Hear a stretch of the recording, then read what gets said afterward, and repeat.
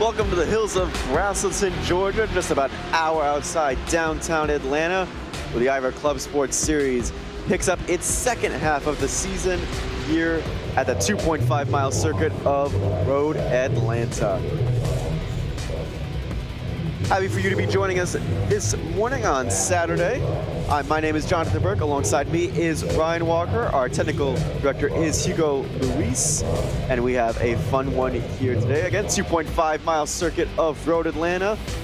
3 different classes. We have our 992 Porsche class, our Sport class, and then our TCR class. Should be a lot of fun here today. And then you can see the cars in each class. The Sport, the only multi-car class here. We have a BMW, a McLaren, and a Porsche. The Porsche given 20 kilos of extra weight to that car to try and slow that down. It's been very strong here without any balance. Here's a look at the schedule. Again, we are exactly halfway through the season. Last time we were out at VIR, and now we head to Road Atlanta. Very similar course, twisty, technical, very difficult to pass, and a lot can go wrong if you put your car in the wrong place.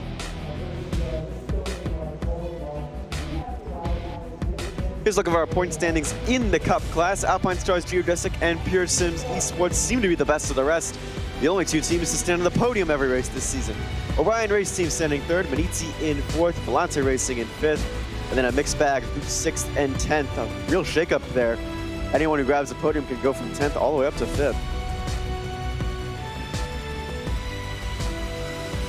Similar story in the Sport class. Alpine Stars Geodesic on a class of its own with Fiercely Forward this time. Huge-ass almost 100 points behind SRN Motorsports and the second Huge-ass machine in 4th and 5th. Full Send Racing, Semper Racing, Vector by RSR, SON, and then Alpine Stars by Geodesic, its second car, rounding out the top 10. And TCR, it's a bit more competitive here. Impulse Racing currently at the head of the pack. Full Send Racing in 2nd, Team Hoisingveld in 3rd, Impulse Racing in 4th, Full Send Racing in 5th. There's only 6 cars this afternoon for the TCR class. The only other one not in the top 5 is Lifer Esports, the Fiercely Forward machine, not here this weekend.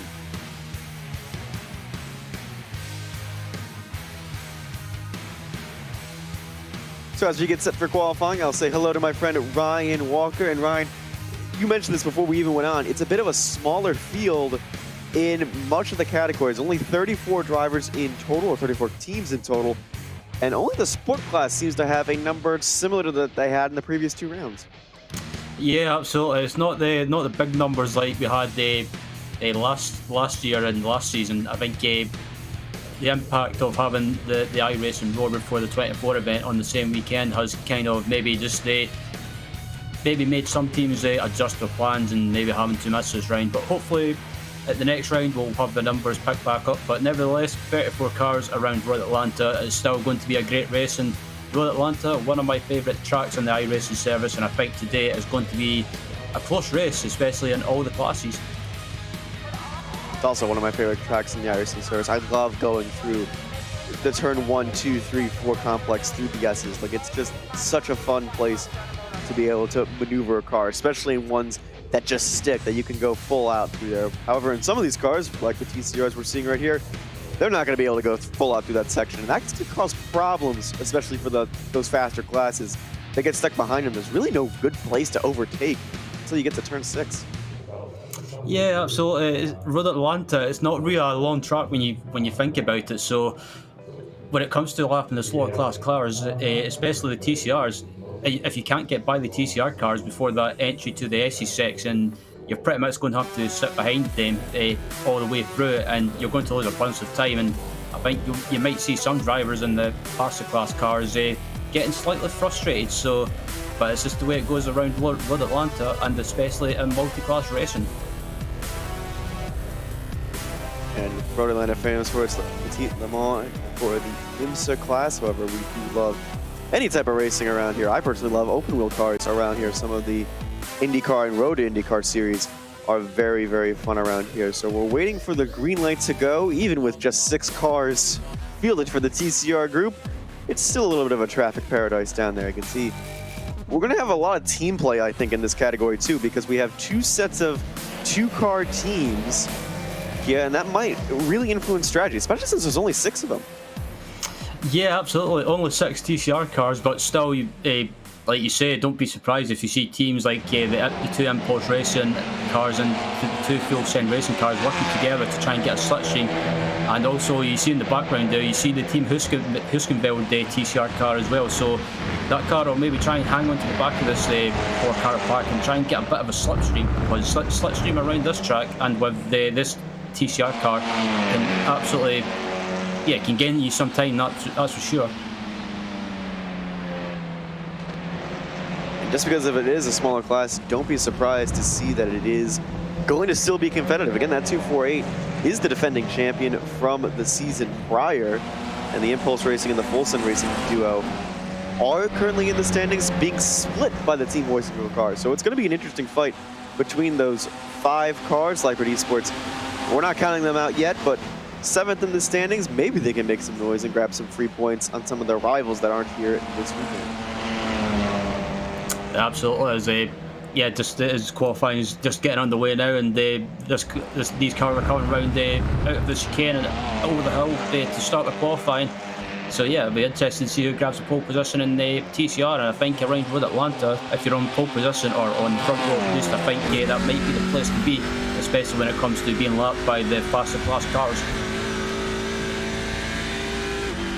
Especially in that TCR group where the racing tends to stay quite close to each other, at least. Tends to be a lot of draft packs, and we might see that here at Road Atlanta. Again, we have this big technical section right here that we're coming towards. Turns 2 and 3, a blind right-hander can tend to catch a lot of people out. Going downhill now into 3 and 4 into the S's. One of the sections Road Atlanta is famous for. Into turn 5. You're just gonna have to flick it to the left and hope it sticks. And now we get to these longer straightaways, Ryan, where there's going to be big passing opportunities. And this is gonna be where we're gonna see, I think, a lot of these Porsches get around the slower traffic here from 5 to 6, and then the big straightaway from 7 all the way down to turn 10. Absolutely, and this corner they're coming up to now onto the back straight. That corner you need to get a great exit, because you want to try and carry as much speed as possible if you're behind another car and you want to get a great run. But as you see there, the 2 Impulse Racing cars and the Team Huskenveld TCR in the background now basically is trying to slipstream each other, and one of the Impulse Racing cars slows right down, and so does, funnily enough, the Team Huskenveld car as well. So a bit of gamesmanship going on, if you like. Right on board Ali Peacock as he completes his first lap. I was a little surprised to see a traffic paradise coming out of pit road by all these teams. I was expecting at least the 2 duos to kind of break up, and I think the Hoistingville team strategy is, well, got to stick to the end of the one of them, and Leipert Esports has already stuck to the end of Fulson, so I guess that their partners for this qualified session will be Impulse. So right now, Ali Peacock currently P1, and Raquel Garcia P2, and Impulse Racing not with competitive lap times yet. They're warming up their tires and getting ready for a run. And then you can see Michael Schlotzer in the Team Hoistingville 248. He's got a double slipstream ahead of him. And hopefully this 248 can get somewhere good. Again, the team strategy is going to be really important because there's just 6 cars. And Team Hoistingville, they're going to feel like they're on the back foot in terms of strategy because, well, they don't have a second car to mess around with or use as a pick or even have on an alternate strategy just to get good track position. Yeah, and that's the downside of being a 1-car team, if you like, in the TCR class, is you've not got anyone else to work with or slipstream each other. So these guys are pretty much on the back foot at the moment, but still, and also these TCR cars as well. The first lap I found from my experience in the past is not always the quickest. It normally takes about probably 2 or 3 laps to get the tyres up to temperature, especially the front tyres. So at the moment, don't be surprised if you see these cars and teams going quicker and quicker as the laps go by in qualifying, but still riding on board with Michael at the moment, coming through the chicane and coming up over the hill, and he's still within slipstream range just, but still he's coming across the line now to complete his lap, and he should be in the top 3 by the looks of it. Impulse Racing in the 233 going first. That's Martin Underhirt. And then Impulse Racing now. So it goes Impulse FSR, Team Hoistingville, and Leipert. Hopefully the Team Hoistingville car can get close enough to the slipstream, and maybe a little mistake out of the first sector or something that got them a bit separated. Or maybe they just want that clean air. See that car bumping up and down too. Like, they are clearly wheeling that thing through. Front wheel drive, obviously, on these TCR cars, a bit of a hard to turn in some of these faster corners, especially 6 and 7, where I think could see a bit of calamity as well. They're going to be slower through this upper section than I think some of the Porsches.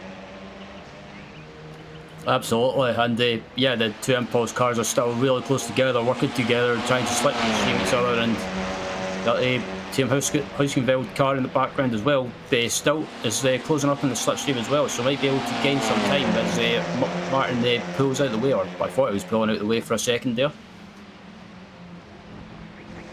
No, he was the car behind at first, so it looks like my bad. Impulse switching up what they're doing, switching the two cars' positions. That allows Team Huskenveld to get right back to the rear bumper. Ali Peacock again goes fastest, but only by 0.08 of a second over the two Impulse Racing machines.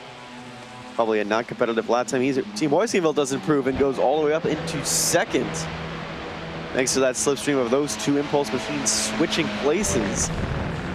So that's good news for the 248. Here's the LivePort Esports car 210. Again, we mentioned 7th in the standings. No Fiercely Forward TCR car here. One driver's moved on to the Maniti machine, and the others are probably taking part in the Roar before the 24 this weekend. LivePort Esports has a chance to maybe leapfrog in the standings, and maybe a chance to show that they can hang out with some of the big boys here. They're not too far behind in terms of lap time, just a 0.6, but it's a really competitive group of lap times. There's only 0.3 separating the top 5. Absolutely, and also you've got a competitive team and good teams as well, with the likes of FSR and Team Huskenveld and the two Impulse Racing cars. But I think with the field being small as well, it might give LivePort a chance to get a good result, and maybe just, in a way, they've not got as much pressure to try and get a good result, so it might be a good thing for that team.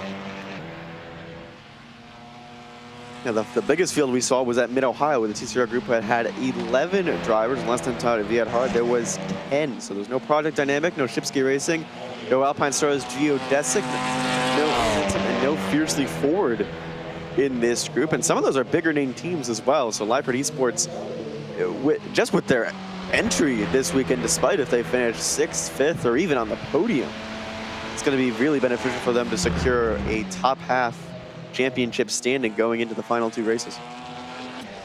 Yeah, absolutely. And at the moment, they're basically P6 in class at the moment, but still, like you said, they just need to basically go around doing laps and just keep out of trouble. Even if they finish in P6, they'll still pick up a good handful of points. So it's not all lost if you like. They just basically, I guess they're just going to go into this race and just go in with the plan of maybe just whatever happens, and just as long as they finish and pick up a good backflow of points, like I mentioned, they'll be happy.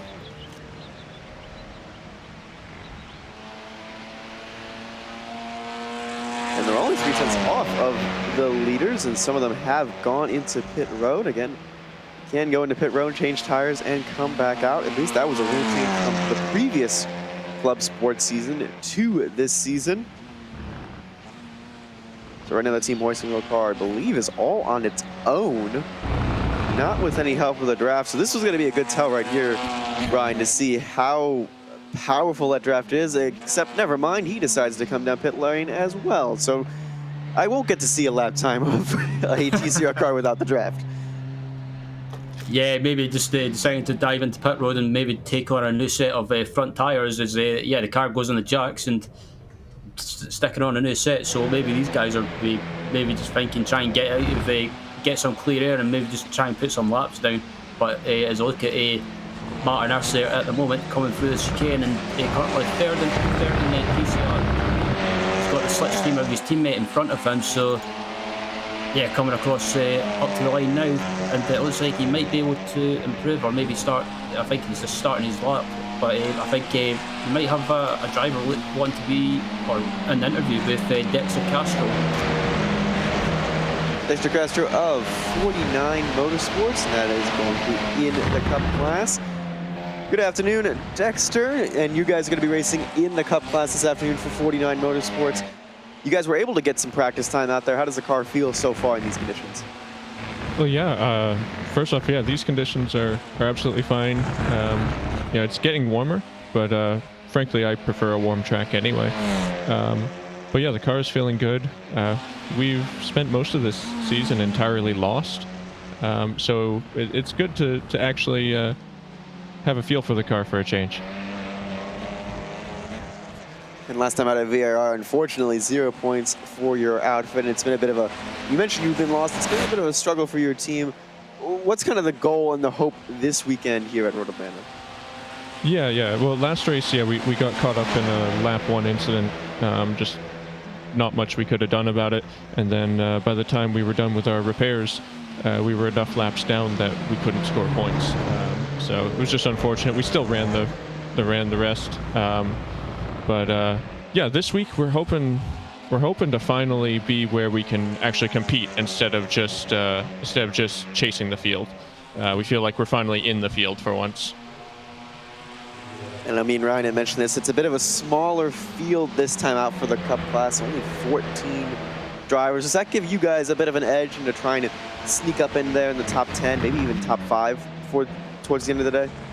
Yeah, I mean, we're hopeful. We're hopeful we can, find our way into the mid-pack. Like I said, we've just been, for most of the season, we were applying concepts from the setup for the old car, for the 991, and it was really hampering us. And finally, one of the other teams actually dropped us a hint, and that was during practice for VIR. We didn't apply it to that race. We didn't have time, but in the 6 weeks since then, we've been making great progress. We can actually feel the car now. We can actually feel like we're pushing the car. We're taking the car where we want it instead of just chasing all the time. All right, well, best of luck to you this afternoon, and best of luck to you in qualifying. Thank you for joining us, Dexter. Yeah, thank you. Hopefully it goes well.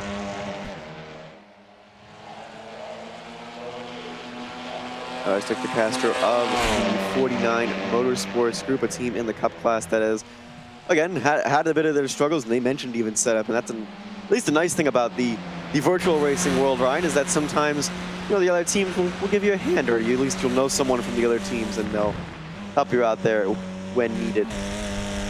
Yeah, absolutely. That's the thing with IVRA as well. It's a great, excuse me, it's a great community, and the race is always close, but off track as well. There's, like Dexter was mentioning, sometimes people are willing to help you just try and find that setup, try and find you something in the setup, and maybe try and point you in the right direction. And it sounds like Dexter and the team in general are sounding positive, and they've took a step forward. Yeah, and sometimes it is difficult, especially in these big leagues that have these huge teams in it, and these teams with a bunch of resources. It's difficult to kind of find your footing. So again, best of luck to 49 Motorsports. We are just 2 minutes away from the end of TCR qualifying, so this is probably going to be a last chance effort for a lot of these teams. We're on board Miguel Garcia heading into 10A and 10B, which I know, Ryan, I don't know if you've been a part of mine and Arjuna's debate about how we count corners in America. However, that probably should be 2 corners and not A and B. Yeah, I was about to say as well, I think it should be 2 corners, but that's like you say, it's always open to debate. I'll probably annoy a few people, but it annoys me with some American tracks the way some tracks don't have like corner names. It's just basically just numbers, and I don't know if it does with you, but with me, I find it always seems to it triggers me a little bit.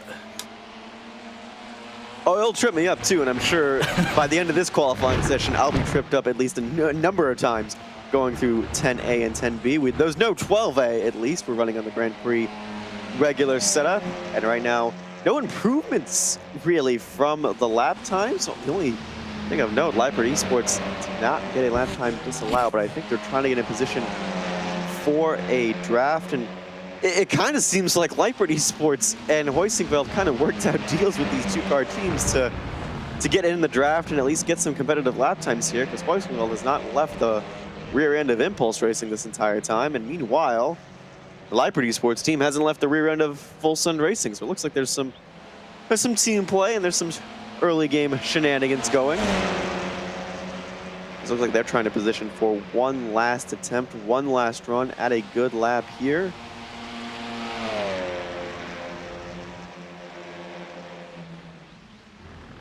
Gunbull going down into 10A right now. Impulse third and fourth behind Hoisingveld and behind Full Send Racing. Can they get up into the front? Nope, they're going to go down pit lane and call it a day. So third and fourth, second row will be our current points leaders in the 2-3-3 and the 2-2-2. John Bull and Martin Ungert will be the two starting drivers for that team. Michael Schronster in Team Hoisingveld in second. Full Send Racing, Ali Peacock on pole position. However, their second car, Miguel Garcia, going to be down in fifth place. And Marin Hanso on Lightbit Esports, a very good competitive lap time, but unfortunately gets sixth place. Again, that small field, the munched up at the start, could be Lightbit Esports maybe making a jump to try and separate these two car teams. Well, that's the totally chaotic racing, as Arjuna Kankapati calls it, done. And now we head to the sports class, the multi-car class, at least for this weekend. McLaren, a BMW, and a Porsche. We're looking at our points leader, Alpine Stars view, just like the 162. There we go, a turn currently behind the wheel of this machine. And I mentioned this at the top, a 20-kilogram weight penalty on these Porsches. And I kind of felt like going into this race, Ryan, like the Porsche was going to be quite strong around here, because you know, I own both the Porsche and the BMW, and sometimes I feel like turning that BMW is like trying to turn a boat. Absolutely, I found that as well, that the BMW trying to get that car to turn into a corner was like trying to wrestle a tank, and yeah, it's just I find it's a frustrating car anyway, and I find it the McLaren and especially the Porsche, it seems to be the cars to have. But I'm like, yeah, I'm surprised that this car, and they basically got a weight penalty, so that might be a bit of a hindrance around here, especially when it comes to that back stretch, because they could be, on the back stretch, could be on the back foot. It is worth pointing out, however, our top two teams in the standings, when you're looking at the two Alpine Star GSX cars and the Fiercely Ford machine, are both Porsches as well. We're just kind of looking through all the makes and trying to see who else is driving the Porsche. Hugh Jass has two McLarens and one Porsche. And Team Hoisingveld, which I believe is fielding the car in this class this weekend, also driving a Porsche. So some of these faster classes, or faster cars, have been the Porsches. Really, it's also a way to rein in some of these, you know, but more powerful teams at the top. And SRN Motorsports, I know, is a Porsche as well. So the top four in the standings is Porsches. I mean, it's no surprise that, you know, the simple solution to try and balance that out here at a track where the Porsche is strong, well, you put some ballast in there. Yep, and yeah, I think the likes of Geodesic as well, who are running this Porsche Cayman, they've probably, from the practice they've done, they've probably worked on a setup to try and work around that success or weight balance penalty, if you like, and try and work the setup around that and just kind of compensate for it. But at the moment, riding on board of Bo Rigger heading down to the chicane, and at the moment seems to be on a decent lap. But as well, that McLaren in front of them, the 137 Hughes Ash car, they had a, I think it was either that car or the other Hughes Ash car, had a great result at VIR, finishing on the podium, I believe. So that McLaren as well is another good car as well, and one that you can never count out. The McLaren, the 139, was the one that finished on the podium, currently third in the point standings. You guys have three cars in this field, and all three are present today. And in a field with only 14, well, three cars may be quite useful. As we're looking at the Fiercely Ford 134, we believe this is the only Fiercely Ford car here this weekend. Alavar Gomez going to be the driver starting and qualifying this machine. They currently line up second, and Team Hoisingveld currently in first. And you can even see, like, despite the weight penalty, the two Porsches are the ones out front, a 25.0 and a 25.2. But as you said, Ryan, earlier, like, tires take a little bit of time to warm up. We're going to expect these lap times to get further and further down, further and further faster before this run is over. Yep, absolutely. And but as the track temp goes up as well, I think don't be just surprised if you see the time starting to come down as well. But as you say, like you say, then the tyres as well probably take a couple of laps to get up to temperature and get some grip. So as Alvar dives into the pits to maybe possibly get a new set of tyres. Tires, maybe a setup change. That is an early bailout for the Fiercely Ford machine. That is the only car I think that has come down pit road. Full Send Racing by Project Alien has gone first in their Porsche, and there's another Porsche, the 172 Vector by RSR. This is such a cool livery. I do love the Vector liveries, and I love the little touch of red they've added on the right side. Generally, they are just green cars, but green and red, and you can see the cone life on the front. The 172 hoping for a good result this weekend. Mark McCormick and Ted Ludwig, the two behind the wheel, the two Americans. And they currently sit 8th in the standings. Got a podium at Mid-Ohio. Struggled a little bit in the land of the rising sun at Motegi, and then finished in the midfield at VIR. So a bit an up and down season so far, and maybe the 6-week break can help them refocus and maybe make a charge up towards the point standings. Not a lot separating them. Semper Racing, Full Send Racing, SRN, this midfield very close and very competitive because, well, it has been so up and down for many of these drivers in the midfield. Yeah, it pretty much has. There's been some teams in this class that have been having a great season so far, and other teams have been having maybe an up and down start to the season. So maybe this second half of the season will give some of these teams, like you say, Jonathan, a chance to maybe just regroup, refocus, and try and put on a bit of a charge in the second half of the season. But as we look at 4th place car, Yaroslav Shebula at the moment coming down through the S's, that 179 car currently sitting in 3rd in class. Semper Racing, well, it was 3rd in class, it's slipped down to 4th now because Full Send Racing have just basically jumped up into P1 in the class at the moment.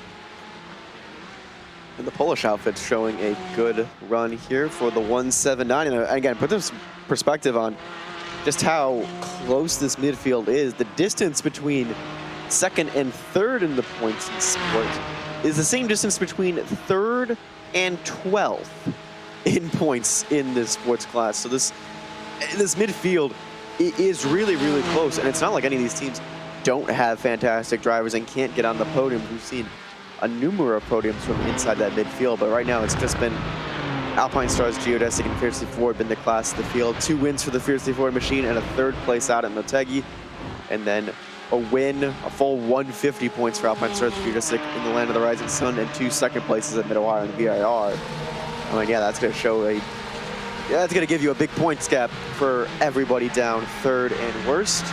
Semper Racing, the Polish outfit again, unable to improve on this lap. Team Oystenveld currently sitting 3rd place right now.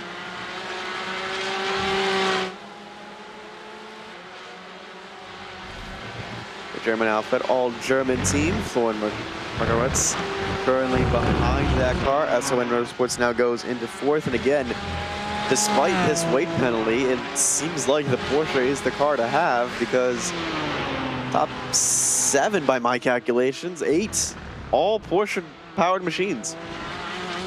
Absolutely, I'm very surprised that the Porsche came in, considering the weight penalty they've got is basically. I was expecting them to hold it back and maybe just cost them some pace and maybe some straight line speed, especially on the back straight. But at the moment, it doesn't seem to be the case. They're actually doing well in qualifying at the moment, so that it could, like you say, it could be the car to have around here, especially when it comes to riding the curbs and especially through that SE section and the exit, because the SE section the car tends to bounce around a lot, but the Porsche Cayman seems to be handling this track beautifully. And we definitely should point out that it looks like there's just McLarens in this field. The only registered BMW in the regular racing class right now would be the Team iRacing 120 that we haven't seen since Motegi. So it looks like it's going to be a Porsche Cayman field with a little bit of McLaren flair added in. And those McLarens right now, the 139 and 137, in 10th and 12th. So far, not a good day for those machines. And you can see the SRN Motorsports car coming in for a bit of a change and a tune-up. They sit fourth. Their teammate, however, sits in 13th. So I don't know if it's a driver difference right now as Mike Young is coming down the pit lane between those cars, or if Tim McCulloch just hasn't had a good lap. Harvey Hampton in the 185, Full Send Racing currently on pole. And Ryan, usually in IVRA, when we talk about Full Send Racing, we talk about their TCR team, and they've been the ones to watch over recent seasons. But this 185 has shown some speed this season, and Full Send Racing has shown their ability that they're not just a TCR team. Absolutely, and that's the thing as well. But they've been most famous for racing in TCR, and they're doing quite well. But racing in GT4 as well now, in the IVRA ClubSport Series, and showing as well that they can expand into other classes and other cars, and they can do quite well. And at the moment, sitting in pole position in the GT4 class with Harley Houghton behind the wheel of the 185 car at the moment, who's coming down into the chicane, and they've shown that they can try their hand at other cars and the other classes, and they're doing the job at the moment. And also have some good backing as well. Project Alien and Majors Garage, big name sponsors, at least in the sim world, and that bright green and black livery to be feared in TCR, but also to be feared in other categories. Unable to improve on this lap. They're about 0.8 slower so far. And right now, they're going to throw a wrench into Alpine Star's geodesic's plan as they come through the final few corners. And can this 162 get on pole? You know, I mentioned that it's been them and Fiercely Forward dominating, but Fiercely Forward is sitting down in 8th place. Roeger has a good chance to maybe get separation from that roaring line in the 134. Yeah, very surprised that the 134 Fiercely Forward car is sitting down in 8th in class at the moment. I'm very surprised by that. I thought they would be right up there. So maybe just not being able to hook up a good lap together, or maybe they're struggling a lot about in the setup. Maybe trying to, or maybe they've went in a different direction on the setup. Maybe they've went with setting the car up to be comfortable instead of going for maybe straight line speed on that back straight. So, but yeah, it's a bit surprising to see them back down there in class. It's even more surprising to consider that they've already won 2 races at the American circuits. They've already won Mid-Ohio and VIR, which, you know, have a decent amount of similarities to Road Atlanta. They're both shorter, or at least Mid-Ohio is a shorter road course. VIR is a very technical road course with some big driver corners. So you'd think a team that's been able to almost sweep the American races so far would be towards the top in qualifying, but maybe just not. The setup is just not there yet. Yeah, it's a possibility. I mean, at the moment, 8th place it's not terrible, but I think even by their own admission, they would probably want to be up there closer to the front at the moment. But still, as Alvar comes onto the back straight now, and maybe just needing some clear air to try and get a good lap, because I did notice a few times at the start of qualifying they were being held up ever so slightly by traffic. Traffic could be a key in this class. Again, they still have the same usual group of suspects, 14 drivers in this class, same amount that we had at the 2 previous American tracks at Mid-Ohio and VIR. Gomez coming towards turn 12. Again, you just gotta flick it to the right and hope it sticks past the Motul Bridge. Sideways coming across the line, and unfortunately only improves a 10th. So at 134, it seems to be struggling a little bit on the exit of these corners and not able just to get the power down and keep it straight. Meanwhile, Beauregard, he's 3/10 behind the Full Send Racing machine right now. He's getting a bit of a slipstream from his teammate in the 164. And can this 162 get onto pole position? It's an impressive lap time, by the way, by Full Send Racing. There's 3/10 clear of that group, and 3/10 covers second all the way back down to 8th, where the Fiercely Forward GT team has been struggling. And a 124.8, not going to be able to improve, 5/10 slower. So even with that slipstream, the 162 just not able to get in that front of that 185. It was a brilliant lap time by Harley Houghton. right there. And it's maybe set him clear to start on pole position, as we only have about a minute left to go. Absolutely. So yeah, doing the job in qualifying at the moment, still sitting in P1 at the moment, and if they can hold on to that P1 in qualifying in the GT4 class, that would be a double pole position, the 285 car in TCR and the 185 in GT4. So it'll not be a bad way to start the day.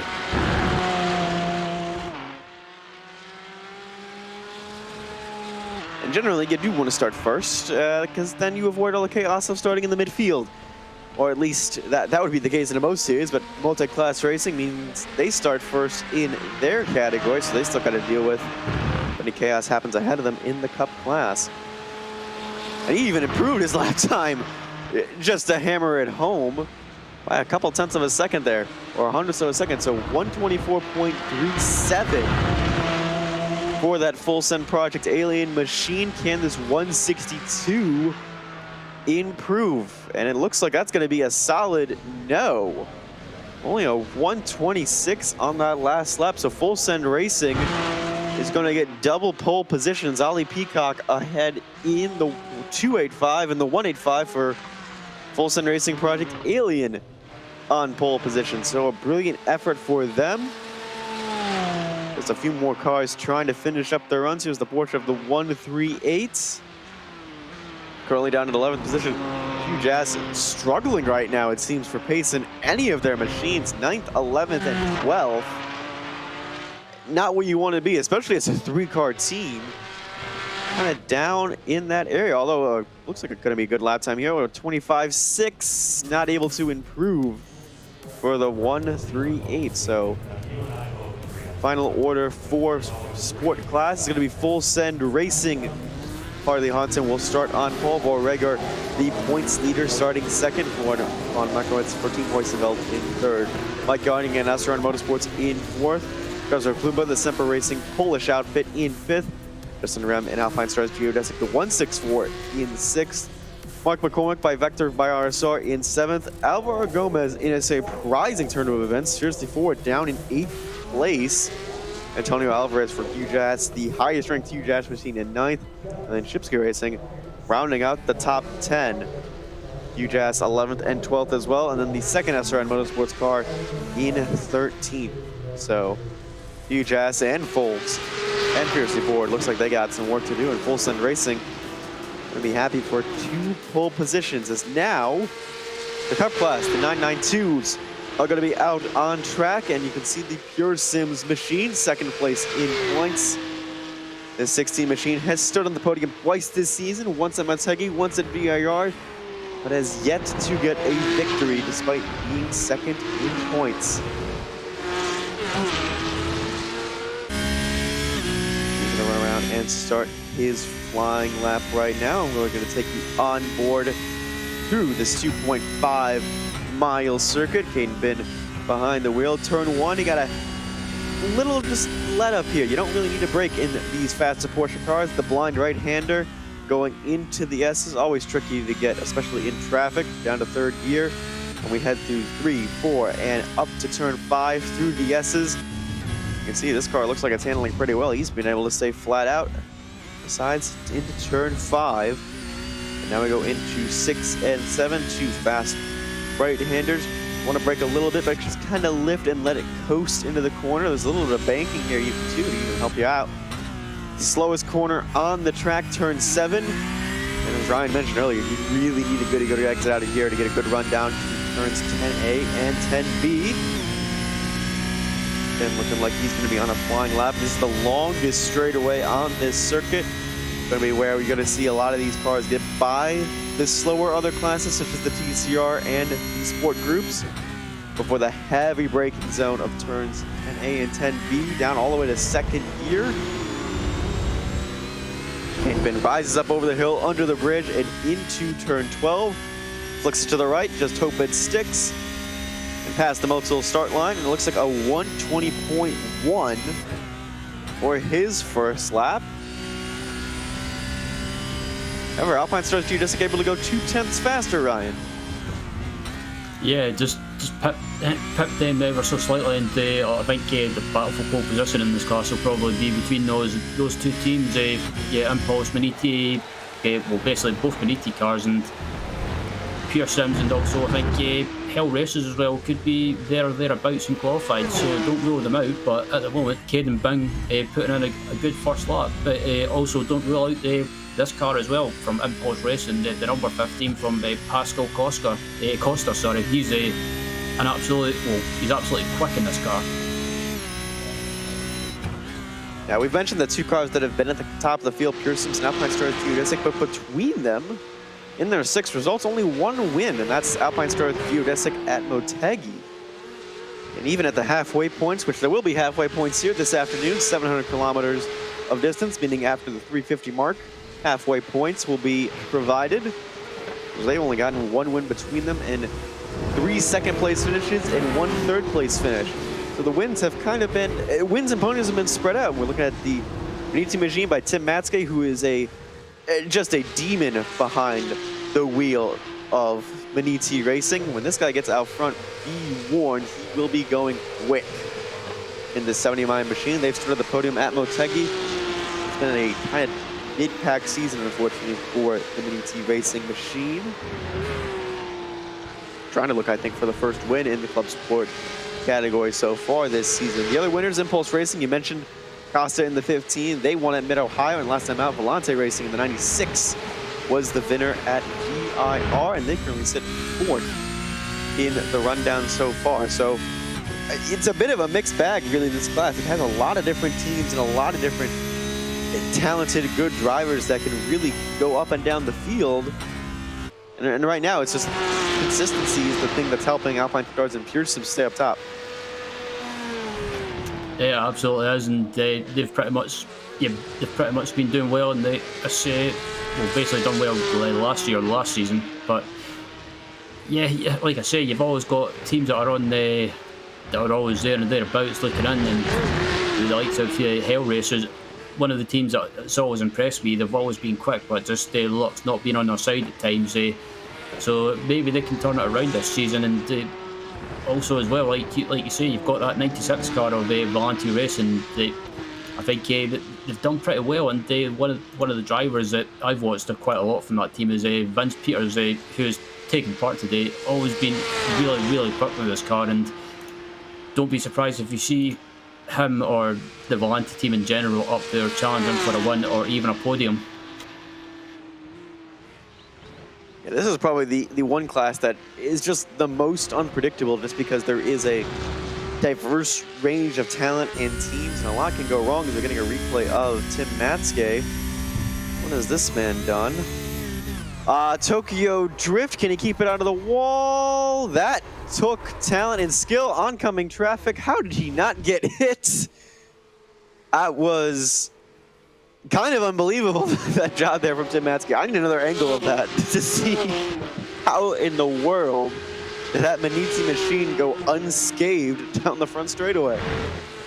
Yeah, I was going to say that was a bit of an old Moses moment, that's for sure. Like, we haven't even started the racing action, and I'm pretty sure Tim has been on the radio and going into pit road asking for a change of tires and maybe a change of trousers as well. Spins around, locks it up, able to get it free, and how in the world? Who is that red and black machine that did not hit him? That's the 31 machine. Roger Christensen, RPC Motorsports, kudos to you for getting out of the way.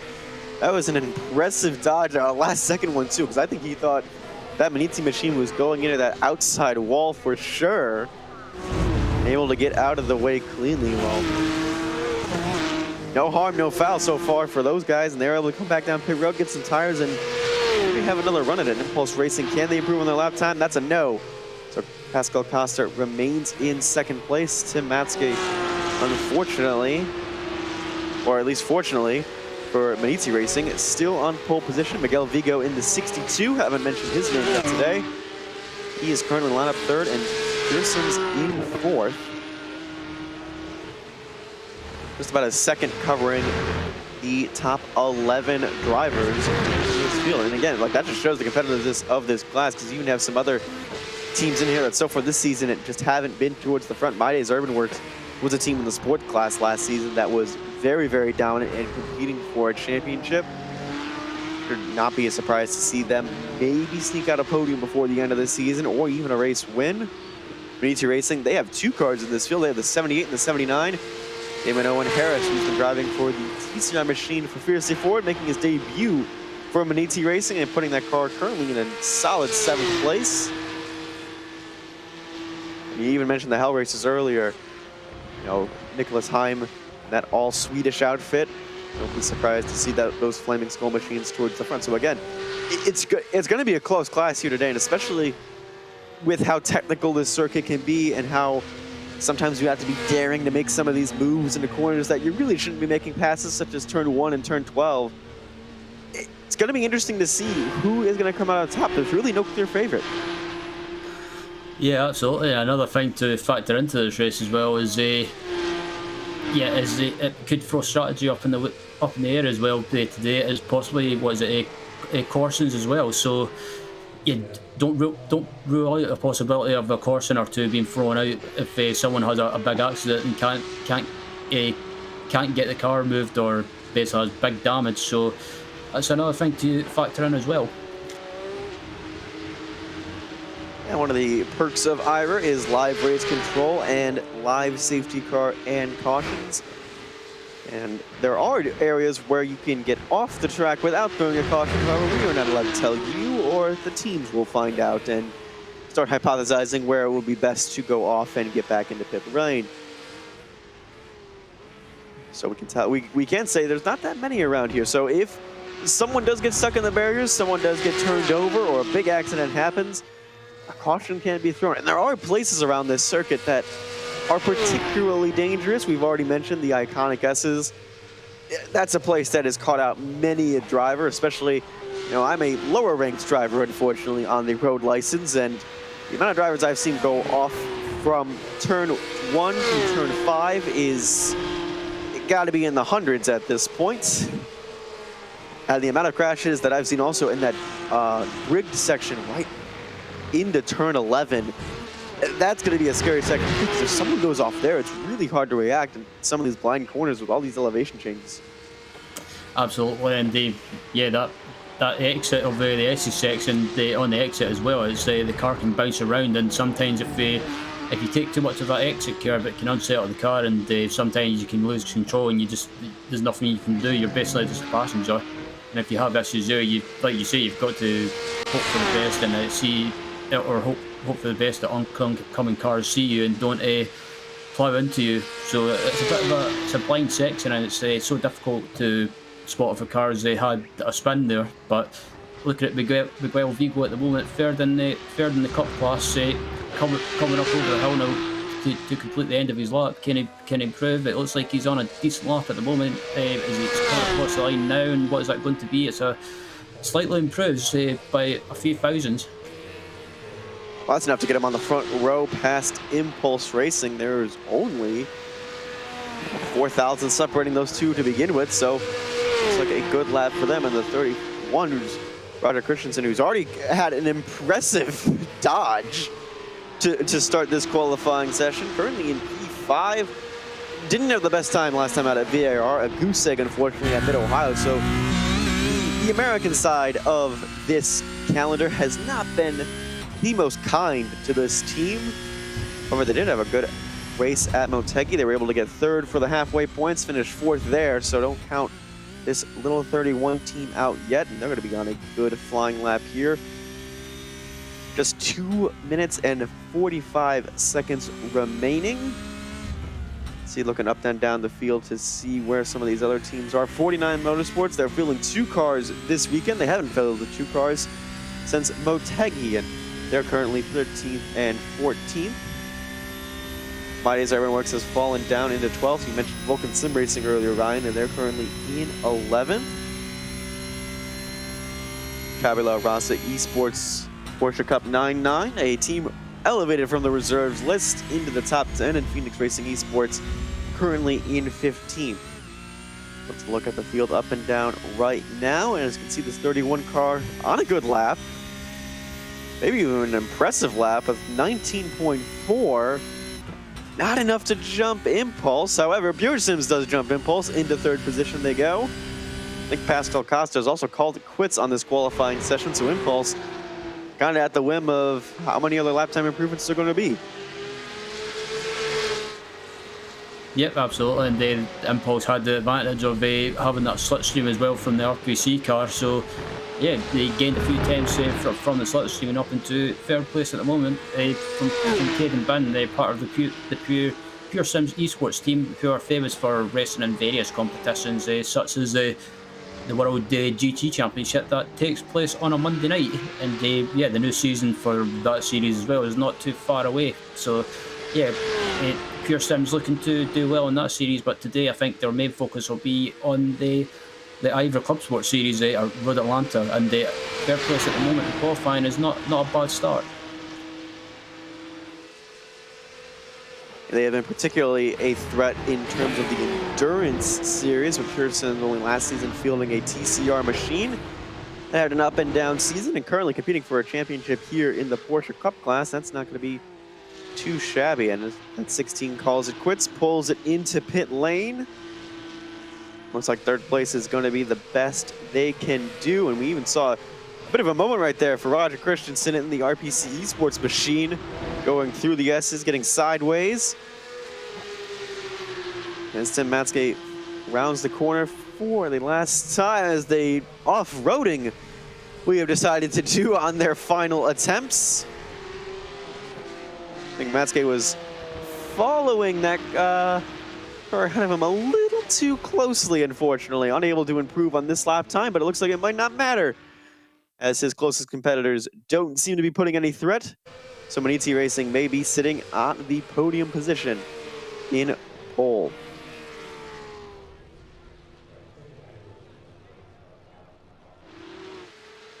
Checkered flag is out. Just a handful of cars on track looking to try and make improvements. Can this 31 make an improvement? They had a moment when we were looking at the Pure Sims machine the last lap. They look like they're on a good run right here. They need to get across the line rather quickly, unfortunately, if they want to improve. Just 9 seconds. And they spin around onto the bridge. And that's going to unfortunately do it for Christensen. That's a terrible place to be. Thankfully, they get off the course quickly to avoid any sort of collision. Here's Damian Owen Harris, the upgrade from TCR to Cup class, and the change of teams. Instead of a yellow Fiercely Ford machine with a lion on the side, he's got a green and black Maniti machine with a Stingray somewhere on this machine. And I don't know if the 78 car is going to be on pace to improve. He was 4 seconds down last lap, and it looks like they're going to pull it into pit lane and call it quits for this lap. So 8th place for the 78. Carter Cunningham looks like trying to make an improvement on this lap over the barriers, and 19.9, a good lap for the 99, but unfortunately unable to improve. And the team just upgraded from the reserves this weekend. We'll start in the top 10. And that might do it. A little bit of cone murder just to end the qualifying session. And that's going to do it for the Cup class. So your starting lineup will be Tim Matske, Miguel Vigo 1 and 2, Caden Bin and Pascal Costa on row 2. Roger Christensen and Greg Simmons. We didn't talk about a Ryan race team, but a good lap for the 44 in 6th. Robin Nordberg in 7th. Damian Owen Harris in 8th. Nicholas Hyman for Hell Racers in 9th. Carter Koeninger in P10. Foreign Delzer from My Days Urban Works in 11th.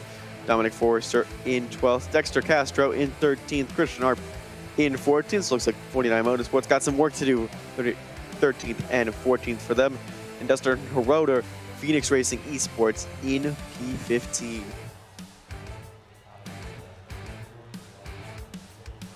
All right, and qualifying is all done. Now it's going to be a little bit of a warm-up session, a little bit of a time for us to kind of get a break and chat a little bit. How did you feel about that qualifying session so far and how it went, and where do you think some of these teams kind of lie?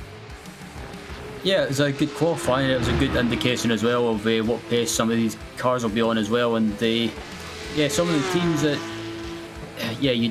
are not up at the front like you would normally see. The likes of Fiercely Forward and GT4, for example, they're normally up at the front in that class, but struggling a little bit. But I think they might have went with some teams that are not up at the front in qualifying in general might have went in with the plan of just setting a lap or setting some laps and maybe just working on the race setup and just seeing how the race pans out and just going with a plan of just play it safe in the early stages, maybe try and just settle down in the first stint, and then as the race goes on, just let the race come to them, and hopefully they might be able to get closer to the front and challenge for podiums or a win. But it's still going to be a great race nevertheless, and with a 34 car grid, I think it's still good to be, well, I hope I don't jinx it, but I think it could be a bit chaotic at times when it comes to being lapping the slower class cars. I think the most nervous part I have right now is going to be for the start of this race, with the biggest class being the fastest one going down into turn 1 through the S's. We already heard from a couple teams that the first lap accident took them out last time out. We really don't want another first lap accident here at Road Atlanta. And I'd like to take this time to introduce Owen O'Leary, who has joined us. He will be taking us through the action for the race today, unable to join us for qualifying, but welcome, and hopefully you didn't miss much of the action. I hope so. I hope better late than never as well. But there we are. But no, it's good to be here again in 2022 for IVRA. First race for IVRA in this year, and hopefully it's going to be a good year. Starting with the ClubSport Series, of course. We're kind of continuing on from 2021 in this one, and hopefully continuing on from where we left off, really. Because yeah, we've had a good 3 races so far. And I hope that we're going to have a good 3 races to end this championship. But yeah, talking about qualifying there, as you mentioned, we're just in warm-up at the moment, going towards the race. I'd have to say, talking about winners from qualifying and good performances here, Jonathan, that Full Send Racing are definitely ones who are going to be pleased with that one, because they've got 2 of the pole positions, and they can't be complaining about that. I know, me and Ryan were mentioning it as well, that pole position and TCR are going to be key, especially with how small that field is this weekend. And then for that Full Send Racing machine in Sport Class, again, they got a Podium Motegi 0 out in Mid-Ohio, so they really do need a good weekend to get themselves back into the championship fight. And I mean, you can't be upset with 2 pole positions, and the only way they could have got a 3rd one is that they somehow magically introduced an 85 machine in the Porsche Cup class, but that unfortunately didn't happen. Yeah, that's true. Because yeah, they're only running in 2 of the classes, but they look like better off keeping it that way, because they're doing quite well for themselves at the moment. We've got some of the front runners in Cup, but that you'd expect to be there up towards the front in qualifying as well, like Geodesic and Pure Sims. Orion Race Team were 6th, a little bit further down, but Maniti right up there in the top 5 as well. So all of the guys are where you'd excuse me, all of the guys are exactly where you'd expect them to be, really. So I'm hoping that this start is going to be okay, but it may not be. Atlanta always a funny one for me, because obviously you think about the really slow and tight corners as being problematic into turn 1, but I feel like this does have the potential for a little bit of chaos as well, even though it's more of a flowing corner at turn 1 here. Things can still go wrong. I think the most nervous part I have is going up into this area, and that's going to be turn 2, 3, and 4, where it's a bit of a blind corner. Turn 3 down into 4, down into the S's. Like lap number 1 is going to be key for a lot of these guys to either make up positions or keep that car steady. As we look at slow-mo Pascal Costa, I think he might be auditioning for the next Fast and the Furious movie with that drift. He's did well to catch that, actually. I didn't think that was coming back when I first saw that slow-mo, but he did a good job there. We're only in warm-up at the moment, so he's just testing the limits, really, and seeing where they are, basically, just to try and get the maximum out of his car for the opening stint here. But we're back to a 700-kilometre race here, Ryan. We've had 2 400-kilometre ones for rounds 2 and 3, Mid-Ohio and VIR. And we're staying in America, but almost doubling the length of this race. So how does the attitude change towards a 700-kilometre race? Because the 400-kilometre ones really were basically sprints over the last couple of rounds. Yeah, the 400-kilometre races were pretty much sprints, and I think 700 kilometres in this case for this race. I think you might see some teams maybe, especially up at the front, maybe try and be aggressive a little bit early and maybe just try and eke out a bit of a gap or try and stay at the front to keep the track position before the first set of stops. And then on the other hand, some teams that are not closer to the front, maybe in the mid-pack, especially in the Cup class and the GT4 class, you might see them maybe be a little bit more cautious, maybe use that slipstream or maybe do some fuel saving in the first stint and try and stretch out a little bit, or maybe try and pit early if they get stuck in traffic, and they maybe try and get a bit of an undercut. But I think it should be an interesting race nevertheless, especially when it comes to strategy. There is going to be a lot of strategy, and there, as you mentioned briefly, Jonathan, there's going to be safety cars as well in this race. Well, we presume so anyway. Not hope so. We presume so, because in Motegi there wasn't one, which is the only time there ever hasn't been one. So the odds are certainly stacked against that happening again, but it could do. But given the circuit the way it is, there's not much runoff here. It's not like Motegi where the barriers are quite a long way from the circuit.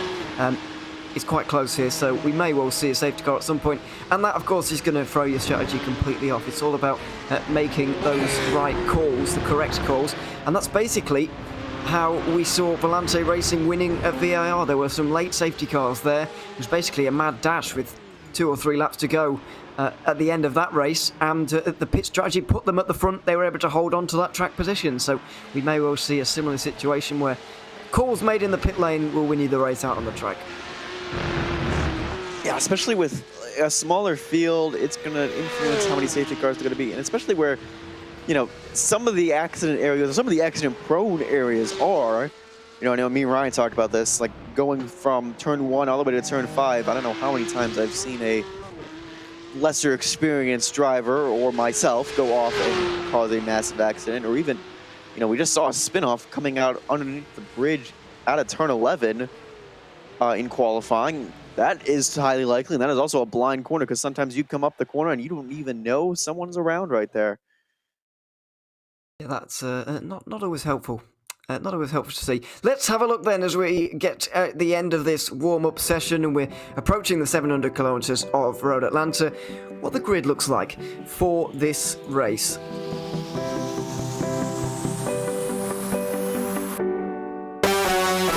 With the Cup category, of course, it's going to be Maniti Racing alongside Geodesic in the end of Pure Sims and Impulse on the next row together. All of the big names right up towards the front of this one, with RPC Esports and Orion Race Team rounding out the third row of the grid. Volante Racing, the winners from VAR, are going to be next ahead of the other Maniti Racing car. Hell Racers and Tabula Rasa Esports will round out the top 10.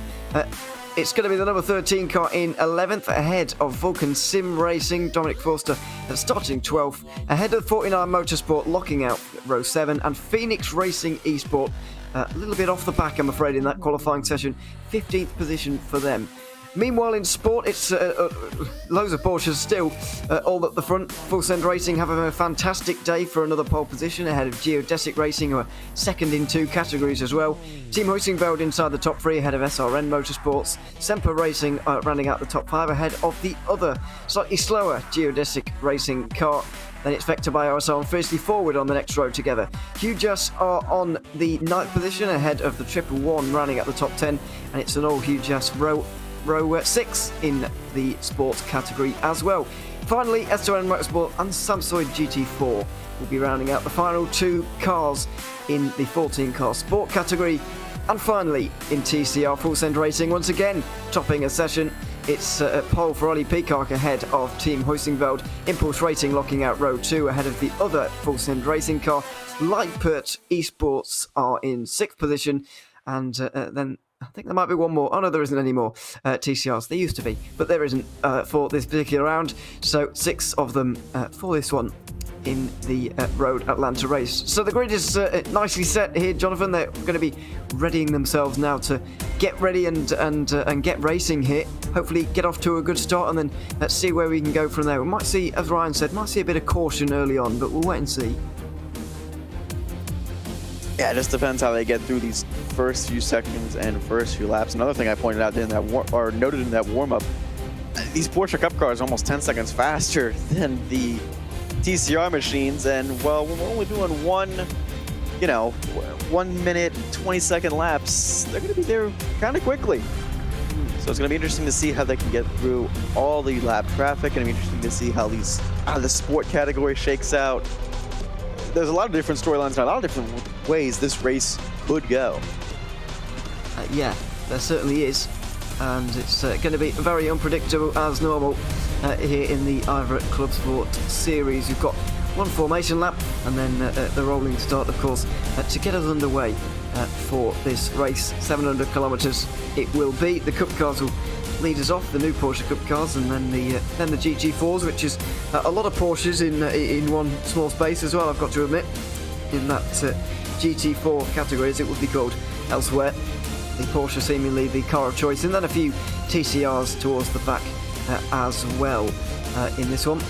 There was a few more for the. There was actually 9 on the grid for the last round, so a shame to see so few this time around. But either way, I'm sure they're going to provide good racing, because we do have Full Send Racing and Huizinveld and Impulse all there.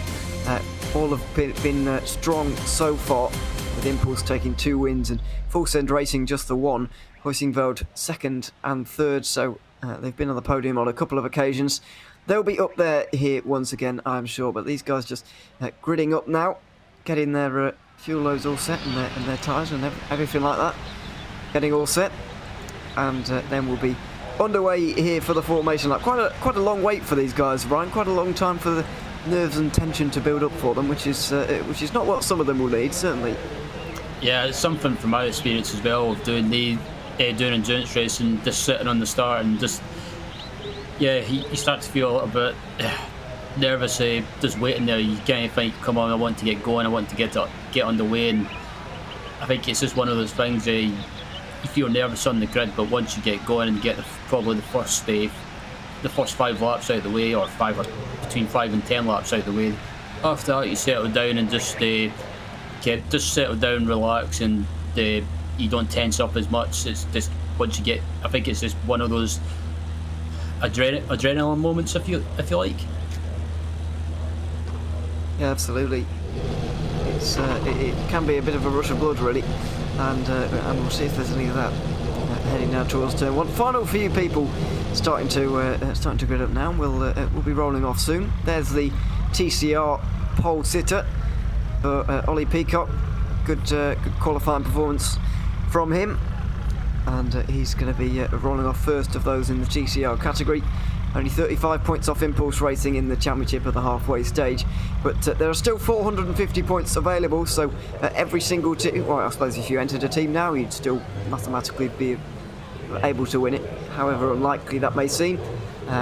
Yeah, that's how far through we are, really. There's still a lot of racing to go, because while we are halfway through the season as a round thing, Jonathan, we're not halfway through in terms of the points, because you get points at halfway stages, as we've mentioned already this broadcast, and that does allow a few more people to stay in contention, and it will allow us to have a very interesting season finale when we get to the Red Bull Ring in a few months' time. So a lot of points still up for grabs, and these guys are all going to be out there to grab as many as possible. And I think we need to also mention from here on out is going to be points at halfway at Zolder and Red Bull Ring as well. Those are also 700-kilometer races, so going to be kind of interesting to see how they strategize for those tracks and how they strategize for this one, because those that kind of strategize around that halfway points sometimes don't put themselves in the best position towards the end of the race, and we've seen that a lot actually in IVRA. So going to be interesting to see how that plays out. You can see the Porsche Cups are away and the GT4s are not away yet. Yeah, where are they? There they are. Here they are. Yes, just a bit of a break in the field there, a bit bigger than I thought, but never mind. They're away now. As I mentioned, you see what I mean about the field being almost a Porsche lockout entirely. There is a McLaren in there, but it's fairly Porsche infested as we look at the TCR category. Obviously, these guys selected their cars when only the Audi was available, so that's why there's it's still, I guess, technically, well, not technically, but I guess it looks like a spec category. because the Hyundai and the Honda wasn't available to be selected when we started this season all those months ago, back in September, October, or whenever it was. It's been a while, and yeah, the TCR category only with Audis in, but I'm sure for next season there'll be a little bit more variety and a few more numbers in there as well, since the growing popularity of that class these days. They run down the back straight then towards the final couple of corners, which are rather comically called 10A and B, so we'll have to get used to that throughout the race, but it's going to be one of the best opportunities for these guys to overtake, and there's going to be a lot of action down there, you can be sure. At least on the first lap, really, one of the best times to make a move.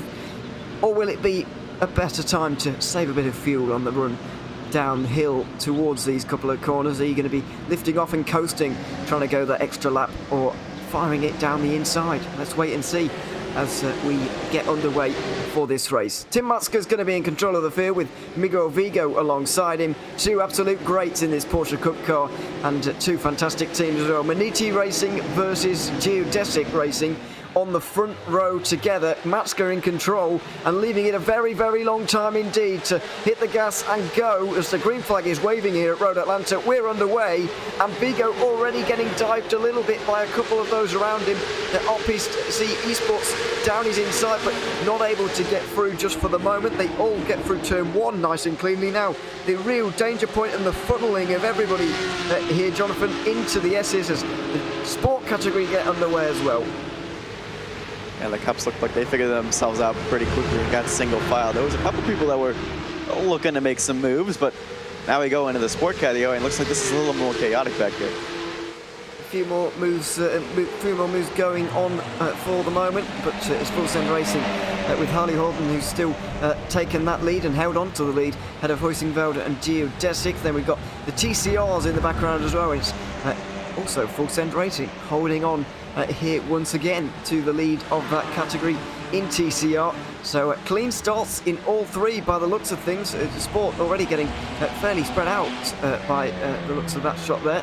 Everybody battling away here, Ryan, but everybody is away nicely, and not much side-by-side into the final chicane either. A little bit of, well, people just realising that it's probably a better idea to stay calm and stay cautious just for now, and maybe push on again a little bit later, but a good start from everybody there. Yeah, it's been a clean start, and everyone's, like you say, no one's took any risk or done anything silly. I think they're just being sensible and just deciding to settle down and get into a rhythm and just kind of get into a rhythm and let the race settle down first before they start battling away, possibly. But still, looking at fifth place in GT4, there's Ursula Chevrolet side by side coming across the line, and oh, that was so close to contact. But amazingly, or luckily, everyone's kept it clean so far. They have done. Sport category a little bit more active going down into the chicanes. We just saw it all continued through until the final corner. Big on board with Billy Smith the second here for Sabiki Racing. Oh dear, and there's contact there already. We're only on lap number 2, and the SRN Motorsports car of Mike Young has gone around at the S's there. It was a real closing of the gap between everybody and everything there as the truck got quite a lot narrower, and in the end SRN have gone around. I'm sure we'll get another look at that in a second, Jonathan, but a very, very interesting moment already, a very one that's going to be debated, certainly. Well, I already see the red box in the race control decision seat. It looks like I need another angle. It looks like that 174 just got loose on his own. And that poor Shipsky Racing machine just had nowhere to go but go off-roading. And now we're going to have a battle for the lead here pretty early. We are indeed. It's going to be Maniti, Geodesic and Impulse. 1, 2, 3 for the lead at the moment. Here, there was a slight bit of contact between the two, but didn't look like a lot. In the end, the consequences were quite dramatic for SRN Motorsport as they went right around and all the way to the back of the sport category, I'm afraid, in that one. But this cup category staying very close for the moment, Ryan. It's all for the lead. All the case of Tim Matzke not getting away just in these opening laps, not quite performing how he did in qualifying. Yeah, just I think I think especially with Road Atlanta in this back straight, you can't really get away that easy because of the draft. So yeah, the Alpine geodesic car sticking with the Maniti racing car quite easily, and Miguel Vigo, I thought he was going to go for a move there, but he was closing up in the slipstream, but I think he's just decided against it at the moment. But behind these guys as well, you've got the 15 Impulse racing car, the RPC Esports car, the Volante racing car, and well, basically a big pack starting to form behind the race leader at the moment. And it's been, well, in this class anyway, it's been a relatively clean start. Everyone's been sensible, but I think halfway through the race, especially when we get to the closing stages, don't be surprised if you see some of these guys getting their elbows out. Yeah, we're already approaching a little bit of lap traffic here as well, which is not going to be helpful for them. TCR guys who are still battling away, you saw on the screen there, but they're battling away, and it's going to be the turn of the Cup cars to go through them all for the first time. We said it wasn't going to take very long, and it really hasn't actually. Maybe less time than we thought, to be honest. It's come up very quickly as the front three start to get away slightly. Fairness to Tim, as we got a bit of a change for the TCR lead. This is how it started though. A great jump start there. Well, not a jump start, but a very good reaction to the start there from Full Send Racing, Jonathan. But it weren't given much room to breathe there by Impulse, and on the front straight, straight into the grass there on the straight as they went over the line. I saw that out of the corner of my eye when I was watching the TCR start, and I was mouthing, what in the world was that? So it looks like they're not under good terms. In fact, that incident has already been reported into race control. So I don't think Impulse and Full Send Racing are going to be friends for the next 2 to 3 hours. No, it's not started off well between the two of them. As we get the lap counter up there, as you can see, 172 laps here today. Points awarded at 86, excuse me, and then at the end of this race, 172. And the reason you saw a countdown timer there is because we can't go over 6 hours either. So if this race is very truncated with safety cars and yellow flag periods, then we will be ending it at 6 hours. If we do indeed get there, but we didn't get anywhere near to that at Motegi. I think it was closer to 5. It might have actually dipped under 5 hours because of the lack of safety cars, and we haven't really got near that in the last two either. As we go side by side once again for the race lead. Impulse gave it a go into this chicane last time around. Full Send Racing able to hold on. Can Ollie Peacock do it again, or is he going to finally be overtaken? It looks like the latter here, Ryan. So TCR lead changes already, and Ollie Peacock, despite the fact he set the best lap in qualifying, not been able to hold on to the lead for very long. Absolutely not, and I think he tried to put up a bit of a fight to try and retake that lead, but yeah, I think he just decided to back out of it and slip back into second. But look at the Cup class cars coming through, the slow class cars already, and we're only on lap 6 at the moment. So Road Atlanta, like I said at the start of the broadcast, it's not a really long track. This is getting a bit tense. Very tense as these Cup cars go through. RPC on the grass there, trying to make their way around the outside, but we're on board with Robin Norborg now of Volante Racing. Let's not forget, there's only 6 of these TCR cars as well. Look how chaotic it is. Goodness knows what it's going to be like when these guys have to go through the sport category cars for the first time today. Not a lot of decisiveness from this car up in front at the moment here from Christensen. Driving the 31 car, Jonathan, you need to be very convinced of your every move when you're in traffic like this, and we haven't seen that from the 31 in this run through traffic. Seen a lot of half-hearted lunges, which is not the way to do it. I think he's not convinced that the TCR car knows he's there. I think that's the main concern, because he's like, the TCR group is trying to fight to stay together, and unfortunately this might have all separated them, as there goes Costa. Close between Costa and Vigo, but let's go. That was a comes move. out on top. A very good move there, just nicely around the outside through the chicane.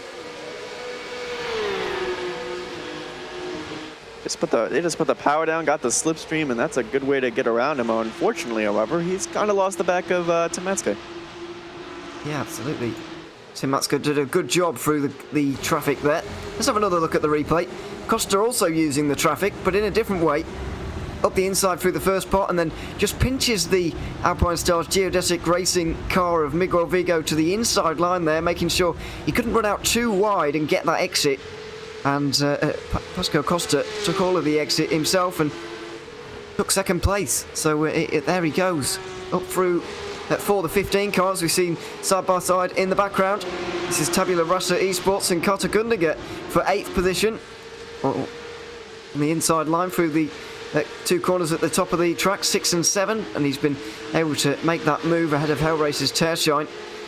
And the number 13 of Florian Denzel is also here as well. This is all getting very close into the chicane at the moment. 3 into 1 it isn't going to go. Thankfully the lap cars are all out of the equation at this stage, but Hellracers don't want to give this one up just for the moment, although they are going to have to. You can see though, Brian, the way that the traffic has affected this race already. We've only been through 6 cars and you can see already it's very obvious how much more spread out this field is.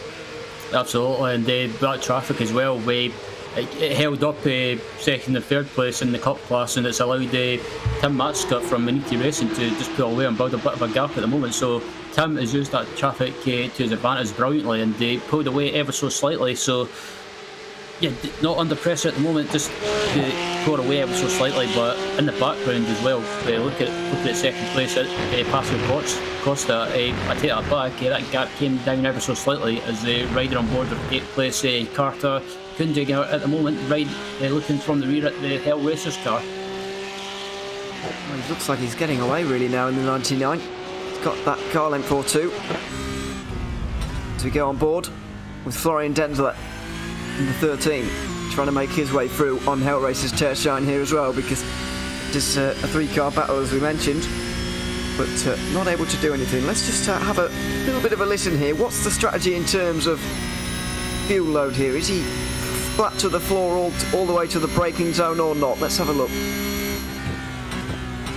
No, pretty much. There's not a lot of fuel saving going on there, although he wasn't exactly close. He wasn't on the bumper of the car up in front here, Jonathan. So, you know, there might be a little bit of being careful here, but not too much by the looks of these opening laps.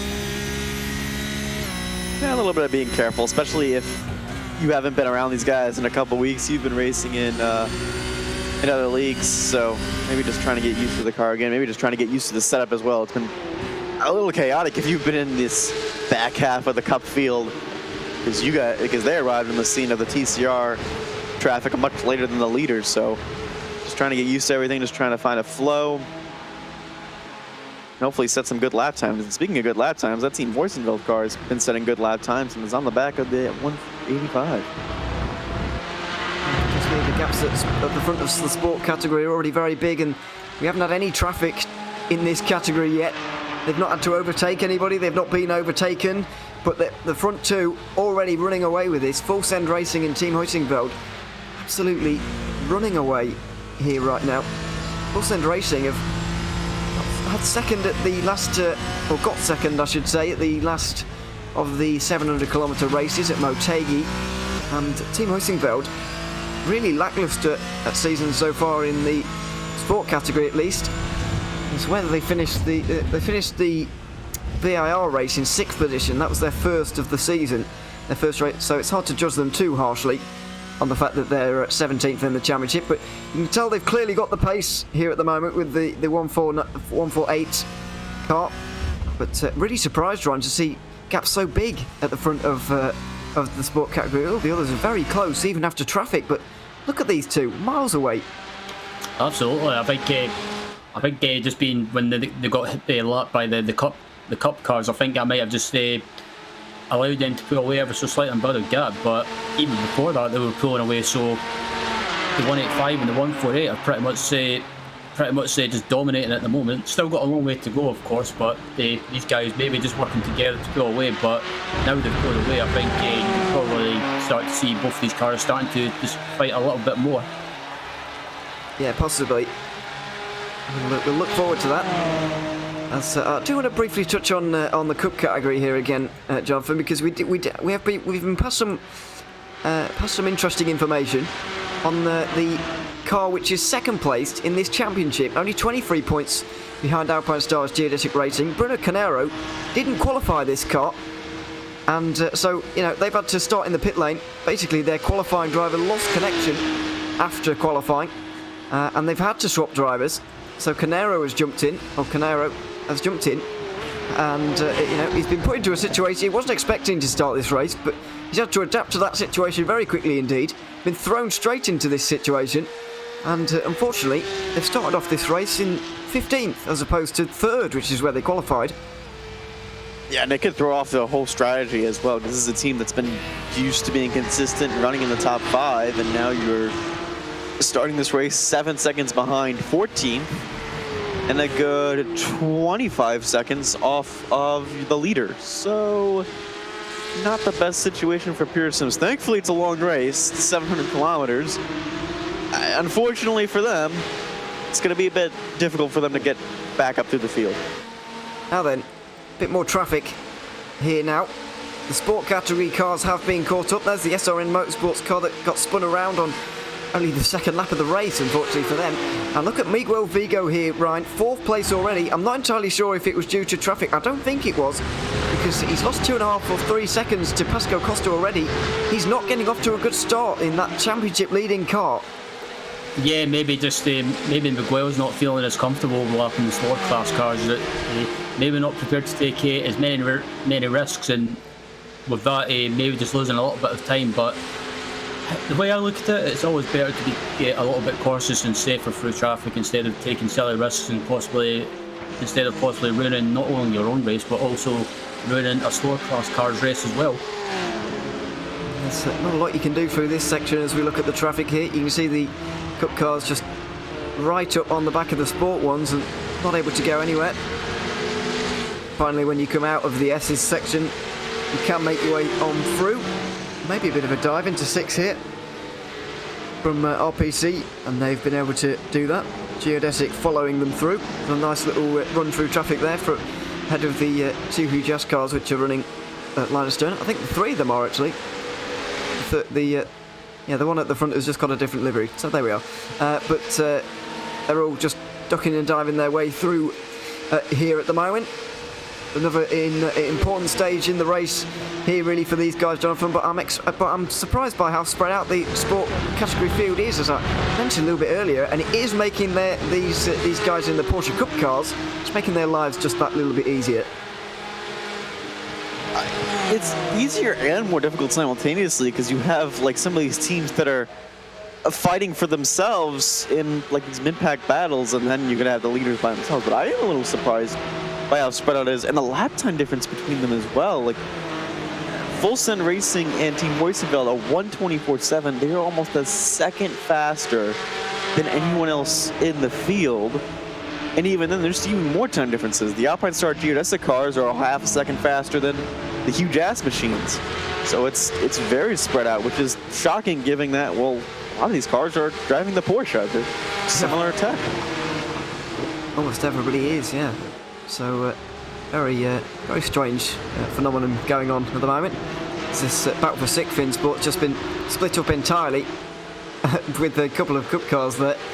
Nearly a second now separating those guys. Fiercely forward one of those last season champions in Cup, by the way, have moved down to, well, they do have a car in sport. I think they have a car in Cup as well for Fiercely Forward. They do indeed, but they've not finished either of the 2 400-kilometre races, which is obviously not the way to go, and they've not entered it again for this one, putting all their eggs into the sport basket to try and claim that title, since they're only 4 points off of the leader of that championship right now, Alpine Stars Geodesic, currently taking that one. But we're back with the leaders here, Ryan, in a world of their own. Huizenveld biding their time. Full Send Racing are out front, and we might see a similar situation in TCR with these 2 teams a bit later as well. Both very well accomplished teams who have got their, to use the phrase I was using a second ago, they've got multiple eggs in multiple baskets here. So and they're all up towards the front in both of the categories they're running in. So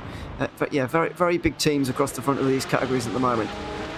Absolutely, and also as well, as someone as Jonathan's just mentioned as well, basically both these cars in GT, or basically these cars in class are about 8.5 seconds ahead of the 3rd place, and that's just after basically not that long. That's a huge gap already. But like you said, Fuel Send Racing, they've got basically cars and TCR as well, and they probably will have someone on the wall doing strategy as well, helping them out. So they've got plenty of strategy options, and I think they'll probably have a strategy set in mind. But like I was saying to Jonathan at the start of the podcast, they've got cautions and safety cars as well, which can throw that strategy out the window. So if that happens, their strategy goes out the window and they're basically back to square one.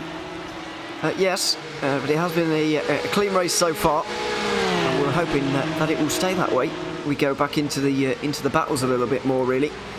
As out front, it is very, very lonely for a couple of these teams, but in the pack, battles are raging on, like the one for 5th position, three-car train with Vector by RSR leading it, and Mark McCormack, Alvar Gomez and Jaroslav Sebula are just under a second behind as well. You can see Gomez very close actually for Fiercely Forward. 11th place in the championship. A couple of places behind Geodesic Racing Car there, not being third, but yeah, they're all well in arrears of those two leaders. Oh, that's a dive, and that is contact into turn 6 there. So I was talking about earlier, Jonathan, about conviction. You've got to have it as a cup car, and this is what happens when you don't. 2 cars off at turn 7. Very, very clumsy is the only way to describe all that. Yeah, and that's going to set the Fiercely Forward team back a long ways from where they want to be. And yeah, you just have to, you got to be committed when you're making a move like that. And unfortunately, they get one. They don't get the other. I mean, they're side by side here. I don't even know if I can blame the Porsche Cup car there, because he's got considerable damage. So unfortunately, gets held up out of the corner, and Fiercely Forward just had nowhere to go.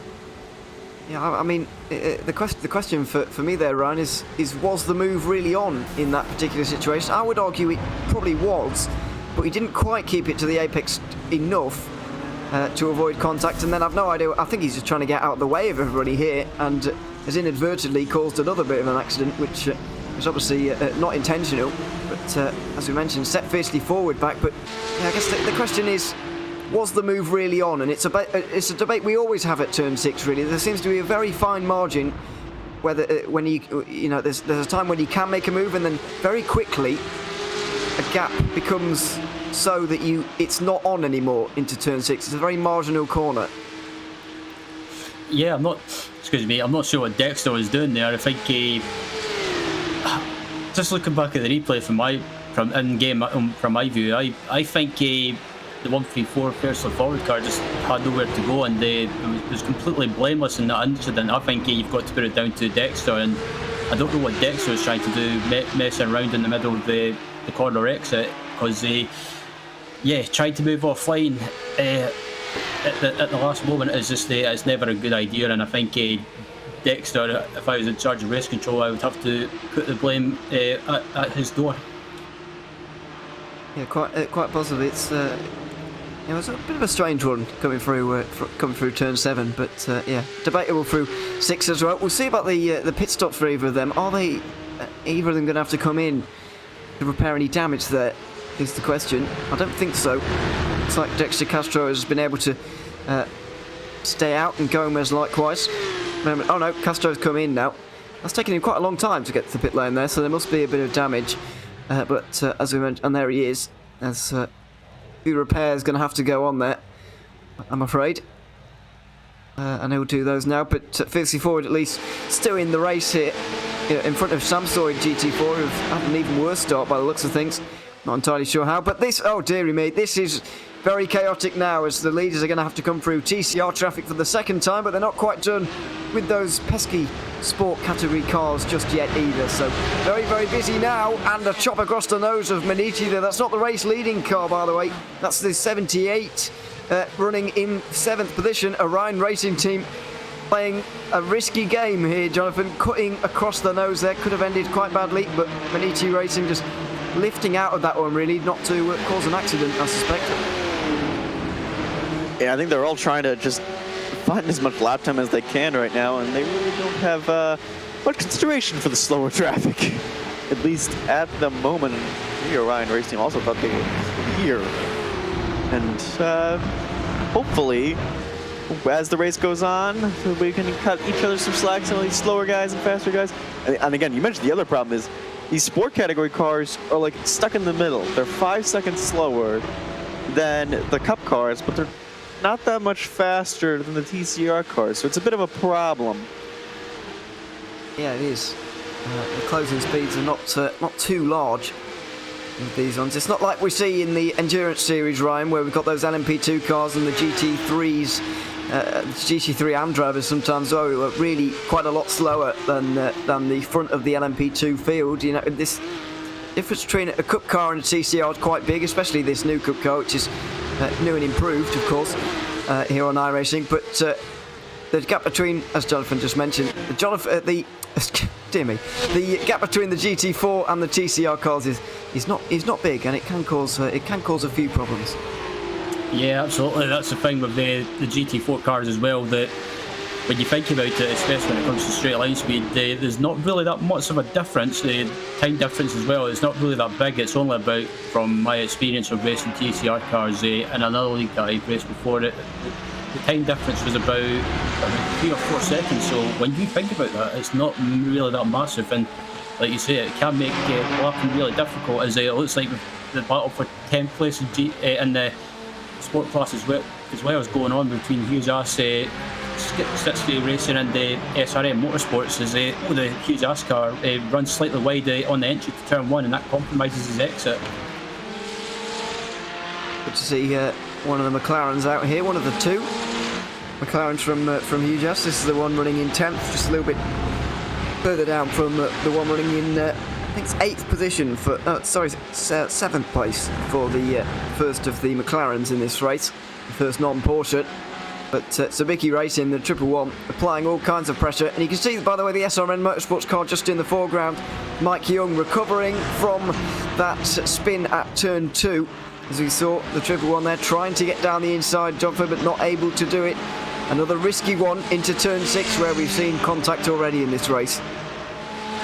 You already contact, but now there's going to be a big draft zone right here, and maybe that 157 of Tim McGlish and that SRN behind can get around and start catching his teammate ahead of Mike Young. Or maybe Shipsky Racing can make a dive down into this corner.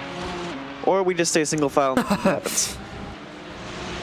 That works too. At least they've all got their way through on this occasion. And by the way, in Cup, the 49 Motorsports car has indeed got out again. It's back out, but it's actually last in the field as a whole. It's behind all the TCR cars as well, so not a good start to the race for Dexter Castro, but at least he's still in it, as Sabiki Racing still apply the pressure right now. Billy Smith II trying to make a move here, not able to on that McLaren, which is a little bit wider than the Porsche, and it looks a little bit more planted from just watching these cars. Maybe it doesn't feel like that, but oh dear, it certainly doesn't feel like that at the moment. To the 111 there, ran straight off the road, and an absolute gift for SRN Motorsports, who will waltz into 11th place. Yeah, absolutely. Basically the 111 car just ran slightly wide on the exit of the S's, and if you run wide ever so slightly on the exit and take too much of that curb, especially the gravel as well, if you clip that gravel and get it wrong, that can spin the car around or spit you into the wall. So I think the 111 car there was lucky to get away with that, and Hugh Ass has been given a little bit of a lucky break, just a little bit of breathing space. But that SRN car as well, they're a really quick team with this. Porsche came in, and I think it'll just be a matter of time before they're on the back of that Hugh Ass car. Yeah, a little bit of breathing space for the 137, but given the fact that SRN and Sabiki are kind of reeling that car in again already here, Jonathan, I kind of feel like we're seeing almost one of the reasons why the McLaren hasn't been chosen very much, and why the Porsche has been very much the car of choice, because it looks like it's been the fastest so far in this one, and it's continuing to be that way here in this race. Really, the McLarens do seem to be struggling that little bit, and certainly that 137 we were watching just there didn't look too strong in proximity to those Porsches. And it's hard to compare it to the other car when no one feels the BMW. And me and Ryan are already talking about how it's impossible to turn that machine sometimes. Yeah, that is it is a shame, but yeah, it's Porsches everywhere at the front of sport as we go to the front of the very front of the race, the Porsche Cup cars. And it's still Maniti Racing. Tim Matchgiver with a 4.5 second lead ahead of Impulse Racing. It's time to get away from these guys as well, really. RPC Esports and Alpine Stars Geodesic, championship leaders. 4th place at the moment. Volante Racing, winners from the last round at Virginia, in that 5th position as well. Robin Norburg, very much still in there. But I want to ask a little bit about the strategy here now, Ryan. We're half an hour into this one, and 22 laps complete. But how far do you think these guys are going to be able to go in each of the categories? When are we going to be seeing the first pit stops for this race? That's a good question. I was thinking about that myself, actually. I think with the Cup class at least, I think don't be surprised if you see them probably trying to go as long as possible. I'm guessing they'll probably pit round about 45-minute mark or 50-minute mark. See how far they can go. Basically, I think they'll just run the tank dry. We'll basically get a better view on the strategy when we get through there, because unlike a timed race, especially if you're in the Porsche Cup category, because you do actually know, if it just doesn't happen very often in endurance racing, but you do actually know how many laps you're going to do this time around, which is one of the unique things about the IVRA ClubSport Series, and it's not a bad thing at all. I do like that fact. It does make things easier. You can divide this race up quite nicely, Jonathan, when you're in the strategy room. I know safety cars and stuff can throw it all over the place, but you can actually plan for this race a lot better than you can in timed races. As Sabiki Racing right down the inside of SRN, they make that move fairly easily. Yeah, you can divide this race up quite nicely in the strategy room before the race, as opposed to timed races where you just kind of do your stints, kind of guess where you're roughly going to be, and then kind of adapt to the race as it unfolds. But you can really plan for this. I think it helps as well with the implementation of the halfway points. You know, I think it helps in terms of strategy. It helps in terms of how the safety cars fall. I think it just makes things a bit more concrete in a series that can get chaotic and can be unpredictable. And it's really good, I think, for a lot of these teams, especially some of these smaller teams that may not have the resources to plan out all of the variables. It helps them, prepare for a race. It certainly can be a little bit more prepared as we go back to the battle for 8th. Hell Racers Tershine back at the front of this train. Kartik Nutlinger did get through, but he's clearly been overtaken again. So he's back down to 9th in that 99 car, and he's looking to get back into 8th, and he certainly looks like he's got the pace to do so. Just not the opportunity for the moment, as 49 Motorsports are in the pit lane again here, I'm afraid. They were last with Castro, and in the pit lane for the second time in this race already. Given that we're only half an hour in, that is far too many times, I'm afraid. And so, yeah, they're not getting off to a good start in this race, unfortunately, as Sabiki Racing are dropping down the order quite alarmingly.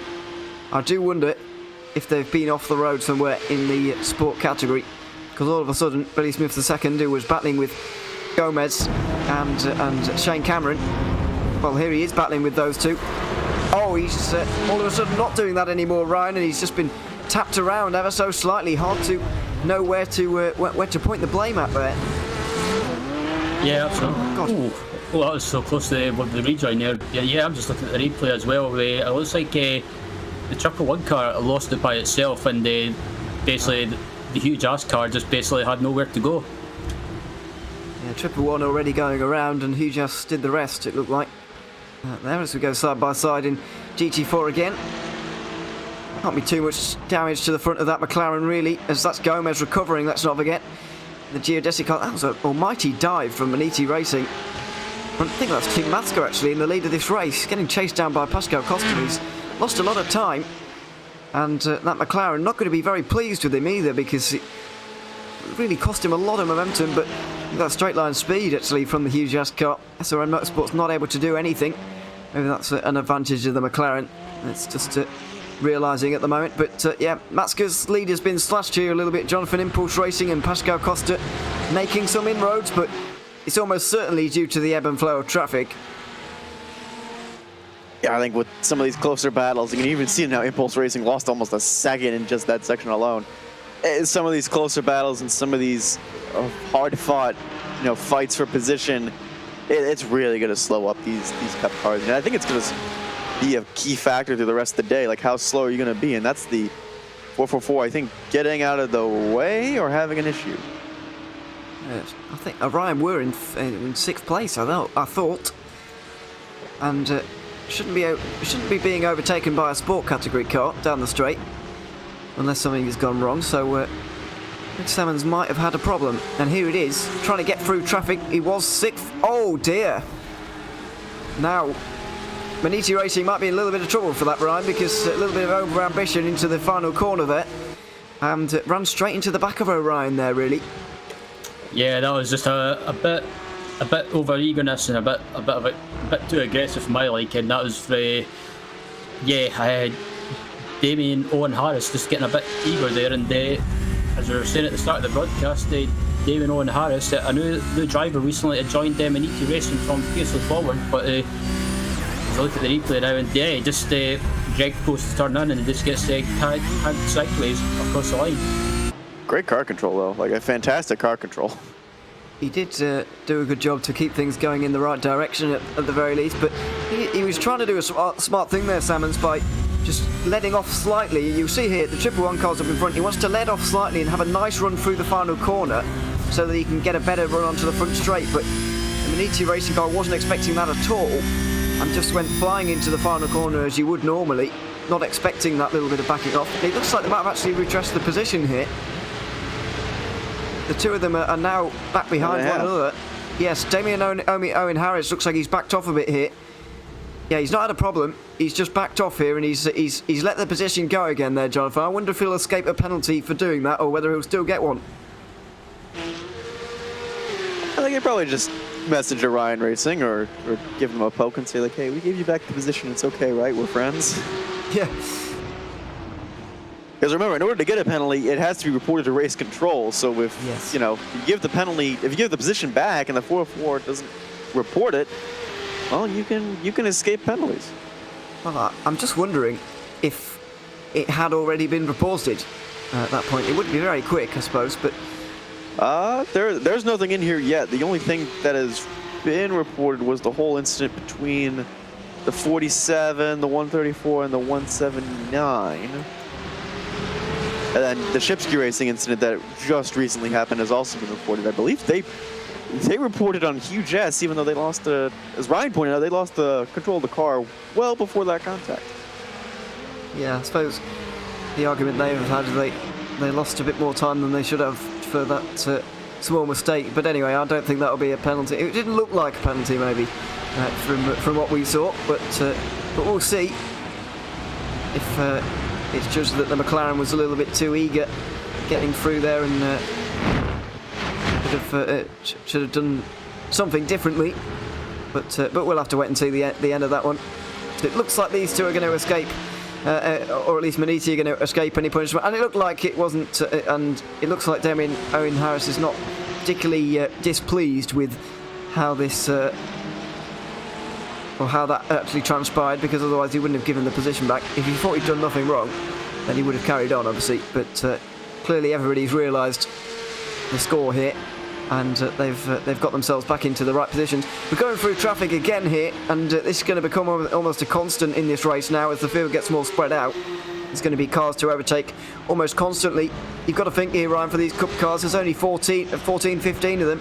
There's 20 other cars that are slower than them out here at the moment. There's more of them than there is of their own, if you like.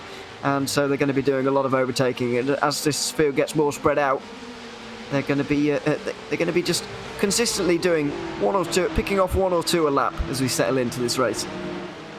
Yeah, pretty much. That's pretty much going to be the story of the race, just lapping slower class cars, and pretty much all the time, because Road Atlanta is short track and it's not really a long track, say like Sebring for example, where you get a bit of time to just relax and not worry about lapping slower class cars. But Road Atlanta is pretty much just constant, as you see right now they're coming by the fiercely forward GT4 car. They're going free wide for TC car. Take a deep breath, Ryan. Oh, there's nearly contact as well with Force End Racing in the TCR car. Pole sitters now second place running in this race. Going out onto the back straight now. And yeah, that was a very close moment between everybody, all three classes involved. And, turn 6 proving to be very difficult for everybody as well. There's Impulse Racing currently leading this one here. Jonathan having a good run in this race. Only 4th place in the championship last season in TCR with 2 second places, but they've already won 2 races this season, going one better than they did last. And this race has started off fantastically for them as well, with a 1 second lead as we go into the first safety car period for some reason. Now, what on earth is this all about? I didn't see anyone on the timing go off anywhere, unless there is some sort of other issue that I'm not aware of. 49 Motorsports are the only team in the pit lane, but use the replay. Samsung GT4 are possibly the culprits. Spinning around. Oh dear! Whoa. I can see what's going to happen here. Samsung, 49 Motorsports managed to avoid. The team further down, the other 49 car. I think that's the one that's already had problems today. Not a place you want to be stuck really there, Ryan. And unfortunately, doesn't really know what to do here. Do I reverse off? Are people going to get? See this? Yeah, exactly. This is the problem you have when you sat like that. You don't know whether people are going to run wide to go around you, or cut in and go underneath you there. And unfortunately, it's a 50-50 call that he got wrong. Yeah, the Samsung car was in the middle of the track, and they just unfortunately couldn't do anything. It's a blind corner and you can't really see anyone coming. It's pretty much sit there, hope for the best, and just hopefully nothing happens. But unfortunately, one of the other 49 Motorsport car just came in like a torpedo and just whacked him. I think the unfortunate part about that too for the 49 Motorsports machine is that he's going to get punished for towing without permission, I believe, from race control. I suspect he will, although Castro's already a long way down here. 6 laps down on the leader already in this one. Samsung GT4 already last in sport, by the way. And so they look like they might be out of this one for good as well.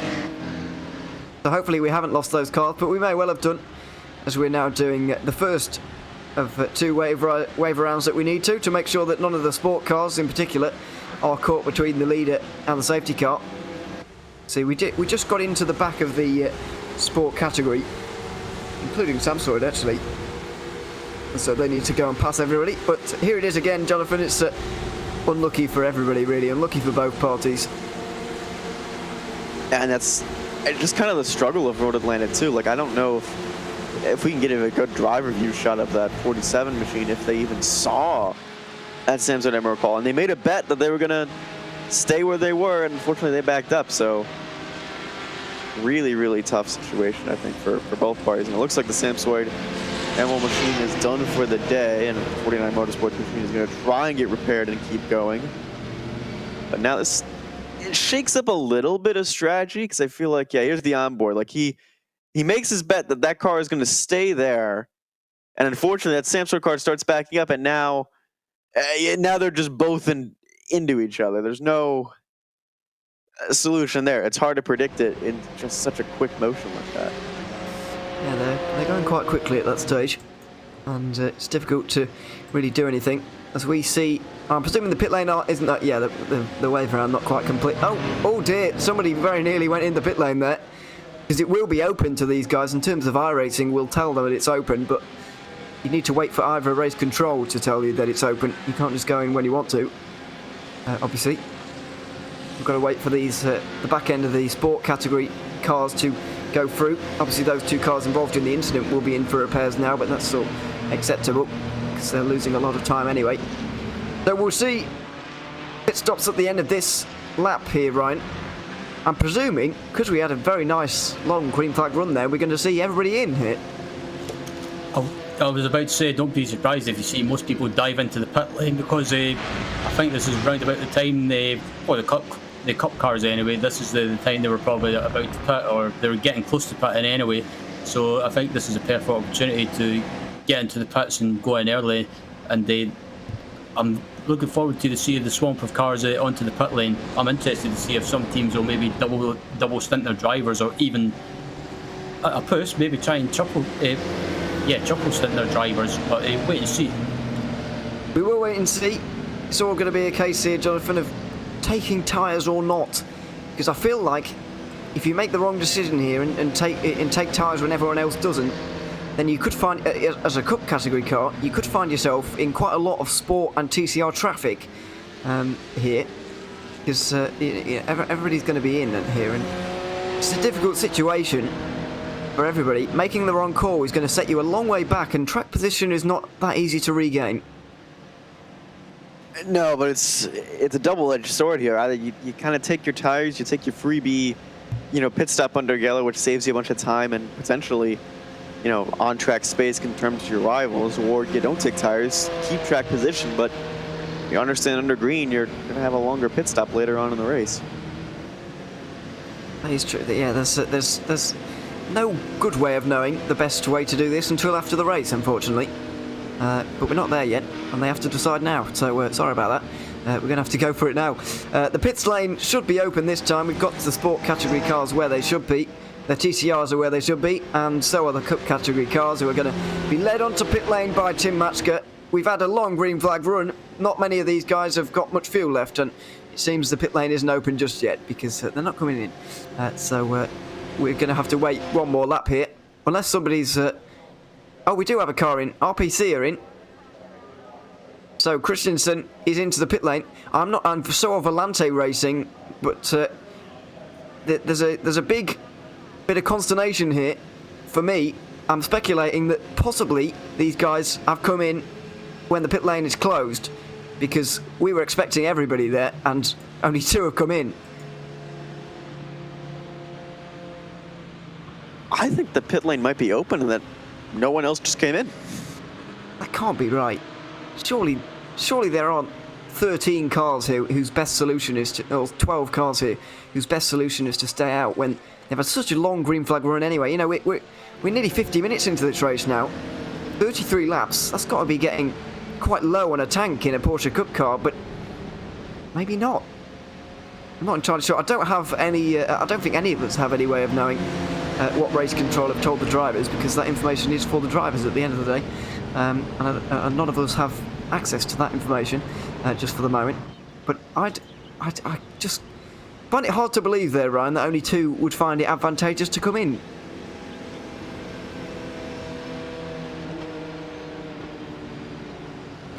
Yeah, sorry about that. Yeah, I've just found out as well the pit lane will be open next time by, so don't be surprised if you see most of this pack into the pit lane. So yeah, I was a bit surprised that no cars were pitting, but the cars that have pitted and the pit lane is not open. I sense that they're going to get feel the wrath of race control and get a penalty for that. So yeah, I was a bit surprised why no one was pitting myself.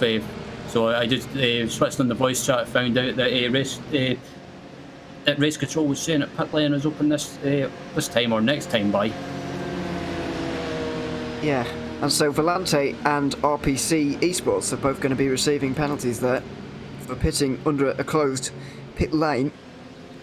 Now, in terms of pit stop times, RPC it's only 1.3 seconds longer, but their lane time was a good 3.6 seconds slower, and so Volante with Robin Nordberg actually able to jump those guys. But we've got Jo Vegard Godestad in that RPC 31 car now, as everybody now, this looks more like it, everybody is in, including the TCR cars as well, as we would expect. They were the only question mark for me, really, but it seems that I've not seen a single person go round the final corner on the track yet here, Jonathan. Everybody is in. This is carnage. This is going to be carnage in the pit lane. Thankfully, they'll be able to drive through each other in the pit boxes, but let's hope they all get out nice and safely. Look at this. Everybody's in. I think the nicest part about this, though, is that the pit exit should be open immediately, so there shouldn't be that many issues coming out of pit road, because all the cars that are going to be left out should go by now. So that means there's not going to be a Constantine effect at the end of pit lane like we usually do see, because IVRA has to manually open the pit exit. Looks like some driver changes. I see Beniti did change drivers for sure. Now the TCR cars here, they either have changed no tyres or only fronts as we normally expect them to do, and because everybody's coming together, they're going to be leading the pack around here. Goodness me, this restart is going to be crazy because the TCR cars are going to be, they're the 5 of them going off now. And the first Cup car, Impulse Racing, going across there with Volante. I think it was second place, not Volante, excuse me, Orion Racing Team, I think, were second. Maniti, Geodesic, Pure Sims, all taking tyres in this one, and they're behind a couple of sport cars. Oh, as it all gets very messy, coming out of the pit lane, there's all 3 classes involved. There was a bit of contact as well. That was one of the messiest pit stop sequences I think I've ever seen there, Ryan. Very, very close indeed, but the most notable thing out of all of this, the TCR cars are going to take us to green by the looks of it. Absolutely, and that was like watching a real life IMSA pit lane during a race. That was a bit chaotic to say the least, and I did hear a slight crunch in the background, a bit of contact possibly on the pit exit. So everyone being a bit eager to get out in front of each other on the pit exit, and like you say, but it looks like we're going to have a TCR car leading the field to the green flag. Yeah, it seems that way. Now, what are they going to do about Volante and RPC here? Are they going to apply a penalty later, or are they going to send them straight to the back here? I'm not entirely sure what the rules are in terms of...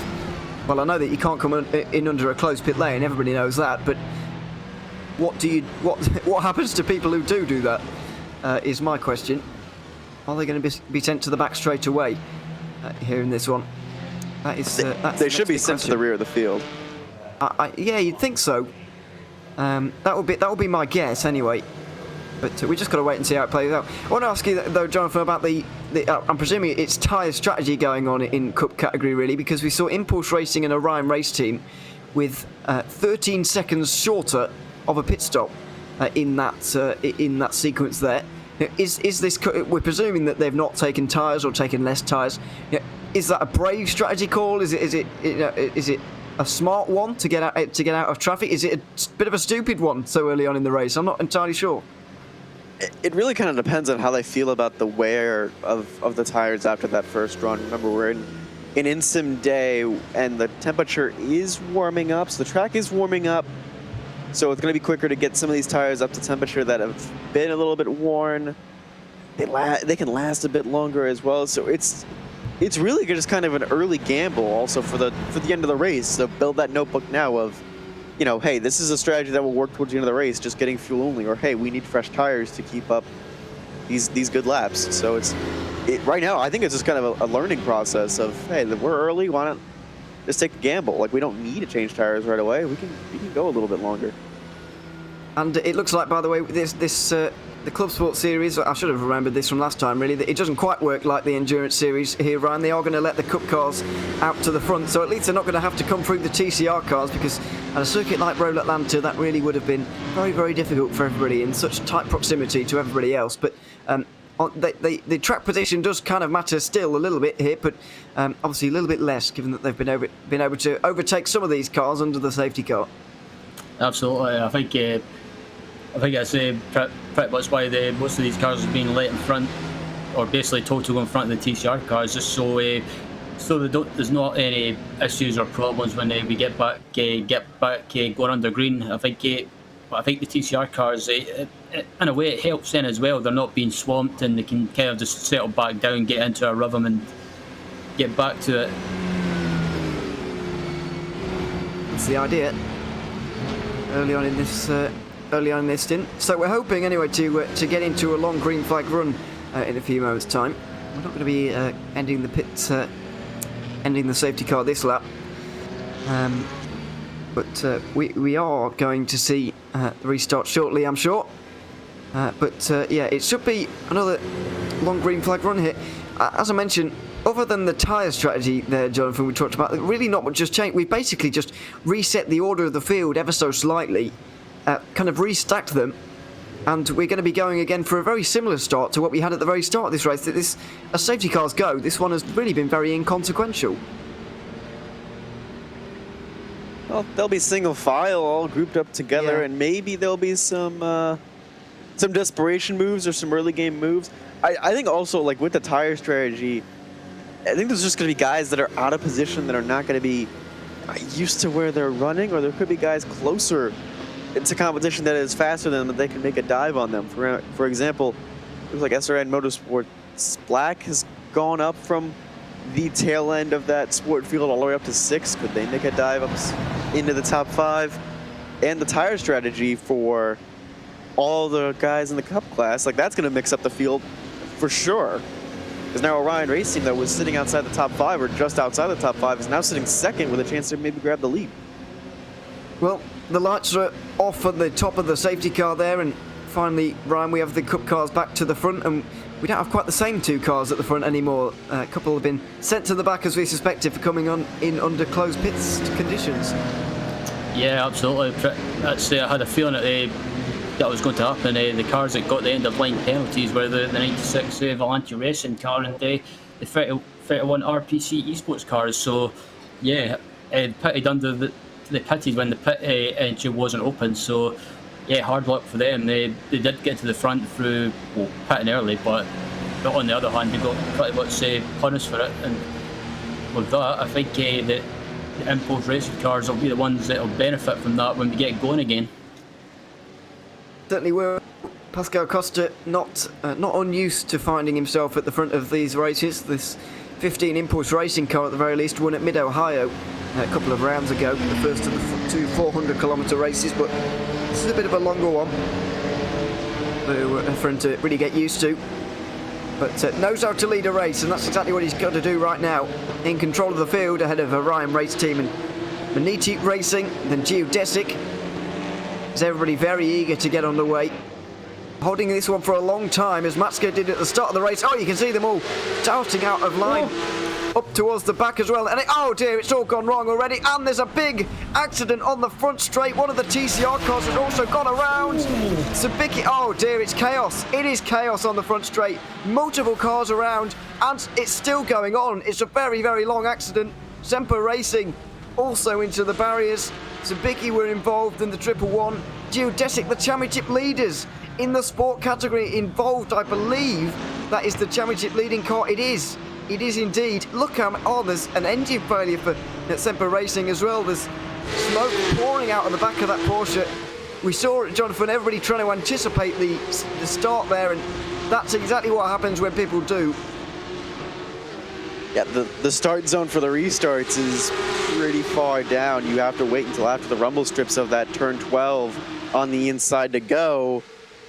And unfortunately, just a lot of people just mistimed it right there, and that led to a lot of chaos. Absolute carnage. Absolute carnage on the front straight there.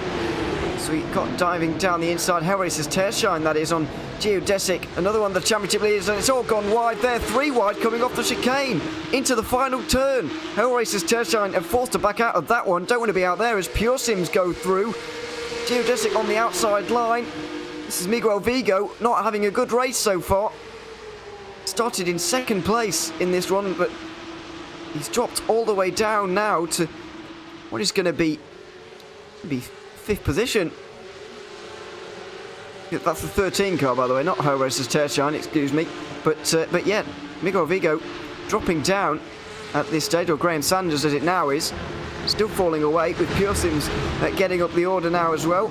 As we have a look at the replay, it all started with this RPCs, and it's started at the very back of the Cup category, and the Sport and TCR cars have been the ones, unfortunately, to feel the consequences of it all. Yeah, and we've got another caution.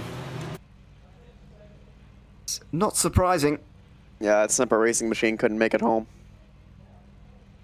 Smoke absolutely pouring out the back of that car, so I can't say I'm surprised. And this is exactly why, well, I would say this is exactly why we have the class split here, Jonathan, allowing the Cup cars to go to the front, because can you imagine what restarts would be like? TCR cars leading. I kind of wish we did do that sometimes, but it would be, we might not ever get this race going ever again. if we did that here at Road Atlanta or other tight circuits, which we have a few of in this field. So yeah, I mean, wow, it's just chaos. I mean, to Ryan's point that he just made, at least like maybe those TCR cars would have gone right away, because that 15, I had to double check the restart rule as well. So once that pace car comes down pit lane, the 15 can just go whenever, and he waited until the last possible second, and unfortunately, like that just it isn't victims. Like 2 TCR cars involved, 3 TCR cars, a sport car, none of which are at the front of the field that even knew what was going on. Yeah, well, yes, I agree, but after all, Pascal Costa is within his rights to hold up the field. If you want, he maintained his speed. He wasn't accelerating and then braking. At least that's worse by a long shot. He's just waiting a long time, trying to catch the others around him off guard. I think he's perfectly within his rights to do that. I think the people who are in the wrong, in my opinion, here, Ryan, are those trying to guess when he's going to go and try and get the jump on those in front, because they end up getting it wrong and having to brake, and people behind think, oh right, well we're off then, because they can't see the leader. These guys in Sport and TCR haven't got a clue what's going on at the front of the field because they're so far back. So they're relying on those around them, and if somebody breaks right in front of you, eventually the concertina effect is going to catch up with somebody, and we get what we've seen here. Yeah, absolutely. I can understand that Costa is the leader. He has control of when to go. But on the other hand, when you're trying to bottle up all of the field, those, like you're talking about, those at the back of the field, the TCR cars, for example, they don't know when to go. That's kind of, and they got affected in that restart. And unfortunately, the cars involved in that restart mayhem was one of the full send cars, one of the Impulse Racing TCR cars, and as you see there, just cars flying in the air into the wall, and one of the geodesic cars involved as well. So, as it gets clipped again by the SRM Motorsports car, and yeah, if I was in charge of race control, Pascal Costa would be getting a little warning not to do that again. Well, just see there, Semper Racing, all completely in the ringer, getting hit, and they weren't able to make it back in that one.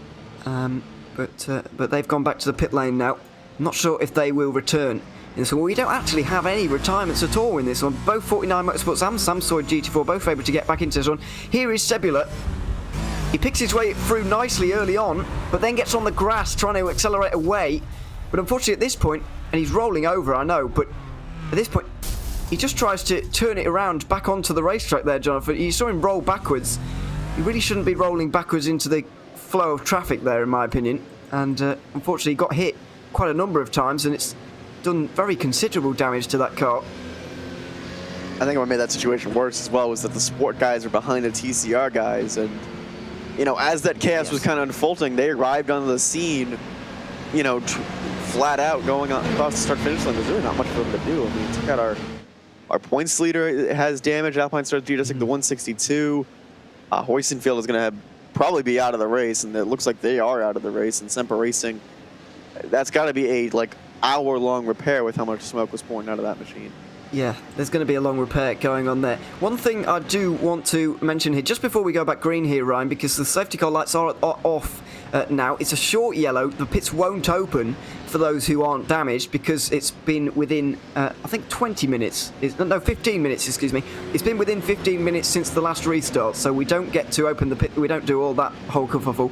But what I will say, Ryan, is that we came in here today in the sport category with 2 cars separated by 4 points, and they were 113 ahead of the rest. So you'd be forgiven for thinking this is turning into a 2-horse race. Well, both of those cars have now had problems. Down at turn 7, the fiercely forward car, the one in second, got hit by 49 Motorsports, and they had to drive through the field basically. And now Geodesic 162 involved in that huge accident, and they've got a lot of damage to that car now. Absolutely, and that 134 fiercely forward car, it wasn't that quick in qualifying. They were struggling a little bit, and they've had issues early in the race, earlier on with one of the 49 Motorsport cars, but fair play to them and credit to them. They've kept their head down, they've just got on with it, and they've slowly been getting back through the field, and they're up to, basically they're doing well in the sport class at the moment. And if if they can keep their nose clean, I don't want to jinx them because probably their strategy person, Andrew Sheatley, will probably have me. But hopefully if they keep out of trouble, they could finish on the podium possibly, but still we've got a long way to go. We do indeed. We have still 132 laps remaining of this race. Lap 40 about to be completed, and Pascal Costa's going to back everybody up again. Hopefully, we don't see anything similar. He's going to go a little bit earlier, just before the final corner. We are going to go this time, and it's a lot more spread out, especially at the front. It's not made too much difference to those at the back as they all come around the final. Oh, I'll say that they're coming around the final corner now. It is a lot more strung out, and so Pascal Costa has got away here, and he's into the lead. But look at this in the background. TCR and Sport Cars are still locked together and trying to come through here. Full Send Racing have indeed taken the lead of two classes now, Sport and TCR, with SRN Motorsports all of a sudden in second place. There, Jonathan, a miraculous ride through the field for them after getting, I think that's the car that got spun around on lap 2. A remarkable recovery for those guys. I think sometimes getting spun around on lap 2 gets you the benefit of avoiding that big crash later on. That is a good point. He would have been able to avoid all of that. And meanwhile, TCR, by the way, the Full Send Racing cars we're following on with, leading that one now. But that's only because here, Impulse Racing, who were leading, and Championship leaders, let's not forget, still in the pit lane, repairing damage after that incident. So 2 Championship leaders got caught up in that. It's a very, very big moment for this season.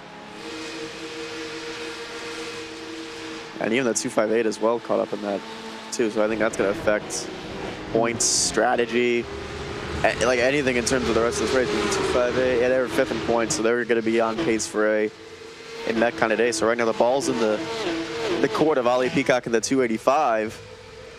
So hopefully keep this car up front. But I say that there's 130 laps to go, and another restart bottleneck could happen. Oh, that is true. Oh dear, as Bas Visser's not having a good start to his stint here. Got overtaken by Geodesic and now overtaken by another car as well in that Maniti 79. It was the 13 car of Danny Gusser who just got through. And there he is into the top 5, but outside of the top 5 for them, Maniti, as we see the other Alpine Stars Geodesic Racing Porsche GT4 off the road. It's not been a good few laps for them, Ryan. Yep, as a sister or the teammate, the teammate to that geodesic car just came flying by without a bonnet. But Spencer McCarthy, a name that I recognise, and he's more familiar with TCR cars, but not a good opening to his stint in that GT4 car for geodesic. So maybe just caught out by cold tyres possibly. Oh, what a recovery it's been for the number 16 here. Pure Sims Esports going for second, and here it is. Orion Race Team can't hold on any longer, and through goes Pure Sims. So Bruno Canero wasn't even supposed to be starting at this race for that team, but he has done, and he's done a great job at it. Second place, just under 3 seconds from the leader. This race has turned on its head here, Jonathan, with Canero all of a sudden he's in the driving seat after starting last. What a turnaround. Yeah, there's several teams that had those early issues that are like thankful for those cautions as wow. Oh, leaders, championship lead. Oh, sorry, that's the other Maniti car. Oh no, it is Bas Visser, the pole sitter off the road. All of a sudden down in last. It's as I was just saying, it's turned on its head, Jonathan. It just has again. We decided to go off-roading on the outside of turn 1, and the other Hell Racers goes to the inside. Racer plays defensive, and that's just the Hell Racers getting that corner all wrong. Awkward bit of contact, which has sent them both off. Bas Visser, all of a sudden, from pole in this... Well, he didn't set the pole position, that was Tim Matske, but all of a sudden this car is down to 14th. And he's got to, because he's gone off, he's got to come through some of the traffic as well. Not only in his own division, but also the TCR cars as well. I think that might be the leader of TCR as we go up front to a very fierce battle with the Orion Race Team. Greg Salmons is trying to hold on to a podium place, but he's not going to be able to for much longer. Surely, as the championship leading Alpine Stars Geodesic Racing car heads down his inside, or down the outside, turns to the inside for the final corner, and there it is. Looks like we're going to see another change here as the 13 follows them through. Got to be careful with that 3-wide moment, but they all figure themselves out. Geodesic into third, and this 13 car not giving up at all either. Up the inside into the S's section, although backing out for now. Hopefully a bit calmer from everybody here on in, here Ryan, because it's been a crazy couple of restarts. It has indeed, and everyone's just yeah, everyone's just making silly mistakes or just pushing too hard. And Baz Visser, look at that incident with the Hellraiser's car as well. Baz was very lucky not to hit that wall, because that would have ended up in big damage, and he was just inches away from hitting it, but amazingly kept out. But just needs to get his head down and focus again and try and get back through the field, because it's not been the best opening to the stunt. Just want to point out as well, I want to know what Danny Gisa had for lunch before getting in that car, because he's just that 13 is a madman right now with all the moves he's making. Yeah, that is a good point.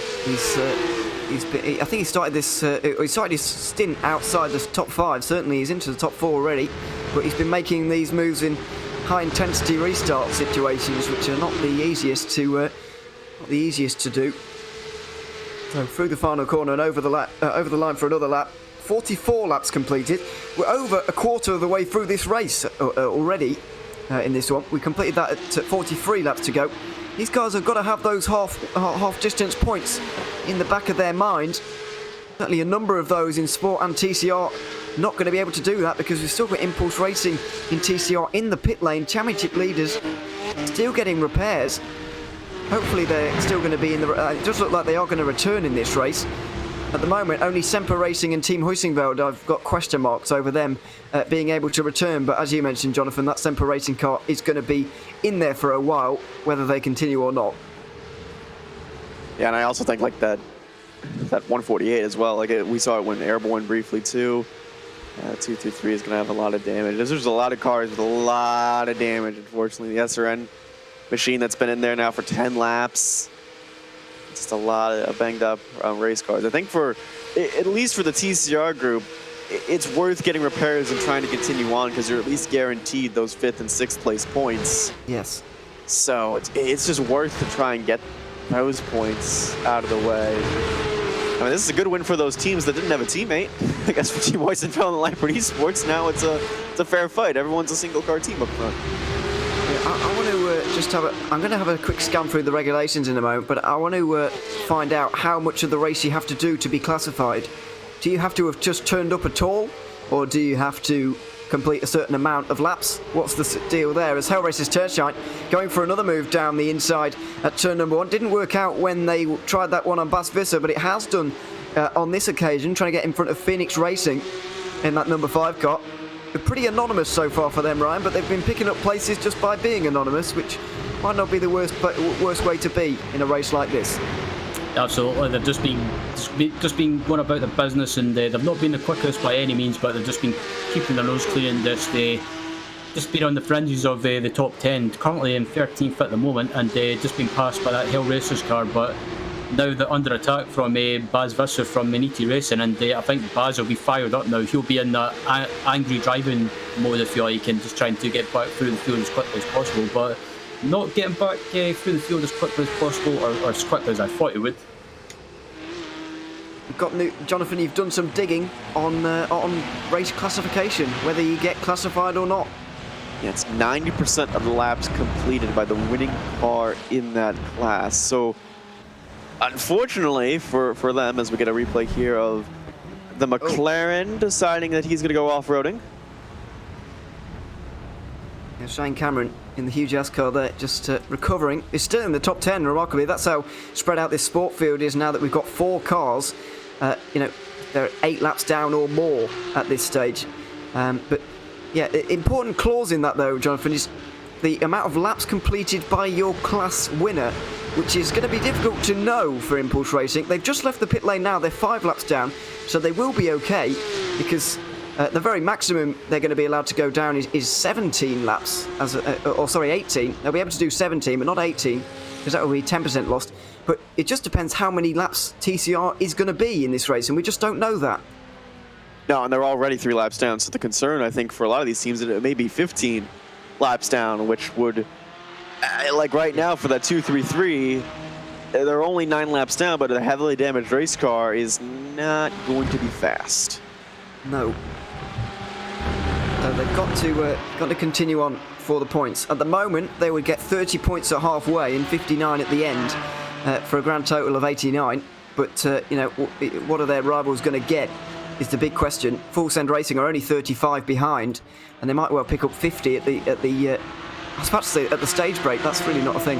At the halfway stage of this race, which they pick up 50 points and already be gaining a good 20 out of that, and eating into that 35-point lead already. So big implications in terms of this championship happening at the front. If we go back to Danny Gisler again, normally going forwards, but he's been going backwards over the last couple of moments. He got through on Greg Salmons, but he's gone back to fifth again here by the looks of things.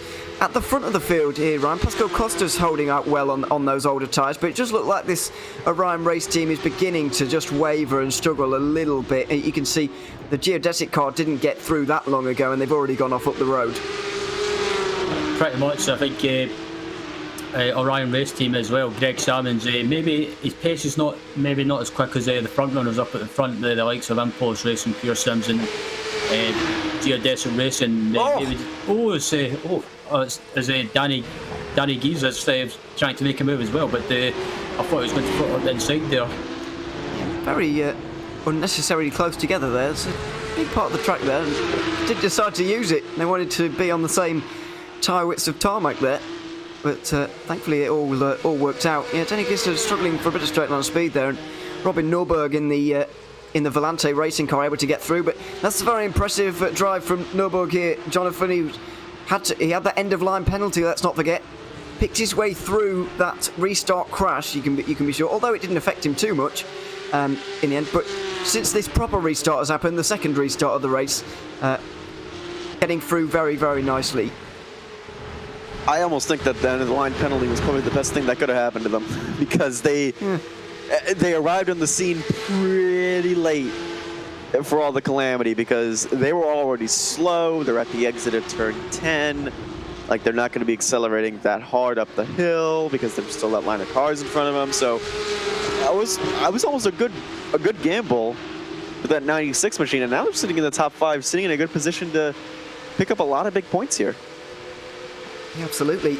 We've also had news of a penalty a little bit further down the field. The 19 of Hellraiser's Terstein has to give the position back to Maniti Racing. They went into contact at turn 1, I'm sure you remember. Oh, as we've got a spin around McLaren again. I think that's Shane Cameron for the second time in the space of about 5 laps.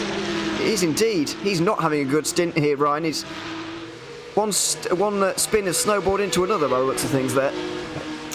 Yeah, pretty much. It's just it's not gone as well as expected, and I think he would have wanted, as looking at a replay of Shane Cameron getting tagged by the Team Huskenveld TCR car, and again just getting tagged into the grass, and I think he would have wanted his stint to go better than expected, but still in the race, still going, and still running inside the top 10 in class.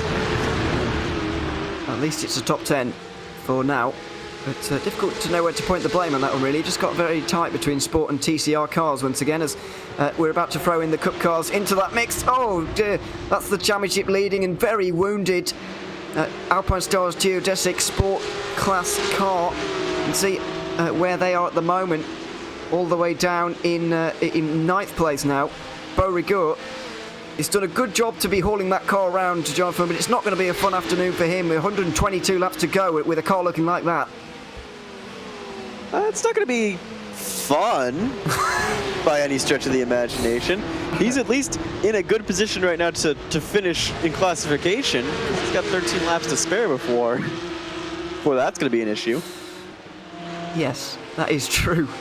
We'll just see how many positions he can pick up, really, because he did get that one from Shane Cameron after his couple of spins in the McLaren. So we'll see where he can take that car, despite its quite wrecked state, really.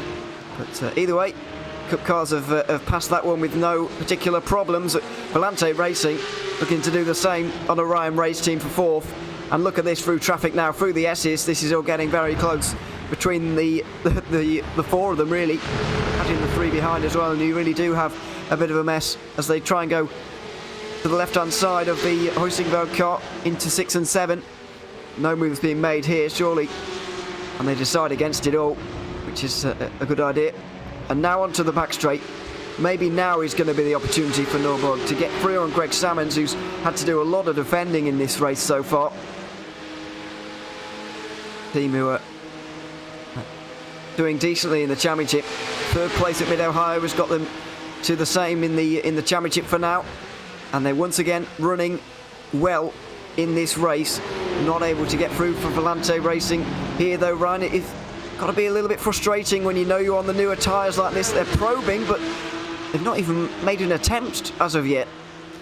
Absolutely not. And Norberg has got a run across the line heading down the home straight. He's going to try and make a move into turn one. I don't think he's close enough, but I agree. He must be getting frustrated being on the new tyres, but not being able to make a move on Greg for a Rye Racing team. I think his best opportunity is that back straight. He needs to try and get a good exit onto that back straight, carry the momentum, but he's got to be careful as well, because waiting in the wings there with My Day's Cup car is Danny Giza, and I think he'll be happy to take an opportunity. He's got a great run on Robin Norberg. Head down, contact.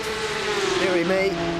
All sorts going on a little bit further down as the battle for the lead is also going on. It's hard to know where to look at the minute because we've got this going on. RPC Esports have been following Volante through, by the way. We saw a driver change for them sorry, I'm confusing that with Danny Gieser again in the 13 car. Where are RPC? They're a little bit further down, with Godestad in 9th position as we have the battle for the lead and the change there. Pure Sims Esports getting through on the 15 of Impulse. That was to be expected given the tyre strategies we've seen, but it's taken an awful long time for that to shake out. A good 20 laps of Pascal Costa running out front, and finally Pure Sims have completed their run to the front of the field. Bruno Canero now leads this race after 52 laps, and who would have predicted that an hour and a half ago, Jonathan? I don't think Pure Sims. I think they were just as surprised as everyone else that this 16 machine is back out front. But Bruno Canero, I think, hats off to him for being able to hang in there and not lose as much time after starting in the pit lane. Just a try for disconnect, which is one of the silliest of errors that can happen. And unfortunately for them, they've been able to recover. But also, let's go to Pascal Costa. Like, he is on older tires compared to the two drivers around him, and he's still running competitive lap times as well. And Graham Sanders, as well, has been very close to the 16. So it's a good fight between the three of them, and they have traffic ahead. So this fight may not be over. Certainly not. Graham Sanders getting involved, and this is now a 3-car train for the lead. And Pure Sims not exactly getting away immediately, but it just depends how long Pascal Costa can continue on like this. And also, is he going to pit a little bit earlier this time? Because everybody can make it to the halfway stage at this point, as we go side by side a little bit further back. That's Volante and the 13 car of Danny Gisser. Oh, a contact. A bit of a shot to the back of the Volante car there, and side by side through the final corner for the 5th position. Through goes Gisser. So Volante and Robin Norberg get pushed down at another place. That's Carter Gunninger now getting involved as well. Oh, and there's a bit of, possibly retaliation, and the two of them get into contact. Norberg and Gieser. Be careful. And he's in an awkward place there. Oh, no. It's still awkward. Nearly contact out of turn one, but that was always going to be very awkward there, Ryan. The two of them not happy with each other. Yeah, it was just just a bit silly from both of them, but I was watching Danny's onboard, and I think he tried to do a switchback on the exit of the chicane on Robin, and just a bit of contact there. It wasn't intentional, and I think Robin might have just got slightly frustrated heading down to turn one, and it looks like Robin, I think he just braked later, or maybe just carried a little bit more entry speed into the corner and heading into turn one, and yep, that looked, I don't want to say that was intentional, but that was just a little bit silly from the both of them. No, I would hesitate to say intentional, but definitely wasn't going to be too displeased if that car went around there, Robin Norberg. He was not unhappy with that outcome. I don't imagine. Daniel Gieser down to 12th place, I'm afraid, in that one now. And I have a feeling that, Jonathan, that's going to be in the steward's room quite soon. I'm pretty sure they're writing their long report list, maybe a paragraph explaining how that went down, expressing their feelings, their discontent towards one another. It's not yet appeared on the sheet, but I'm sure is waiting for it to appear on the sheet. Yes. I don't think it will be too long as we see RPC Esports down the inside there of Rudy Knopfeld of Maniti Racing. That's the 78 car, not the pole sitter, but the sister car to that team. Fairly middle of the road season for them so far in the first half. 8th place in the championship right now, and they're running almost exactly the same. Yeah, they are running 8th in this race as well, which is the story of their season really. Just running in that kind of zone as we go a bit further down to where the previous pole sitter is, and this really is energised here, Ryan, with 5 cars battling over 9th in the Cup category, and a couple of these recovering as well, not to mention the pole sitter and Danny Gito as well. Brandon Blakesley is just hanging off the back here for Vulcan Sim Racing. This is very much on between these 5 cars. It pretty much is, and don't be surprised if you see Danny Geezer. He'll be feeling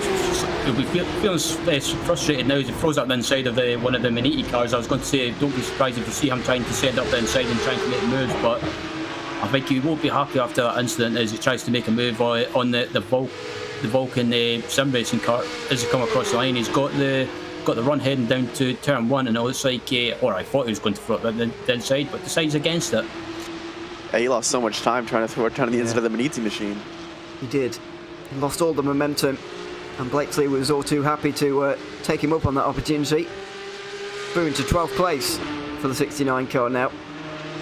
They'll try and chase down those two just up the road. You can see in the background of that shot, they're getting a little bit more spread out towards the front of this. Because 49 Motorsports, after qualifying so much further down earlier, are now starting to fall back through the field because they overtook a few people picking through the chaos of the last 30 laps or so. Now they're back to, or they're falling back to where they were previous. As I mentioned with Phoenix Racing Esport, they've had a very, or that particular car, the other 49 Motorsports car has been in the wars a little bit today, but the one running in 9th at the minute has been not mentioned at all by us pretty much, and that's probably the way to do it. We are on board with Gisa again, trying to make those moves, a little bit of lifting off, heading down towards the chicane. But yeah, we've gone under 30 laps until that halfway stage now, Jonathan. They've got to have that little marker in the back of their mind here at this stage, especially up front where the gaps are so small. And I think a lot of these guys towards the back have that on their mind too. They're frustrated that they're back here in the situation of, I got to drive back through the field, or I'm not going to get as many halfway points as I like. But now that the halfway points, like, you can make it to that stage, as soon as that's done, then we have to talk about pit stops again. So it's 2 big strategic points, and this 13 car is getting held up for a while. Yeah, indeed. We'll see when those really kick off. We're expecting them soon. Oh dear, as everybody's over the grass here. And Blakesley just backs out of that one. Gisa, or he realises that Gisa's quick. Oh dear, and we've got contact up front. And it's 49 Motorsports. Zach Shallow was trying to defend from everybody there, running in 9th, I'm afraid. It's turned out badly. They were going 3 wide with an SRN car. He was trying to defend. That gap was closing and closing and closing. Ryan, did he close the door too late there, or was that Hell Racers Tearshine car of Nicholas Helm too ambitious, too eager, getting down the inside of that corner there? I'm not sure. I think Hell Racers might have maybe tried to go for a gap that was closing, but I would need to see another replay from above, like this angle, for example. Is it looks like the Hell Racers car's got the run, but that gap, I think Zach was in front heading into the corner, so I think the blame's got to go on the Hell Racers for that. We'll see if it does. As you're also seeing, speaking of penalties here, Jonathan, the 47-49 Motorsports car has received quite a hefty one. Yeah, for that incident with the 134 Furiously Forward machine and the 179 earlier, 60-second stop and go. And they've also have 2 incidents from race control that are reported the 47. So I don't think their day is done, unfortunately. No, I suspect not, unfortunately. As we see, this battle for second in sport is getting quite tight now. SRN Motorsports and Fiercely Forward getting past, I think that's the Semper Racing car that is actually back out on the road again. But Fiercely Forward trying to move forward here. And they do, into the chicane. Only 4 points off the championship lead coming into this one, and they're making big strides towards claiming that. The side by side is not going to be helpful to the Cup cars trying to come through right now. the Impulse Cup car, but it can't be. That the other ones. is, I think that's the Volante racing car. Volante. Yeah, Vector got through all the way up into E3, I think. That was a good move by the 172. Yeah, So they're on the middle of it. yeah, absolutely. I didn't actually notice that. Mark McCormack very coolly and without any celebration or anyone noticing, just slips his way into third. So there we are for Vector by RSR, another team we haven't really mentioned today so far, but they're right up there now. As Full Send Racing, Harley Horton still leading this one by a good 10 seconds. We mentioned earlier on their battle with Team Huisingveld in the sport category. Unfortunately, that car got caught up in the restart accident there, Ryan. Those two were running away with it, but all the accidents and incidents haven't dampened the spirits of Full Send Racing in the sport category. And even though they don't have Huisingveld to run with anymore, they're still running away from the rest of the field at a rate of knots.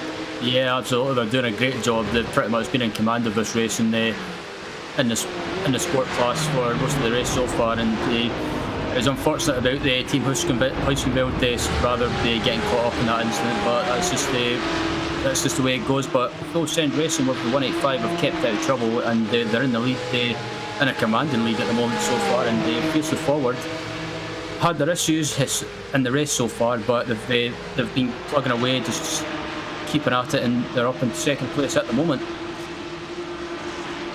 They are indeed recovering well as we continue to look at the sport category as they are passed by some cup cars not far away from those pit stops. 27 laps, or 26 laps for those who pitted when they should have done in the cup car, in the cup category. So we've still got a little way to go before we reach that point, but nobody's going to be making it until the halfway stage for those points. In case you're wondering if that's something people are going to do, I doubt that very much.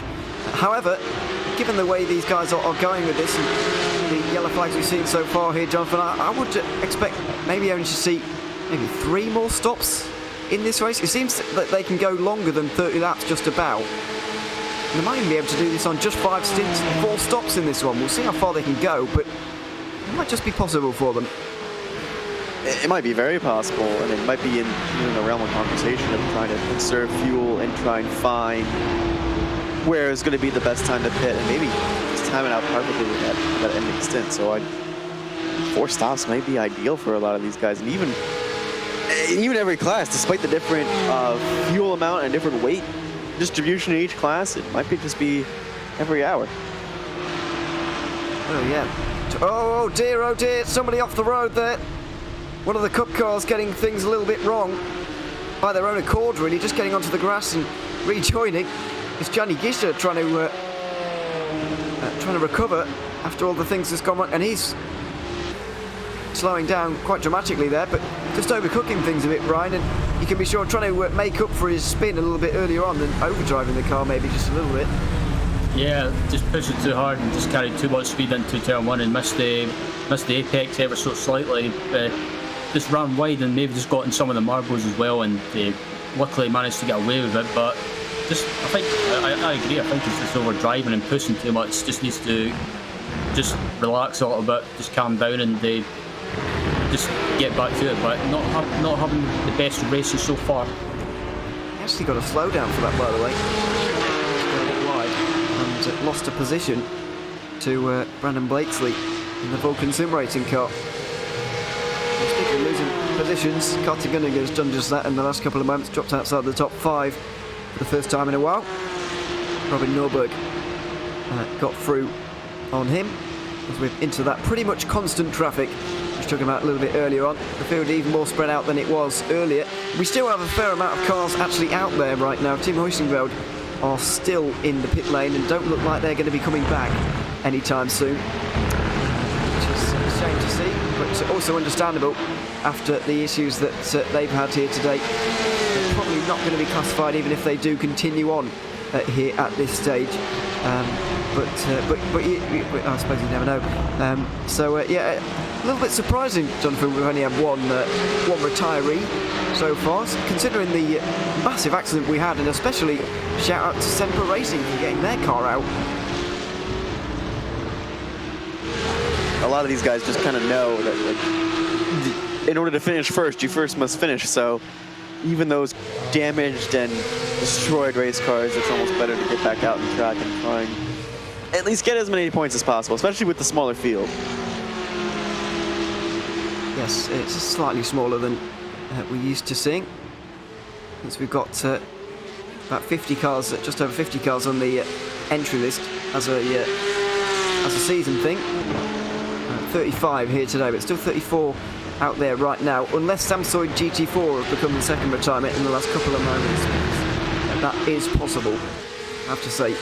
Either way, we'll focus on the battle for second now in the overall race, because Impulse Racing have been holding their own very well in this stint, considering the fact they've got old tyres for track position and getting themselves up towards the front. That's they've definitely been able to achieve that.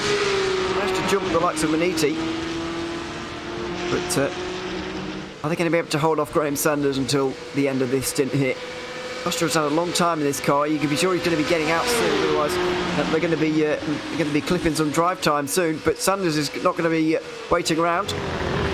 Trying to get through into the chicane there, Ryan, but couldn't do it. Yeah, I think he was kind of thinking about going for a move there, but Foster just held him off into the chicane, and these two guys are slowly closing the gap down to the Pure Sims car in front of them, Bruno Canero. So I think Carrero as well, I don't be surprised if you see him jump out at the next set of pit stops, especially Pascal Costa as well, like you mentioned. And I think Saunders took over not too long ago. I think he took over at the first pit stop, so he'll probably stay in for another stint. I was a little bit surprised to see people jumping out after just under an hour, but these races are going to take, you know, somewhere between 4 and 5 hours.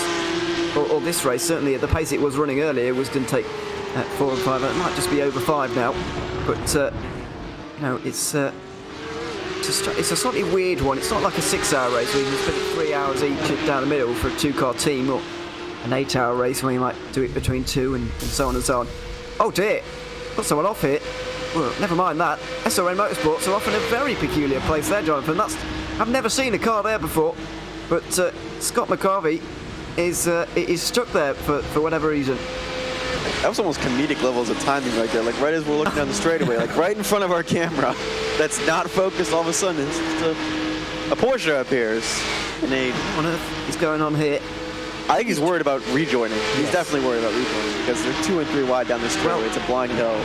Yeah, I was going to say I would be if I was him. Let's see how he got there first of all. Now he's going to be squashed in by Geodesic. Dear. Okay. So the Geodesic car, not the championship leader in sport we've been talking about with damage, but one of the they are actually stuck there. Scott McGarvey's gone back to pit lane. Is that a safety car? Maybe they've got special. We do have a safety car, third of the day, and it comes right as these guys are needing pit stops. Nicholas Helm might have just made a fantastic call here. And the Hugh Jass McLaren as well did. Alpine Stars, Geodesic, Spencer McCarthy also in the pit lane.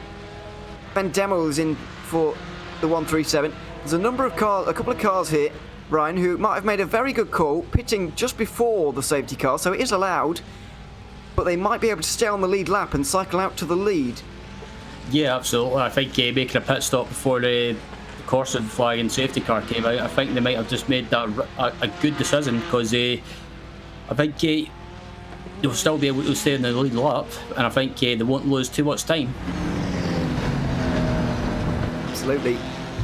Depends how quickly they get on with it here at the front.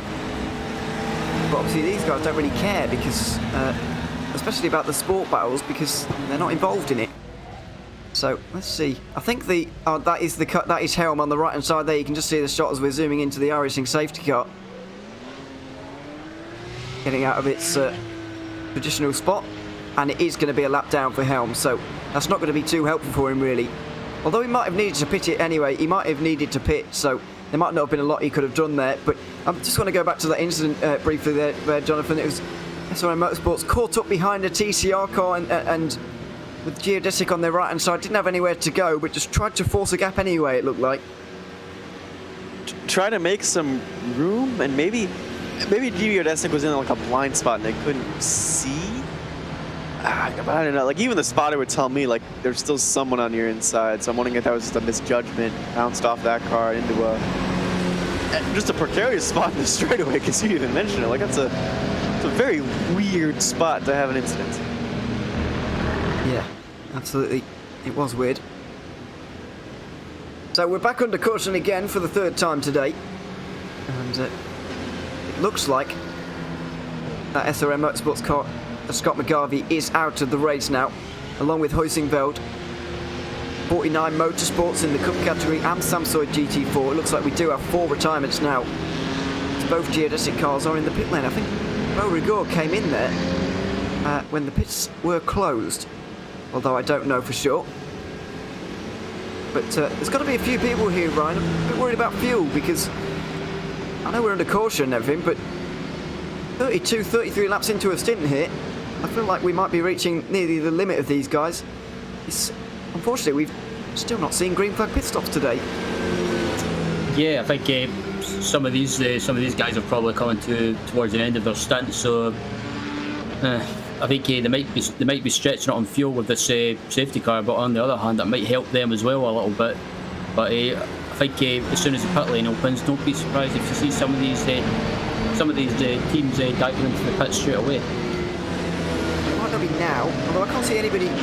Although our pits are open, that we've got the wave around done very quickly indeed, and everybody's going to be coming into the pit lane. So here we go again. Pure Sims and Bruno Canaro is going to lead them on, and he's going to be getting out of the car surely at the end of this stint here. He leads them all down, and you can see some of the cars at the back not really caught up to these guys now. A couple staying out. But let's see, it's going to be crazy again here, Jonathan, as everybody is pitting, nearly everybody anyway. There's some sport category cars staying out, a little bit more intrigue in terms of people staying out on this occasion, but still an awful lot of cars in there now. I think that the gap might help a little bit for the Cup cars, because remember last yellow flag pit stop, we had the TCR cars get out ahead of them. 3 of the sport cars have stayed out. That's a call. That's bold. Yes. And we're going to have TCR cars in front of the sport cars again here. Vulcan Sim Racing, after taking tyres last time, have not done it this time, so they've jumped all the way from outside the top 10 into first position with Brandon Blakesley, and they've really not taken on much fuel there either. Volante Racing are taking a short pit stop there. Was that fuel related or not? Some of these guys might only put 20 laps of fuel in here for an extra few points. As we see everybody, these are the guys taking all of the fuel. And Geodesic there, Ryan. A fantastic stop from them to jump everybody. Well, not everybody, but a great deal of their rivals. Yeah, absolutely. So I guess I'm guessing they might have just short fueled possibly, or it's just such a good pit entry, pit stop, and pit exit that it pretty much has jumped a few people. There's Brandon Blakesley, who is going to be enjoying himself out there now. Currently leading this race. Now, what's happened in sport here? Because I feel like something strange has happened. Basically forward and vector by RSR. It's showing... Oh, no, sorry, yeah, okay. I thought they were a lap in front of the rest of the sport category. They're not.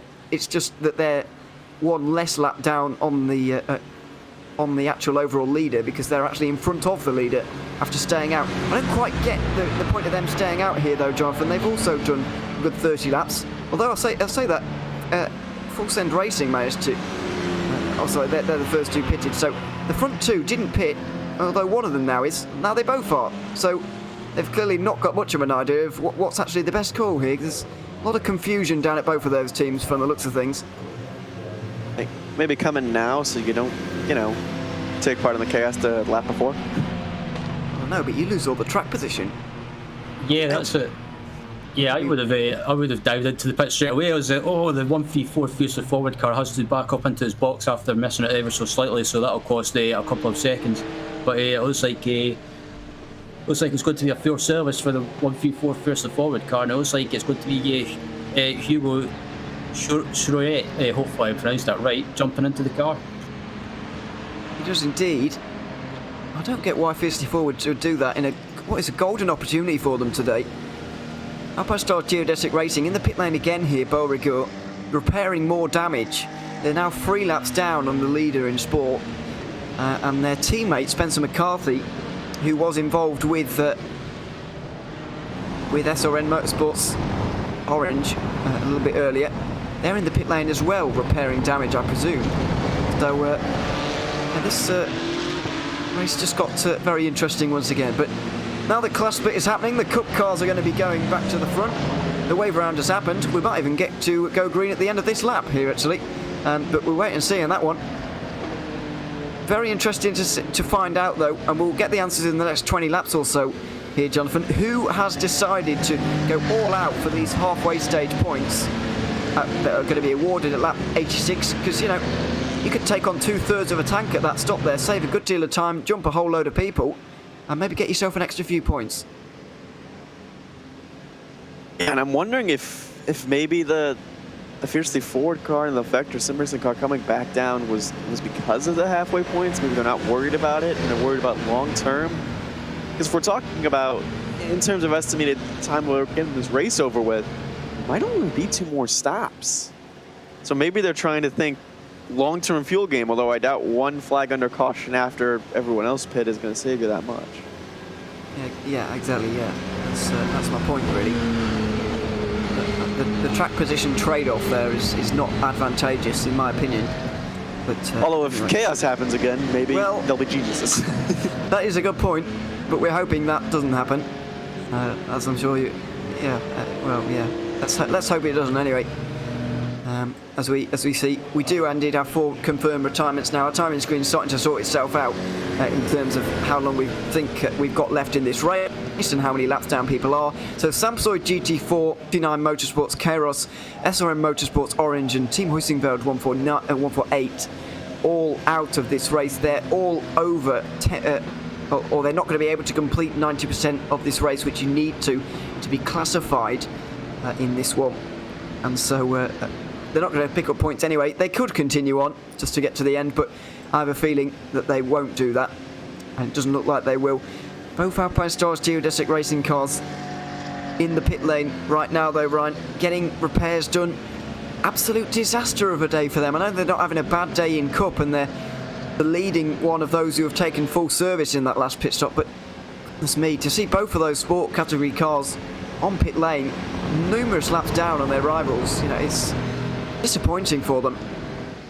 Yeah, it's really frustrating for them, and I think they're probably thinking that this race could have been one of those races where they got a decent result, and but that's just the way it goes sometimes. But as it looks like most of the pack is all bunched up together now. But I think I was just watching as well during that safety car as well, the 137 or 138 huge ass car rather came into the pits just for a top up of fuel and then came back at the pits, so maybe they're thinking outside the box and just wanting to try and avoid the mayhem, or the possible mayhem, sorry.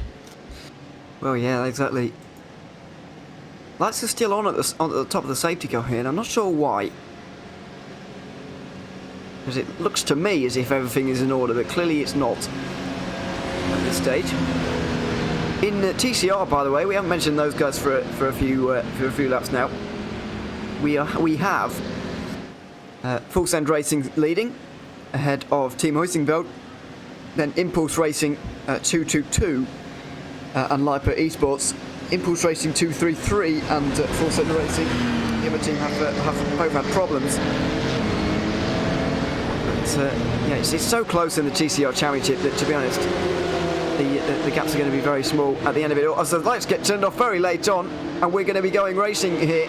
So let's see how this restart goes. It's going to be Vulcan Sim Racing starting this one out instead. Brandon Blakesley leads us to green after 69 laps in this race. Just over 100 to go at Road Atlanta in the 700 kilometres of Road Atlanta. The 4th round of the IVRA ClubSport Series for 2021 and 22. It's a good start from Vulcan Sim Racing, but they're going to be under immediate pressure here, Jonathan. Everybody behind has taken on full service. I'm not even convinced that car took on tyres. I don't know what service they did under pit road, but they're going to be wishing they took a bit more, maybe, because the Volante Sim Racing machine has been quick, and there goes the 99. That was the car being driven by Carter Kundinger. Now it's Dominic Durnenberg who's driving that car, and he's gone off for a spin. We'll see how that happened in a few moments' time, but Volante Racing applying the pressure and applying a lot of physical pressure there, actually getting into the back of the Vulcan Sim Racing car, and surely all of these guys are going to be coming straight through on Blandon Blakesley now. He's going to get his ears boxed here. Volante Racing side by side trying to take this lead away. They do take the lead. They all switch across the road. Alpine Stars Geodesic trying to take the lead of this race away now as well. Down the inside into the chicane, it's 2 by 2, and here we go to inside line for the 62, and all of a sudden they lead after only one lap of a restart here, Ryan. Yeah, absolutely. I think Vulcan Sim Racing are pretty much they were on the back foot because they're on older tyres, and everyone else took fresh tyres. So yeah, I think they should have took fresh tyres as well, but it's one of those hindsight decisions that it was made. But Volante Racing up into second, Geodesic up into the lead now, and they Impulse Racing up into third place, and they pretty much a big pack of cars as well. Four-car battle for the lead, and not too far behind as well is that 69 Vulcan Sim Racing car. But look at the replay of the 99 car, and he's a very, very lucky boy not to get clipped. He certainly is. I think that might be the sport class leader. The Full Send Racing car that had to go across the grass, excuse me. Durnenberg just lost it on his own.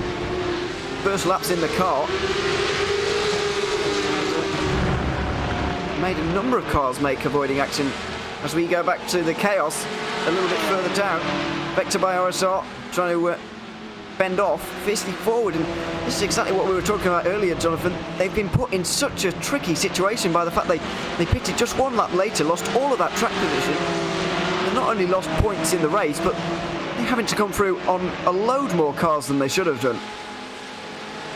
I mean, the good news for them, they're not too far behind UGAS and Chipsky Racing, at least for the time being. So maybe before lap 81 or 86, I can do math, they can pick them off and get third place points. Yeah, it's a bit difficult because those ones, we don't do half, as in point decimal places, thankfully. We round upwards, I think it is, when you get a thing like that at the halfway point, so it's a bit difficult to do the maths on that, but anyway.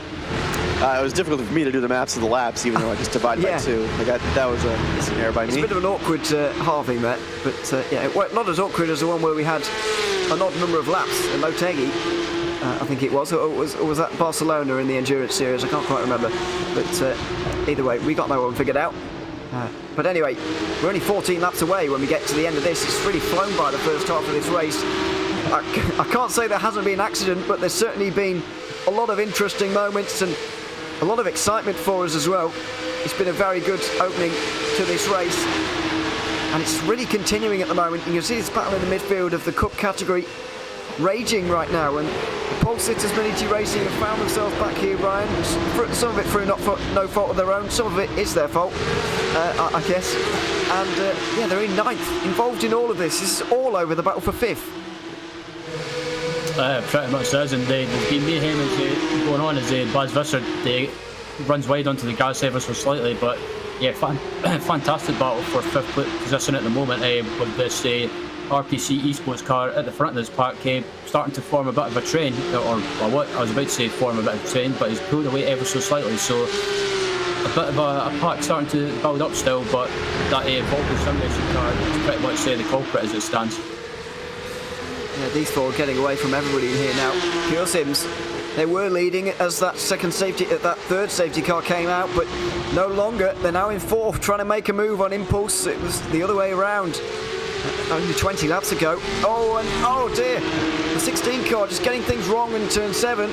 Caden Bin, who's not long into that car here, Jonathan, trying to get used to it all. And it's probably the worst corner in the circuit to actually get wrong.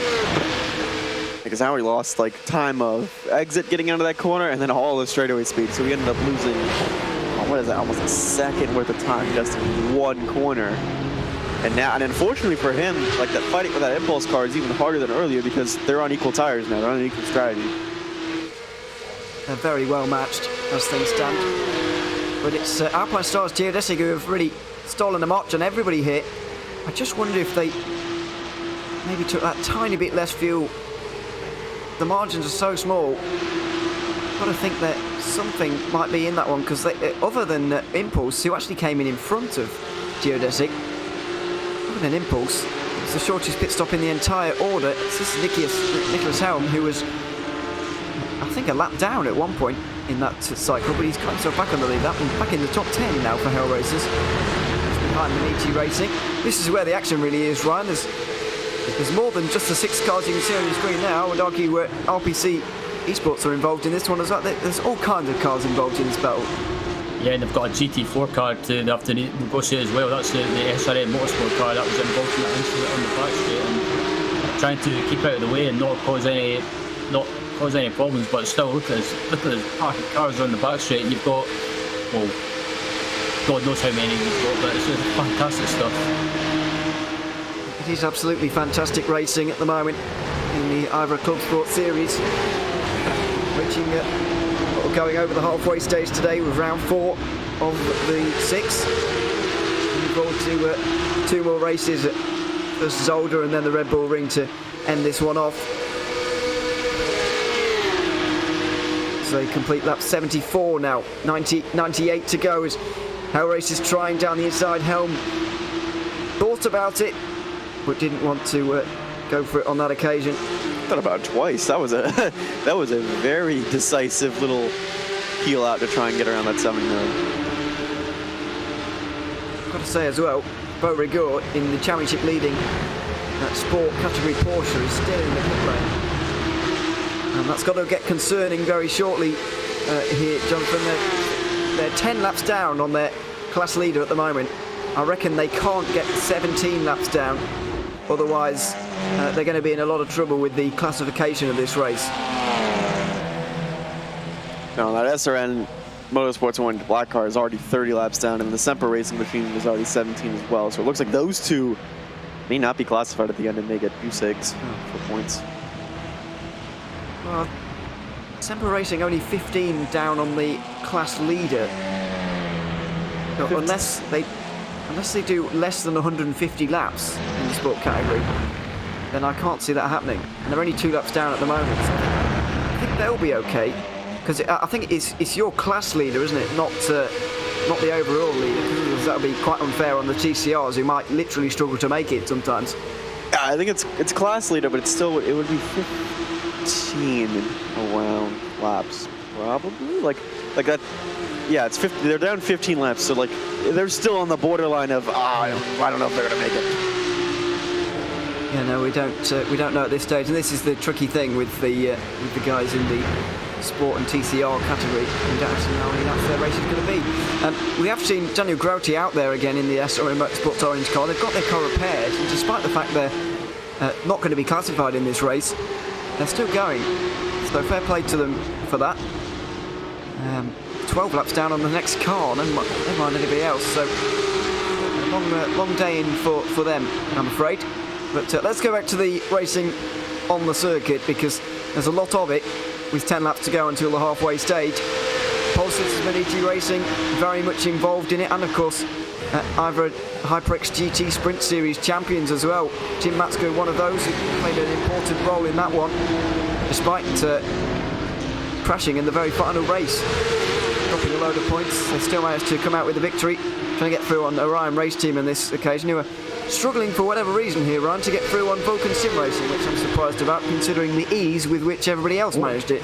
Well, it looks like they were about to have a move made in the background there. Hell Race was trying to, or thinking about a move on one of the Manichi racing cars, but decides to back out of it. Yeah, I have to agree, the Orion Racing Team seems to be struggling a little bit to get by the Vulcan Sim Racing car. Surprisingly, or considering that the Vulcan Sim Racing is on old tyres and the Orion Racing Team are on fresher tyres, maybe Antonio Mays can't get the run on corner exit, or just can't get close enough to try and get a run. But I think maybe just deciding to back off a little bit and look after the car, and just maybe start pushing more as you get towards the end of the stint. Looking at the Orion Race Team, the 44 car at the moment, and Jonathan, you think you've spotted some damage to the right rear of that car, but I can't remember any incident where they would have actually picked some up. I thought they were involved earlier when someone spun out on their own. at the start of the race. Like someone got in the edge of him and then went off. So I thought there was damage at the right rear at some point. I remember that 44 car getting some damage somewhere. I just don't remember exactly from where. Well, a lot has happened, and I can't spot any at the moment. But it's a little bit hard to see. It could be suspension too, because if it hit that right rear tire in a good way, like these Porsches can be a little sensitive in that area. Yes. Yeah, we've seen that a couple of times already. But thankfully only one of these cars actually out of the race, in this category at least. We've got a couple more in the GT4s, but yeah, it looks like running all fine at the moment. For now, the 78 Maniti car is the latest to get through. Rudy Notvo has got through on Brandon Blakesley, who's really the cork in the bottle here. Although Antoine Meist is finding this difficult in the 44. He's got Bas Visser behind him, then Nicholas Helm and Danny Grieser, who we've seen making some moves a little bit earlier on in this race. Needs to make some more hit on Hell Racers and Nicholas Helm, but not able to for now. Maybe this is the opportunity here for Orion Race Team and Antoine Meist to get his way through. Blakesley is going to have a hard time defending this one into the chicane. Inside line for the 44. It's going to turn to the outside, but it might be enough anyway. Here he goes. And Blakesley gives him the room. He didn't squeeze him very much at all. Oh, well, say that. Orion Race Team getting into contact with Vulcan, and they're off the road at the chicane. It looked like they tried to turn across for the normal line at chicane when they weren't actually clear there, Ryan, from that first viewing, but they've lost an awful lot of positions because of that. Yeah, they have. It was just something like that was always going to happen, and unfortunately, Orion Racing Team came off the worst out of it, and they lost a few positions, but managed to keep going. But look at the replay now; it looks like Orion tried to make a move on the Vulcan sim racing car into the chicane, and it looks like Orion are up the inside. They're just about ahead, and then. Yeah, I think they might have just cut across the Vulcan sim racing car ever so slightly, and they just got a slight bit of contact and a slight nudge, but nothing major, and they're managing to keep going. But back in the sport class, the battle for third place is going on between the 1-3, basically one of the huge ass cars, 6G Racing and Victor Barret and RSR, a 3-car battle for the final podium position at the moment, as it looks like. Well, it looks like there's going to be a change of position, but huge ass hold on for the moment. Yeah, there's very, very little contact there. But had dramatic consequences in the end. But yeah, got McLaren in the top 3 in the sport category. We wouldn't have expected that early on, but we've got some big names out of this race, and we might be about to add the 162 championship leading Alpine Stars geodesic racing car to that, as we've got a car off. It's Impulse Racing from second.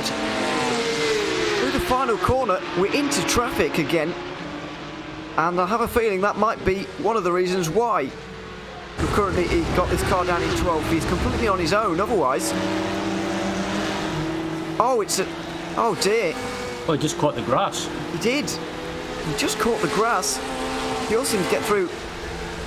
I think they were in third position actually. I said second, the Impulse were in third, but and through a flat-out corner there, Jonathan, you don't expect to see somebody just spinning out through there. That's a really lack of concentration from him, really. Yeah, especially, clipping the grass. I think that's one of the first lessons you learn when you run this track, is if you go too wide in turn 12, your day is done. So the fact that, fortunately, that car was able to stay out of the wall is good, but unfortunately, those tires are going to be overcooked, and now they're going to be, well, fighting the good fight from 12th. Going to have to get their way back through the field again. It just cost them a lot of points as well at the halfway stage. Impulse come into today only 6th, I suppose, but they did win at Mid-Ohio, so it just showed they have the pace to compete. So do these guys. The McLaren, the 139 car, currently 3rd in this race and the championship, with Giovanni Romano driving that car. Blakesley in trouble again here, I'm afraid. Danny Grusser gets through. He's down to 9th now. Is Blakesley. I respect the strategy call though. That was a bold one from them, and it didn't work out. However, but they had nothing to lose from it. Well, you say it didn't work out, but I can't remember where they were before, so they might actually be higher up than they were before. They were 13th before, so it actually worked out a little bit. if you look at it like that, it definitely has worked out. Although I'm not entirely sure how much further after the halfway stage they're going to be able to go here, because they only did a 24-second stop, and to me that is not quite a tank of fuel, not a full one anyway. And they can Flintstone it back to pit road if they want to. Oh yeah, exactly. Oh, yeah, exactly. I'm just wondering what it's going to do to their race a little bit later on. Whether they're going to have to make an extra splash. But I find it hard to believe that the safety car we just saw is going to be the last. So opportunities will arise for them a little bit later. But for now, it's working out fairly nicely. Ninth position for them. And another team it's worked out very nicely for this recent pit stop cycle is Volante Racing. Slightly shorter pit stop. I think they didn't take tyres, but they're holding on to second at the moment, Ryan. Yeah, doing a great job, and Robin Noborg still in that car as well. He's been in that car for quite some time, so I would expect this team to make a driver change at the pit stop, or the next pit stop, and the driver that will take over from Robin, most likely, I'm checking the session entries now, will be Vince Peters, and Vince Peters is a name I recognise very well in Irish. He's very quick with this car, and don't be surprised if when he takes over if you see some rapid lap times from him, and just him being on the pace straight away. Yeah, you do have to be on it straight away, especially in a situation like this. You might be in traffic straight away, so you have to be very aware. This is the closest battle up towards the front, by the way. I know it says under a second for the race lead, but nothing's really happening there. It's all in this 4-car battle, with the 79 car leading it. And Bas Visser doesn't seem to be quite as quick as we see from Tim Matska a little bit earlier on in this race. And he's now under pressure from the Hell Racers Tershine car. Almost going down the inside into the final corner there, but not quite doing it for the moment.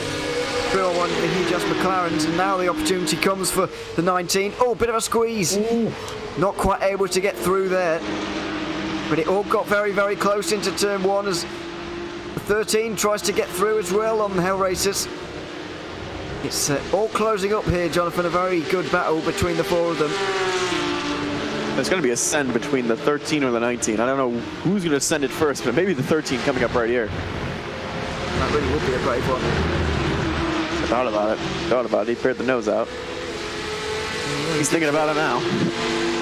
He did think about it, but he's decided obviously not to. It's probably for the better for everybody, really. A much better opportunity is going to appear in a few moments' time at the chicane, but has he got the exit that he needed? He's going to have the slipstream, although Helmy's going to have somewhat of a slipstream as well, as Blakely's trying to make sure that doesn't happen. But for the Orion Race team just behind him. But look at the straight line speed of that 19 car there. It's very good in a straight line, despite the slipstream there, right? The 13 didn't get anywhere. Yeah, it looks like the 19 car might have trimmed out slightly, trimmed out that wing slightly for a straight line speed on that back straight. So Danny Giza not able to try and get close enough to make a move into the chicane, but in front of these guys as well, the 79 Maniti Racing car of Bas Visser has been a bit. I've just been watching him. He's on board. He's been a bit erratic at times as well, and heading onto the back straight, he ended up going wide a little bit and catching some of the grass on the exit.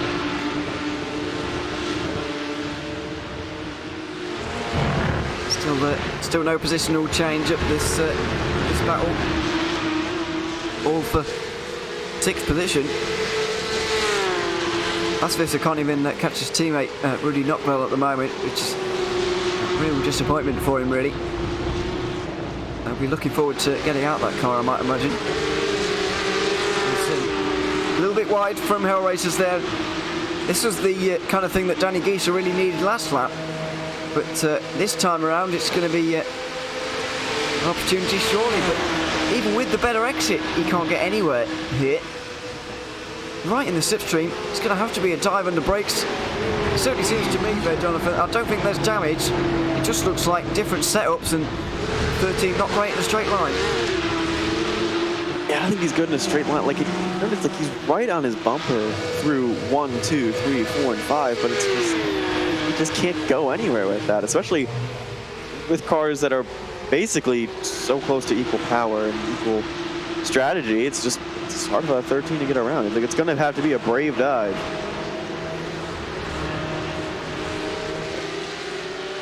Well, good run through the middle sector there for Gieser. He seems nowhere to go with it, though. Exactly. He's so strong through this point, but you mentioned it a couple of laps ago. He thought about the move into that left-hander at the end of the S's, turn 5, you know, and he is kind of, even though it's a little bit of a risky manoeuvre at the best of times, you know, that's where his car is strongest. He's so good through the S's, but nowhere to go with it. And then when his car's not so good, or when the opportunities do arise, you know, he's not quite got the car for it. So he's in a very frustrating situation. I think that's why we saw him be so aggressive earlier in making up those plays. That he knows he has to be aggressive going into turn 1 and going into the chicane in order to make a move, because that's how he has to have his opportunities. We've seen him have a 2 to 3 car length gap that the Hell Racers pull up, but then at the end of the chicane, like that, everyone's car is just so good through there, it closes up that gap again. Putting 2 and 2 together, that would make sense now. As we see coming through the final corner once again, very strong. Is there going to be a move into turn 1 with traffic around? There is not. That's fiercely forward trying to get through on Hugh Justin. They've been helped there by the traffic up the inside into 6th position through the S's, and fiercely forward do indeed get that place, looking to capitalise on a very poor day for the 162. Beauregard is now not going to be classified in this race. There's going to be no points next to his name, and with only 4 points of a championship lead coming in here, they're going to lose this championship lead very, very quickly indeed. It's also a good opportunity for this car as well, the Hugh Just McLaren, to gain points. They're 3rd, but a whopping 117 points back, so they could do with every single point they can get here today, Ryan. They absolutely could, and I think this 134 Fields of Forward car will probably be happy that some of their championship rivals have had issues today, because they've not really been up at the front when it comes to pace. They've been kind of just in the mid pack, but slowly getting back through the field again, and they got by that 138 huge ass car, and I think he probably was hoping for finish the race and try and be close to the podium, or even finish on the podium to try and get as many points as possible. But like you mentioned, the halfway points as well is another thing they've got to think about. So even if we don't finish well, we've still got the halfway points, and that would definitely help them for sure. And it's just been completed now, the halfway stage. Their Alpine Stars Geodesic in the Cup category extend their championship lead to 32 points on the road. And the Sport category championship lead changes as Alpine Stars Geodesic Racing are out. Fiercely Forward gain themselves 30 points, and so take a 26-point championship lead. And Impulse Racing have probably lost their championship lead as well, to be fair. They have indeed. Well, I'll say that, they are still in the race with Chris T. Shorter. They will lost 17, so they've lost half of their lead in TCR. So all of these championships still very, very close, but I'm concerned about what the Sport one is going to look like after this race here, Jonathan. Already a 26-point championship lead for those guys at Fiercely Forward. They could easily have a 3-figure lead by the time they leave Road Atlanta tonight. I could easily have a 3-figure lead, but remember that 134 has not been quick. It's still kind of bogged down in 6th place, and thankfully they've had a bunch of their rivals and other cars that had issues. To give them that 6th place, remember, they only qualified 8th. That's a good point. If anything, the balls are going to be huge ass and SRN Motorsports court here, because they're sitting, you know, 2nd and 3rd with a chance to make up a huge amount of points. Yeah, absolutely. I don't think that I suppose that the Full Send Racing guys who are leading at the moment are not a million miles away. With the amount of points remaining, I guess they can sort of make an impression, but still not really. It is going to be the day for SRN and Hugh Just to really make strides forward, and I've been waiting for Hugh Just to really start and get themselves into this season, since they were runners-up in the Cup Championship last season and won the Sport category. Putting all their eggs in the Sport category basket this time, but they've gone absolutely nowhere with it to start with. They weren't very good at Motegi, but they've been picking up the points steadily. A 3rd place finish for the 139 last time around. Got into 3rd in the championship. and yeah, it's the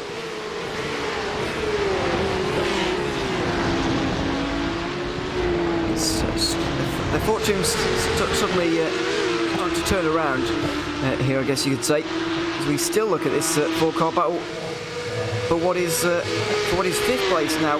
Here, Ryan Basvisser has got in front of Rudy Knopfler at the very least, but not really getting up towards the front of the field like you'd expect from them, and like we've seen from them even in qualifying for this race.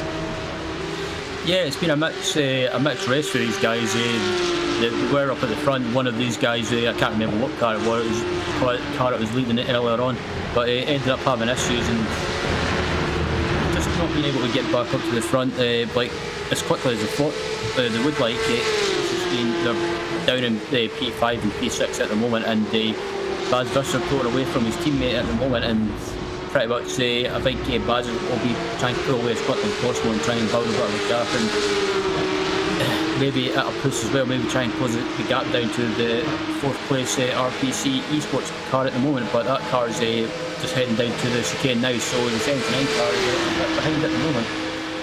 Look at how close Gieser is right now, but he's not gaining any time on Hellraiser's Tershine. That shows the lack of straight line speed in this car, so hurting him. He can't make any moves, and maybe now into the final corner it would be a brave one, and he's getting desperate. He's going to have to go for it. Although a swing around the outside for Helm is going to be enough for now.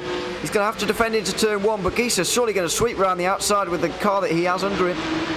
Decides not to, goes for the over and under, and he does it beautifully. Into the S's he goes, up another position he goes, but look at the traffic up in front here.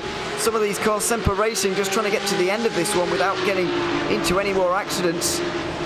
Fully into the traffic here now is that kind of stage in the race after another restart. All of the cars are kind of everywhere. A 3 wide coming off the corner.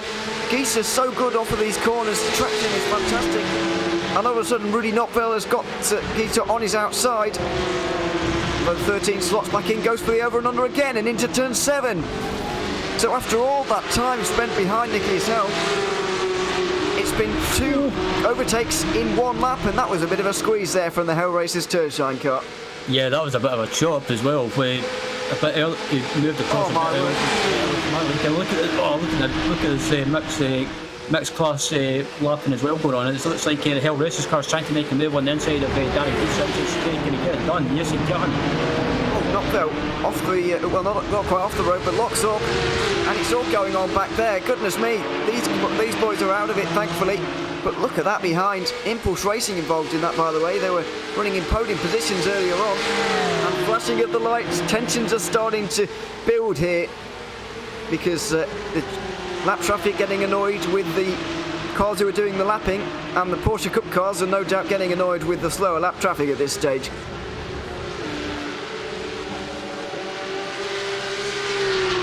Everybody just getting annoyed with everybody else here, basically. Yeah, pretty much. And still this battle for P5, not P5, but P6 and P7 between these two guys are still going on at the moment. Danny Gieser, I think, will be getting really frustrated now because he knows he can get by and maybe pull away from the Hell Racers car, but I think it's just that Hell Racers car, like we mentioned before, is slightly trimmed out. Well, yeah, I've certainly found the 13 struggling to get anywhere in a straight line, because look at the exit he got off that corner, but he sat right behind the 19, basically pushing him, not able to go out of that though, because he'll hit a brick wall of air and not be able to make his move. He seemingly backed off into the chicane that time, looking for a better run through and a move into the final turn, which is how he did it the first time, or maybe the outside line this time around. This is a new one. He's going for the switchback and maybe a move into turn 1, but he hasn't compromised Helm nearly as much as he needed to make that one work. Now he's going for the old over and under again. He tried this last time and it worked out. It's not worked out quite this time, as further back, Maniti Racing getting overtaken here once again by Impulse Racing, who've just got up in front into 9th place. The Ryan Race team are next on the list in 8th, but yeah, once again here, Jonathan, it's an interesting part of the race. The most battles going on in this particular point, and Gieser having a hard time with things. just not able to, he's just not able to stick close to him, like into the sections that it matters the most. And now they're going to catch a heap of lap traffic here, and maybe that not even help them. That might even make it worse. Looks like it might well have done, actually. Looks like, though, for Impulse Racing and Alexander Hepbank that things are getting better. He's slowly climbing his way back inside the top 10 recently, and now even further than that, showing that that car does still have a good deal of pace despite the problems. Oh, my word. 3 wide coming out of turn 7 here. He just cost Suzuki Racing and Vector by RSR. But look at that McLaren. Very fast in a straight line. Very difficult to overtake, as those 2 Porsches are finding out now. Vector by RSR on the outside line. Suzuki Racing should hold on to that position. But yeah, we've found an advantage of taking in that McLaren. It doesn't seem slow here, Ryan, but the way it is in a straight line is very impressive, and just held off 2 cars there. They were 3 wide off the corner, but there was no competition into the chicane. Yeah, absolutely. That McLaren in a straight line is absolutely quick, and credit to the 139 car from Hughes. That's been doing a great job of defending that position for several laps now, and they just pulled away ever so slightly while that Suzuki Racing and the Vector by RSR car battle in 4th place. More battling. A bit further down, Hepbank trying to get through. Oh, excuse me, this is Pure Sims and Volante. Hayden Bin and Robin Norberg fighting it out. Pure Sims finally able to get through on Volante Racing, who definitely didn't take tyres last time. Well, I don't want to say definitely, but I'm suspecting didn't take tyres. And we can't be too far away from pit stops again as we're getting towards that 30 lap point.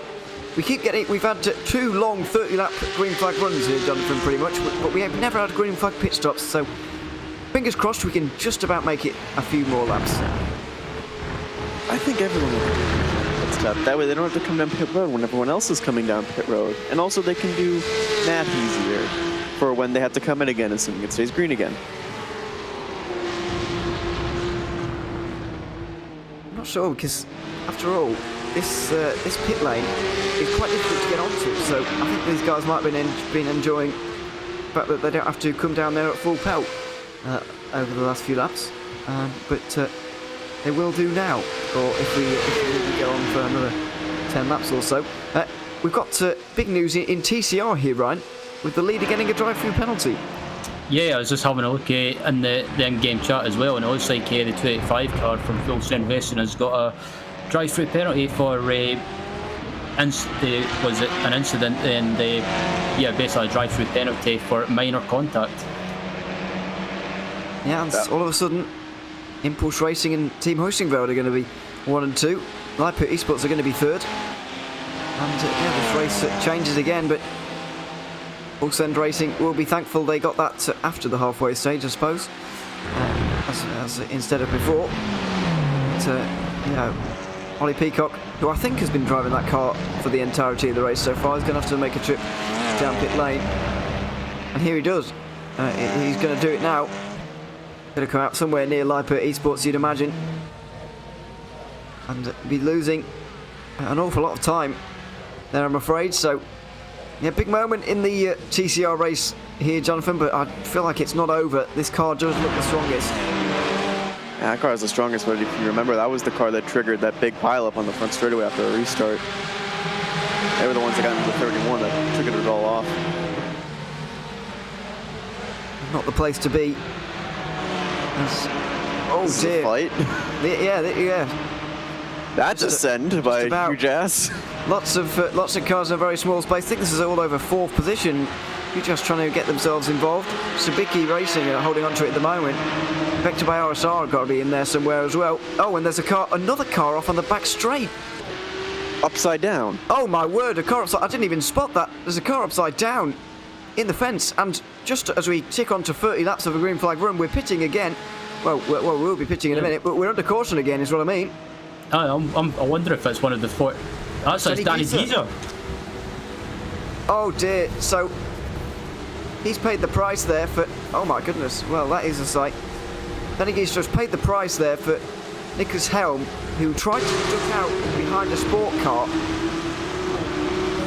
when it wasn't clear, basically, there, Ryan. And unfortunately, although Helm didn't get hit miraculously, he did lose a bit of time himself. He's not lost as much time as Giesler there, so I have a feeling he might be in a bit of trouble for that. Yeah, I think that Hill racing car got a penalty on the way, and it looks like Nicholas Helm, like you say, tried to pull out from behind the GT4 car, but I think, I don't know who you could blame for that. I think it's just maybe a racing incident, but Nicholas Helm just moved over there so slightly, caught the front of Danny Giesler's car, and unfortunately Nicholas got sideways as well, and amazingly did not get collected by any oncoming cars. I bet that he probably had his heart in his mouth there. Yeah, he definitely did. I think it's kind of a continuation, really, Jonathan, on what we saw a little bit early on that saw SRN Motorsports out of this race. Yeah, just a move down the straightaway that just a little bit misjudged, I think. Maybe he thought he was clear, maybe he thought he had a bit more space. I mean, it did look like he was kind of in a blind spot at that moment for Danny Giesler. First off, he's got to be dizzy. And second off, that might his Works car may be done for the day, because I don't know how much damage you get from physics-defying feats. Yes, I'm not sure, but that certainly looks like that might be the end of the road for him and that team. It has literally just been him so far, the near 100 laps that we've had. But now this makes a very interesting conundrum here, because we're still not sure how far these guys can go on fuel. So can this be done on one more stop after this? We're going to go back green with about 70 to go. The question remains, Ryan, can they do 2 35-lap stints if this goes green to the end of the race? Is this race even going to go green to the end? That's another big question, I guess. Yeah, quite the first part of the question, I think, I don't know, I think if they're still under the safety car when they get round to about maybe lap 97 to lap 100, I think they might just be able to make it on one more stop. But I think on the other hand, it might require a bit of a fuel saving, lifting and coasting, and maybe another safety car to get to the finish and just one more stop. But let's wait and see. But it might be doable, but it'll be mega close. Where the pits might well be open this time around. Let's see if they are. I think everybody's back to where they should be. And it's going to be another situation here, Jonathan. You talked about it a little bit earlier on. People are going to be looking forward to pitting not with everybody else all in one go. I'm afraid it's still not happened for them, so you're going to have to do it all over again.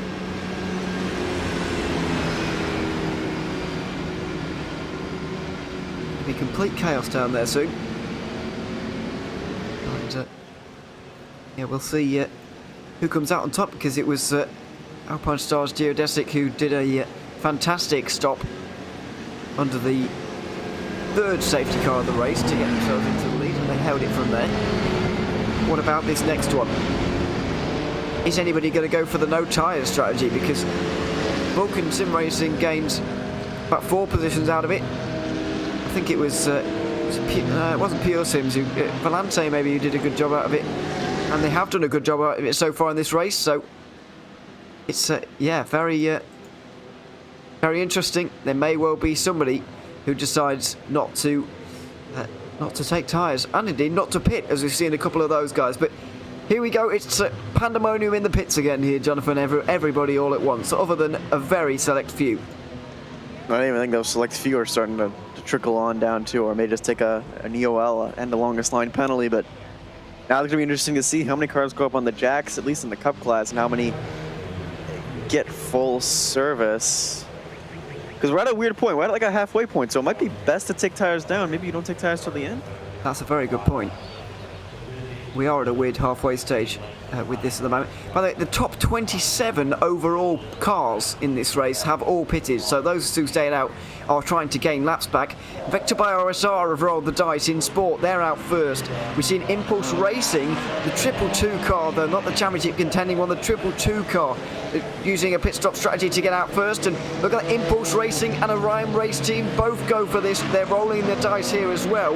But look at how many cars are going through. Goodness me. Darting out now. Volante quite possibly. Geodesic definitely got jumped by a couple of people there. Volante Racing, Vince Peters now in that car, a few seconds quicker in that pit stop to get through. But Impulse and Orion here, Ryan have not taken tyres in this one. Yeah, it's an interesting call that, considering Vulcan Sim Racing tried it and they had a bit of a first lap after the restart, but I think Impulse will probably should be fine because they've had experience of doing this strategy call before. I think being on older tyres and just taking fuel only, they should be fine. But I think the teams on the fresher rubber will be the ones in the box seat. Absolutely. 13 car, I don't think will be returning by the looks of things. Although Florian Tensler's got into the car at least to have a look for the moment. But whether it will go any further from its pit box is another issue. Yeah, at least for most crashes, you can tell like how much damage you have. For that, I don't know. Oh, well, it's back in pit. There it is. There's the car. It looks like, oh yeah, they're indeed exiting the pit lane as well. Just in front of the, so it's going to be 2 laps down, just in front of these guys. Not out of this one completely. Certainly going to be picking up points today. But I think those couple of cars in front of the overall race leader are going to be waved around at the moment because they're caught between the leader and the safety car. But we've just got to wait for everything to sort itself out really, and the pit stops, the safety car procedure to happen. We've been talking a lot about strategic calls in Cup here, Jonathan, but there's been one in sport by the looks of things. Vector by RSR with a good 15 to 18 seconds shorter pit stop than everybody else in that category. Well, they were one of the ones that came back down on the previous caution to top off beforehand. And by the looks of it, they probably did not take tires either. So it seems like it's been a strategy call that works out in their favor. And they don't really have to lose much track position either to the safety car procedure. Because I think all that's going to happen is Impulse is going to overtake them and the TCR leader, and they're going to be right behind the overall leader on this restart. It's quite possible. But for the moment, no wave bars or anything are happening just yet. Got to wait a little while. And he's also got like 2 or 3 seconds in between them and Full Sun Racing, so it's a little bit of a nice gap. Don't know where everyone else has gone there. Not some of them, they are falling back now. And the Cup cars are coming back towards the front, so I'd be surprised. Although, sorry, I think I misidentified the 2 cars that were in front of the leader there, actually. I think that was Vector by RSR, Tim Lowendick in front, and Christopher Ems of Impulse as well. They may have been in front of the Impulse Racing overall leader there, and not lap cars like I thought they were.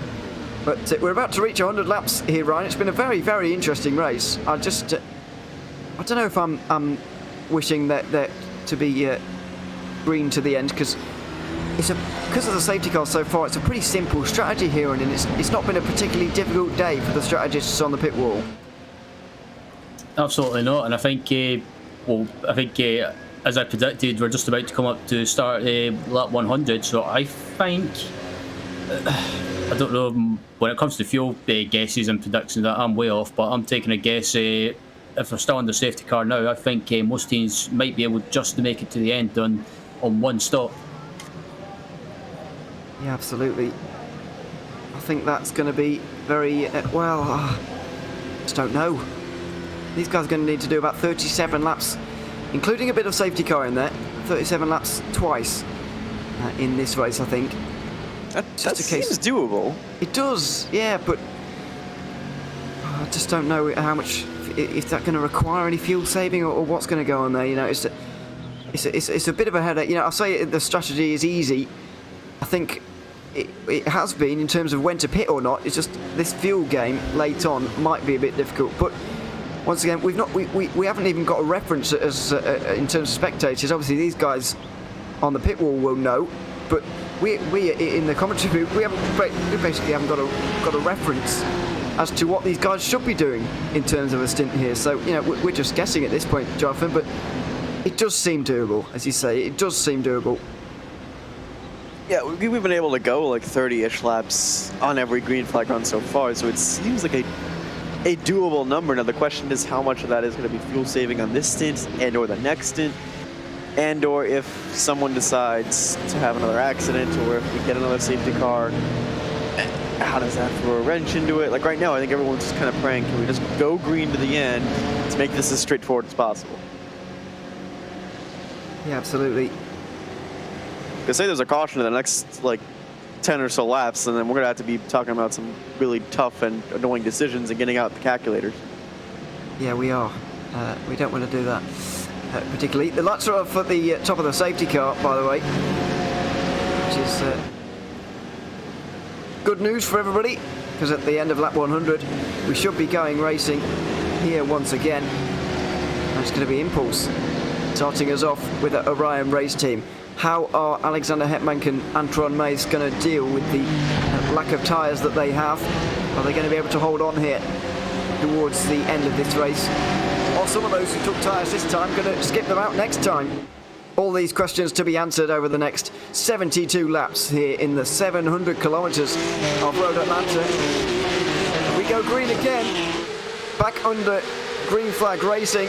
It's a good start for Impulse, getting away to a couple of car length lead here now with Orion Race Team second. Then it's Volante in third after a slightly shorter stop. Alpine Stars Geodesic fourth, ahead of Pure Sims Esports in fifth. Another clean single file restart. The first one was completely manic, Ryan. Since then, it's been okay. Yeah, it's been since then it's been relatively clean, and I think the Impulse racing car and the Pascal Costa, as it was at the time, I think it was he might have just been given a private warning from race control, just telling him not to do the whole bunching up thing again. Yeah, absolutely. It was the 15, as you mentioned, who was actually leader of this race at the time. Oh dear, it's a bit of a mess in the midfield of the sport category. Vector by RSR have been able to skip out, passing a couple of TCR cars, which have really balked up the rest of the field. It's given them a 2-second lead here, which is very helpful. And it's all a bit chaotic, a little bit further down, but Bull Send Racing, for the first time today really, Jonathan, they're going to be challenged now, because Vector by RSR, or somebody that's not them, are actually leading the race for once. Yeah, it's going to be a different kind of challenge. That Vector by RSR car isn't slow at all either. It's a quick car, so Bull Send Racing is going to have to try and battle back forth through this restart, and as the field tries to sort itself out, whatever sorting itself out means in this gaggle of cars, it's going to be interesting to see if they can get close to Vector by RSR and make a move with the fresh tires. Absolutely. Did you hear contact a minute ago there? I'm not quite sure why. There was smoke somewhere. Yeah, what was going on there? There might be contact here in a second if someone isn't careful. Yep, there was. There was a little bit. There was something there. Yeah, it was close. It was very, very close. But there we are, through everybody. They're trying to pass this Impulse TCR, but struggling to do so. This is the leader in that category. Huge ass Porsche and fiercely forward GT4 also trying to get through here. I think they're 5th and 6th in the order as things stand. They are indeed. And yeah, it's proving to be quite difficult. As we mentioned earlier on here, Jonathan, the gaps between these two cars in terms of speed difference is not massive. And on a really compacted restart like this, it can become difficult for a few, as it has done here. And it's presented opportunities for others, as it's doing here once again. Yeah, huge ass is able to move a couple cars into different positions now. It's not just the McLaren towards the front. Porsche up there. That's been good for them, and then Huyskenveld is kind of happy that the T22 is struggling in all this traffic as they're getting drawn back into that fight for first. Yeah, let's see. Through turn one again. suppose it's going to be risky if he thinks about it going 2x2 through the S's. Yes. Well, down the hill again. Just half a second the lead for the TCR leaders of Impulse Racing, and they're absolutely together. Well, not absolutely, but very close together. Through they run, and they're going to be split up again, unfortunately, by another sport category car. I think that's the SRN Motorsports car, the final running vehicle in this race, 31st overall, and all those laps down as we've got battles going on further down. Orion race team were always going to be put under pressure here, and they are finally being done here. 3 laps into this run, overtaken by Volante already. Geodesic exercising a little bit of caution there, Ryan, to get through. A little bit of patience from Graham Sanders, which is good to see. But Orion didn't last very long in second position, and I have a feeling the positions are going to snowball from here. Yeah, they absolutely are, and Vince Peters didn't waste any time on trying to make a move. Just wanted to try and get by as quickly as possible and maybe try and close that gap down to the 15 Impulse Racing car in front of him. But that Orion Racing team, like we saw before, struggled in the previous stint, maybe just not feeling comfortable and just not as quick as some of these front-running teams up at the front, but still they're doing well, still in third place. But that Alpine's Geodesic car, it's just a matter of time before they get by, I think. And Graham Saunders has got a great run onto the back straight, but don't count out teams like the 79 Unique Racing car or Pure Sense ClubSport either. See, running down the hill again to the chicane. Not able to outbreak himself. Oh, very wide there.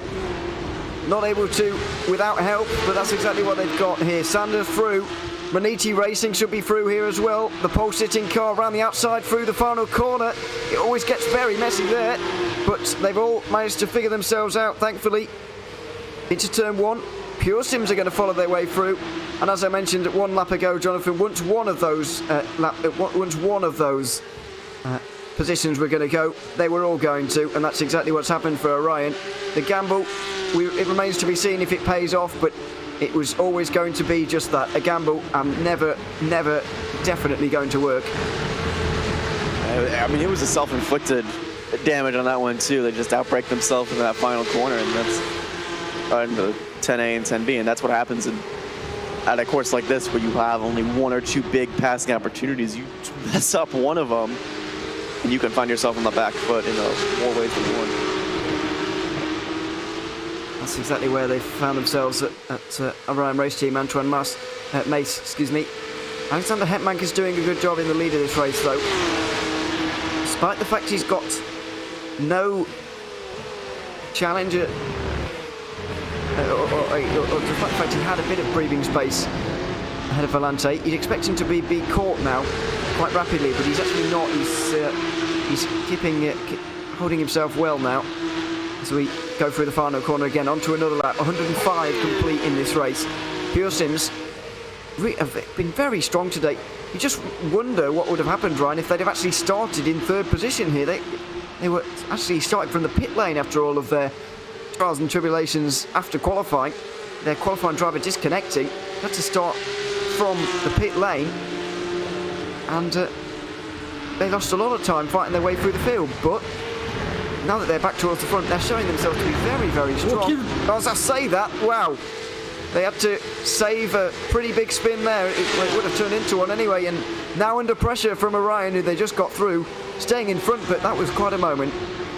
Oh, it was quite a moment indeed, and Caden Bin, I was about to say as well, he was probably feeling really frustrated after his connection issues, and probably feels kind of bad in a way, but I guess it's just one of those things you've just got to get on with it and try and do the best you can. But Caden Bin almost lost it on the exit of the S's there, and takes me back to my previous point during the race earlier. If you run slightly wide and catch that bump on the exit, it can unsettle the car, and Caden Bin almost had a moment there and possibly might have spun the car, but great car control to hold it as we ride on board with him at the moment, and catches that curb, and it's actually the inside curb. It made him lose the car ever so slightly. Yeah, absolutely. Wow, that could have been a lot worse. That really could have been a lot worse for him there, but it's all worked out in the end. This is all a big battle, by the way. This is starting to form into a train for third place. Alpine Stars Geodesic Racing at the head of it, although they're not quite as tightly packed in as we've seen some other trains a little bit earlier on in today. It's still very close up towards the front of this field, unlike what we see in sport at the moment. A 3.7 second lead for Vector by RSR, despite the lack of tyres for them. Here they are, with some lapped cars right behind them, I think that is. These are the chasers. Full Send Racing, SRN Motorsports and Hugh Just trying to get on terms with the Vector by RSR team. What a great strategy call it's been from them, Jonathan. It's completely turned their fortunes around. Turn their fortunes around, and now they have an opportunity. At least they're presented with a big opportunity. They're the highest placed car in the points positions right now. Sitting on the podium, Ulsan Racing can pick up some good points here with the struggles to Alpine Stars Geodesic and Fiercely Forward. Like, this is a great turnaround for SRN Motorsports. I can't say so much for the other car that's currently 20 some odd laps down, but at least the other car's doing well. At least this car's doing good. Yeah, absolutely. Lap 108 of 172 right now. Cup battles continuing on, as do the ones in Cup and indeed TCR as well. Battle for second in TCR is probably the closest, but none of them are really imminently changing, I wouldn't have said. They're staying apart just for the moment. There's still a long way to go in this race, and a big battle for the lead surely to come as well. Just 3 tenths to a quarter of a second now between Impulse and Volante, but showed a little bit of a mistake, Brian. We said it a little bit earlier. Through turn 7, you don't want to make a mistake through there. You feel the effects all the way down this long back straight.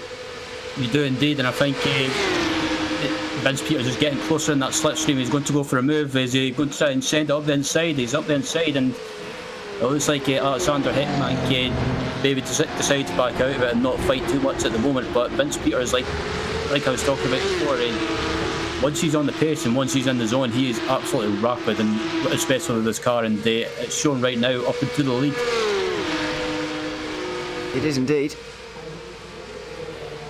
So very deserved lead for Volante Racing. I'm just a little bit concerned here about their fuel load, because they did a 2 second shorter stop than everybody else to jump ahead here, Jonathan. I'm not sure if they've taken on less fuel. Are they going to be able to make it here, or is that a show of confidence as to say, we're definitely making this, you know, we can even afford to short fill for track positions? I didn't think we'd quite be getting into that situation, but that may be what's happened here.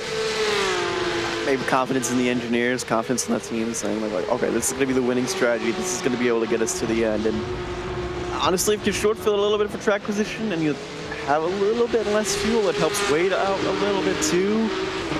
So it's an interesting call from Volante Racing, and we're going to have to see when they pit, if this race remains green, when they pit with how many laps left. Yeah, if this race stays green, and that's the real key thing here. We've still got just over 60 laps to go here, Ryan. We've seen many things going on so far, including this kind of stuff. Going down towards the final chicane. A spin for Hugh Just and Jeff Tyler. Difficult to know who's at fault for that one either, but these kind of things happen all the time, and whether we get to the end of this race running green or not is a big, big issue. Yeah, that's the question. It remains to be answered, and I think the incident between the Fiercely Forward and one of the Hugh Just cars, I think both of them were, I think I would need to see another view on a Bob angle, but I think the Hugh Just car could have left just a little bit of room. Yeah, I felt like that first viewing as well, but I know Jonathan disagrees with us. I felt like 134 sent it. I felt like that was a send that did not need to happen. Well, I guess we're all seeing it for the first time, and we need other angles. We need more angles. That's what we need. We might get another couple in a second, but we've got a lot going on, so it's kind of like Hugo Louise, our broadcast director, just needs to be an octopus at the moment, to be honest, to capture everything, because it's all happening. It's all happening at the moment. Second place, the battle in the background of these shots as well. As Volante Racing begin to streak away to the tune of 3/4 of a second, Graham Sanders wants that second position off of Impulse, and he might not get it into the chicane. There's cars in the way. A big dive there from Impulse on a sport car that thankfully saw him coming. That's Semper Racing, who are just trying to make the classification. They're trying to make the 90% limit here. Through they go on some more TCRs as well. Sanders cutting to the inside. Is all happening, and Maniti Racing here now as well. Jonathan, it's turned into a free-car battle for second position as Volante Racing might just have an opportunity to get away. Then again, the traffic hasn't helped them out there at all. This was just bad timing for all the traffic. You see a cone even murdered innocently in the background because that Semper Racing machine has been slower than the TCR machines consistently over the past few laps. Gets caught by the TCRs. And now Impulse Racing, TCR going slowly. Change for the lead as Hoitingveld get through on Impulse. Full Send Racing get through on Impulse as well. That 222 car. All of a sudden it's hell happening in TCR with that Pure Sims Cup car you saw in the grass coming out of turn 5. So it was all happening at the exit of the S's there. This is always what we see through the first run through traffic, and we've had it a good 3 or 4 times in this race now because of the actual start and then a couple of the restarts as well. It has been completely crazy, but for some reason the race leading Impulse Racing TCR car was going slowly and they've been overtaken. But what is all this about, Ryan? I've got no idea why they're going so slowly. That would be why. That was contact with the overall leader. They might have a slowdown because of that, because when you jump across there, although I guess they're just recovering, aren't they really? They're just recovering from that, from getting shoved out wide. They're very much into it now. Where I think they're just going. Oh, sorry, it's a different thing going across the screen there. So, yeah, Impulse losing 2 places as a result of that. But there's always the danger there, Ryan, of overtaking through the S's. But I suppose that the Cup cars don't really. It doesn't really affect them too much. It's obviously the TCR cars. You just got to be super careful when they're coming through. Yeah, and that's the thing as well. The overall leader in the Cup class was coming through, and I don't think that Impulse Racing car predicted or basically didn't think the overall leader was going to be onside that much, and they just turned in and they just a bit of slight contact caused them to go off, but caused them to lose the TCR lead as well. So it's in the closing stages as well in this last half of the race. It's all starting to just get a bit chaotic again. It is indeed.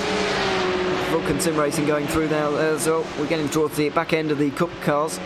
Thankfully, that might actually be the last one. There's one more, the 99 of Dominic Durnenberg, who had that spin on the restart, which is why he's a little bit further removed from the rest. But he's got to come through. But for now, the TCR cars can breathe a sigh of relief, sort of. Some sport cars will be making their way through here as well. But it's all of a sudden closed up quite dramatically. And that is one of the things about multi-class racing really here, Jonathan. Somebody not in your race at all can almost have almost affect a race-defining moment, and that might be what just happened to the 222 Impulse Racing car. The Volante leading Cup car we can see on your screen now might well have just impacted the TCR race in a very big way. And his own race just got impacted by that huge ass car that got out in front of him. Yeah, it's all very close now for the lead. Impulse, let's not forget, I think, on older tyres. They are indeed on older tyres than everybody else, but don't seem to be struggling at all. Yeah, that sun going down is going to help. So that sun going down is going to help. And remember, we're doing this in modern sim time, so that sunset and the change in weather, that happens fast. Yes. Bit of a move to the inside line here for Impulse. Half defence, half attack, almost by the looks of that. Certainly going to be more defence now as Graham Sanders is all over the back of the 15. Hetmanku's having to be on the defensive now, but how far are Volante Racing going to be let to get away during this battle? Almost the entirety of the sport categories to come through here, by the way, in the Cup car. I know it's a diminished middle class because of some issues earlier on. Well, a lot of issues, mainly at that first restart, but even so, there's still a number of cars to come through. A number of them are in a battle, and just look at this, Ryan. Top 6 pretty much together. We're nearly 3 hours into this race. I know there's been safety cars and whatnot, but this is fantastic to see everybody so close even after this amount of time.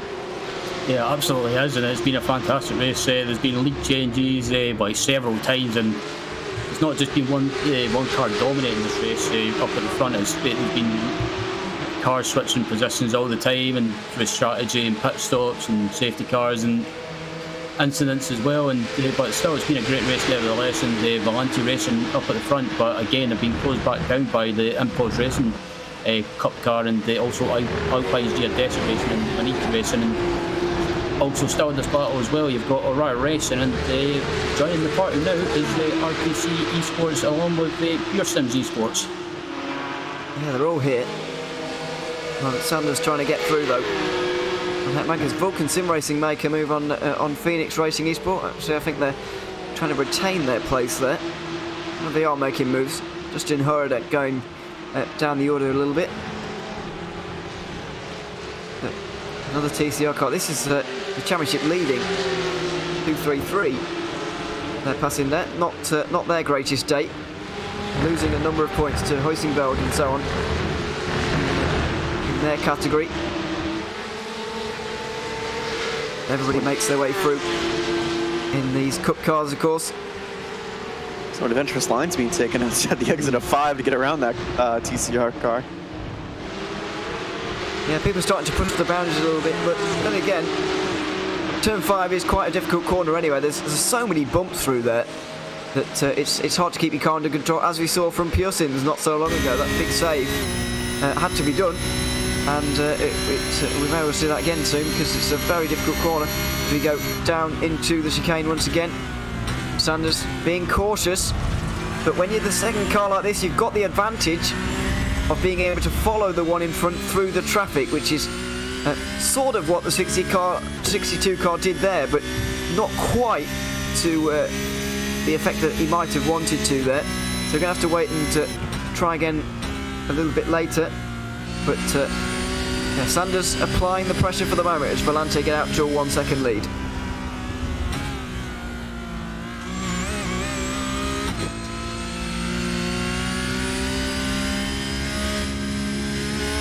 Enjoying a few onboard shots with this geodesic car. So we cycle back to TCR, because the front three are absolutely together in this class as well here. Jonathan, it's going on in all three classes, battle for the lead in all three, because Full Send Racing not too far from the 172 either. No, and it's going to be about a recovery for the 222, making sure they're not damaged and get back into a rhythm. And now they're in the draft of the 285, so at least they might be able to make a send down the inside in one of these corners, or just sit here and maybe save some fuel. That's a good point. I think out of any class, TCR cars are going to be the most okay on fuel in this race, and it feels like they can go a little bit longer than the cup cars, really. Oh my word! Speaking of adventurous lines, we saw. Oh my word! I mean, I was joking in our chat earlier that we're, working on a rallycross course. I didn't know that the 285 and Full Send Racing have already found a rallycross course. He's testing it out, yeah. And he only lost 0.3 to the 172. I think that's the crazier part. Like, somehow the 172 did not gain that much. No, not really. Or the 148. Excuse me. Not really. As we got Semper Racing. I know you referenced this a little bit earlier as well, but those guys in that poor GT4 really struggling to get past the TCRs, and it's just a product of the damage that they received earlier on, that big smash at the first restart. Semper Race just trying to get to the end of this race. I'm not sure they're going to be classified in after all of this. 20 laps down on the overall leader, 16 laps down on their leader in the sport category. I'm not entirely convinced they're going to be classified in this one, but either way, they're really struggling to get through on the TCR cars, and I just hope it doesn't come an annoyance to some of these guys. I think it's the other way around. I think Semper Racing was holding up the TCR cars because they get caught when the Cup cars caught Semper Racing. They also caught the TCR cars, and Semper just has kind of happily hid behind Impulse Racing and just disguising himself as a TCR car at this point. They're running identical lap times. That 185 James Corp is taking the most adventurous lines, and he's going to pay the price for it coming into 6. Well, nearly. But Impulse, very reluctant to send it down the inside at turn 6. We've seen incidents there early on in this race, so you can sympathise with their caution there. Semper Racing's got a front row seat to this. He absolutely has. Christopher Evans is going to try and get through here. Surely there's slipstream as well. Bit of weaving around from full send to try and stop it. Moving to the inside. Maybe now is the opportunity for the 222 to regain that second place that they lost after the incident down at the S's. Much more conviction on the brakes this time, but is it too late on the brakes? Quite possibly. They can't barely pull it up for the corner, and so Full Send Racing are going to just do the switchback and get the inside for the final turn. If Impulse can hold it around here, it'll be impressive, and they can't. It's going to be another switchback for them through the final corner. Maybe a duck to the inside through turn number 1, although maybe they are. Down the inside they go, skating on the brakes. The two of them still side by side, absolutely neck and neck out the corner. But it's going to be Impulse who take charge into the S's. Unfortunately for them, they lost about 2.5 seconds doing that, but it was a very, very clean and very entertaining battle. Team Heusenfeld is looking in the rearview mirror, and the driver is currently just smiling away. Michael Schautzler is just happily singing on this Saturday stroll of like, yeah, you two can have this very entertaining and aggressive fight. I'll gladly wander off into the sunset. Exactly. This is exactly what he needed. 3.5 second lead now as well. And do remember, it was a pair of those two cars, Full Send and Impulse, that ran into each other at the start of the race that almost got a penalty given to one of these two. So these two have not been playing nice. It was a good fight, but I wouldn't be surprised if this gets reignited here in another lap or two. Yeah, I think it will be. But it depends if they kind of bang some heads together here and decide that they want to catch the leader. And the only way of doing that is to actually help each other and fall into line. So we'll see if that happens. Because they're not going to win the race battling like that. Not when it's for second place anyway. Still got over 50 laps to go in this one though. And we're ticking down to those final pit stops coming up quite soon. You would say. In the Cup category, we probably do have the closest battle on the circuit now that has sorted itself out in TCR. The one for second, maybe nearly for the lead as well. Volante Racing not exactly getting away. And Impulse Racing here, Ryan, doing a good job despite the fact they're on older tyres. Just shows the difference between old and new tyres really hasn't been that big this race.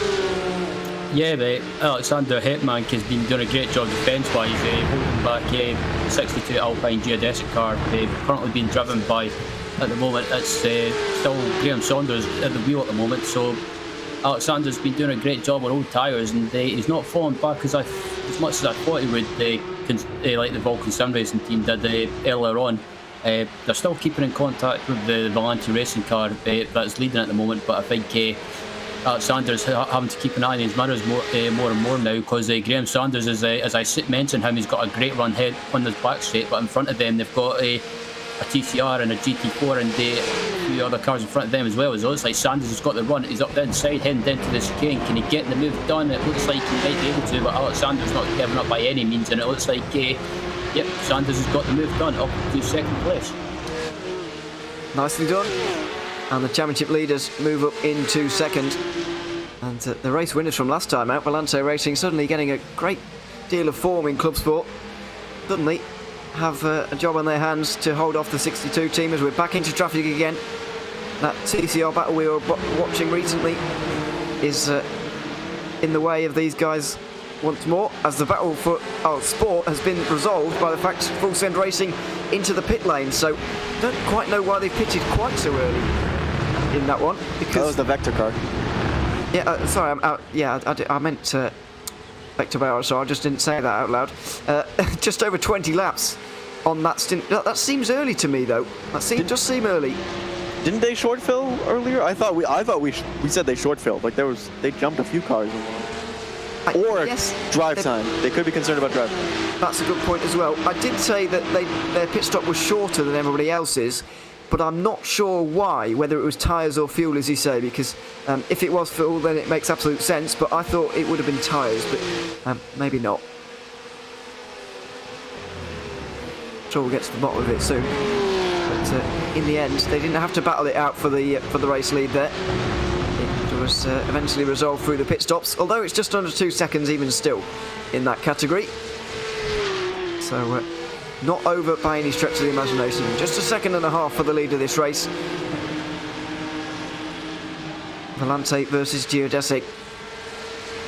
So Peters versus Sanders out there at the moment, down through the S's, and all of a sudden the battle for fourth starting to arise really.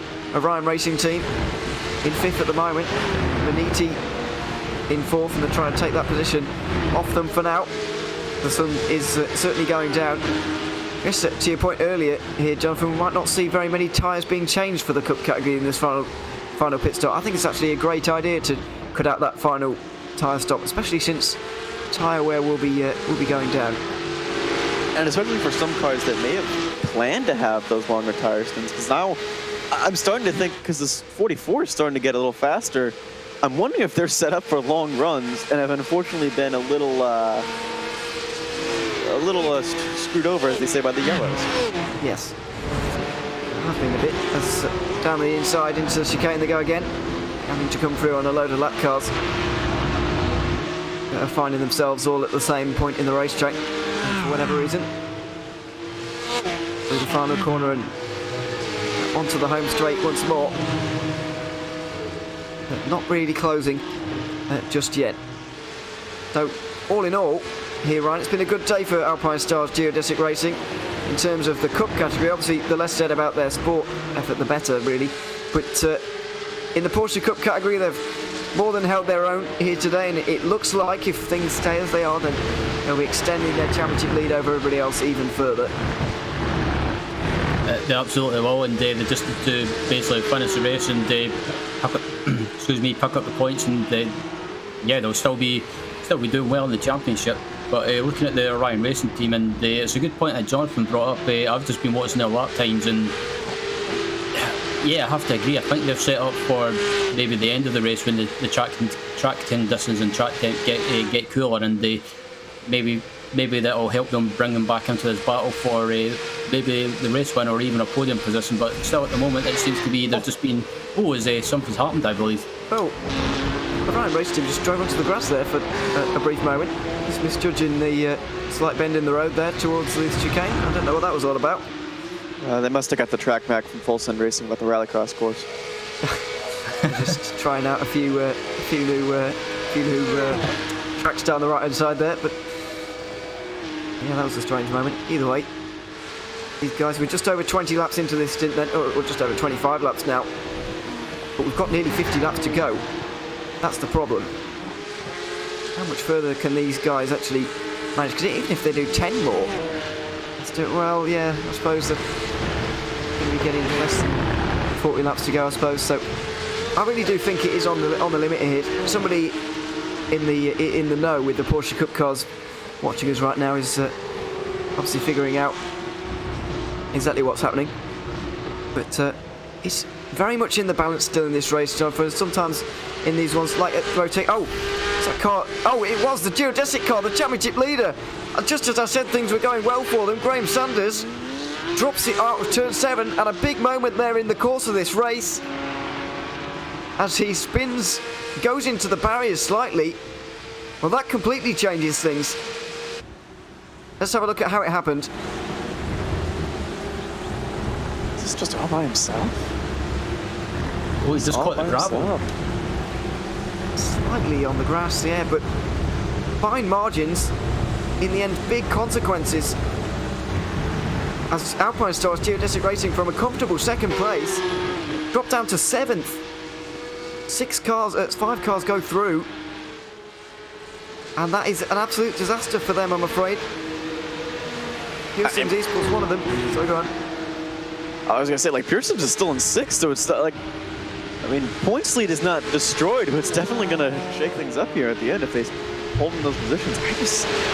I'm just amazed that was just such a minute error that we've seen time and time again. Like, I've seen so much dirt kicked up there, and it's Alpine Stars the one that gets caught out first by that. Yeah, that is a weird one, and you don't expect that kind of random mistake from Graham Sanders either, really, Ryan. He's been driving really well so far. He's got into that car after pretty much only one stint earlier on. He's been driving ever since, and that's basically the first mistake he's made. Yeah, I was going to say Sanders was having a great stint, and he's pretty much still in contention for a possible win. But I think he maybe just tried to try and get back on the power rail and try and carry as much momentum as possible onto that back straight. But he ran wide and clipped a bit of the grass on that exit curve and just spun round and slightly nudged the wall, but managing to get going again.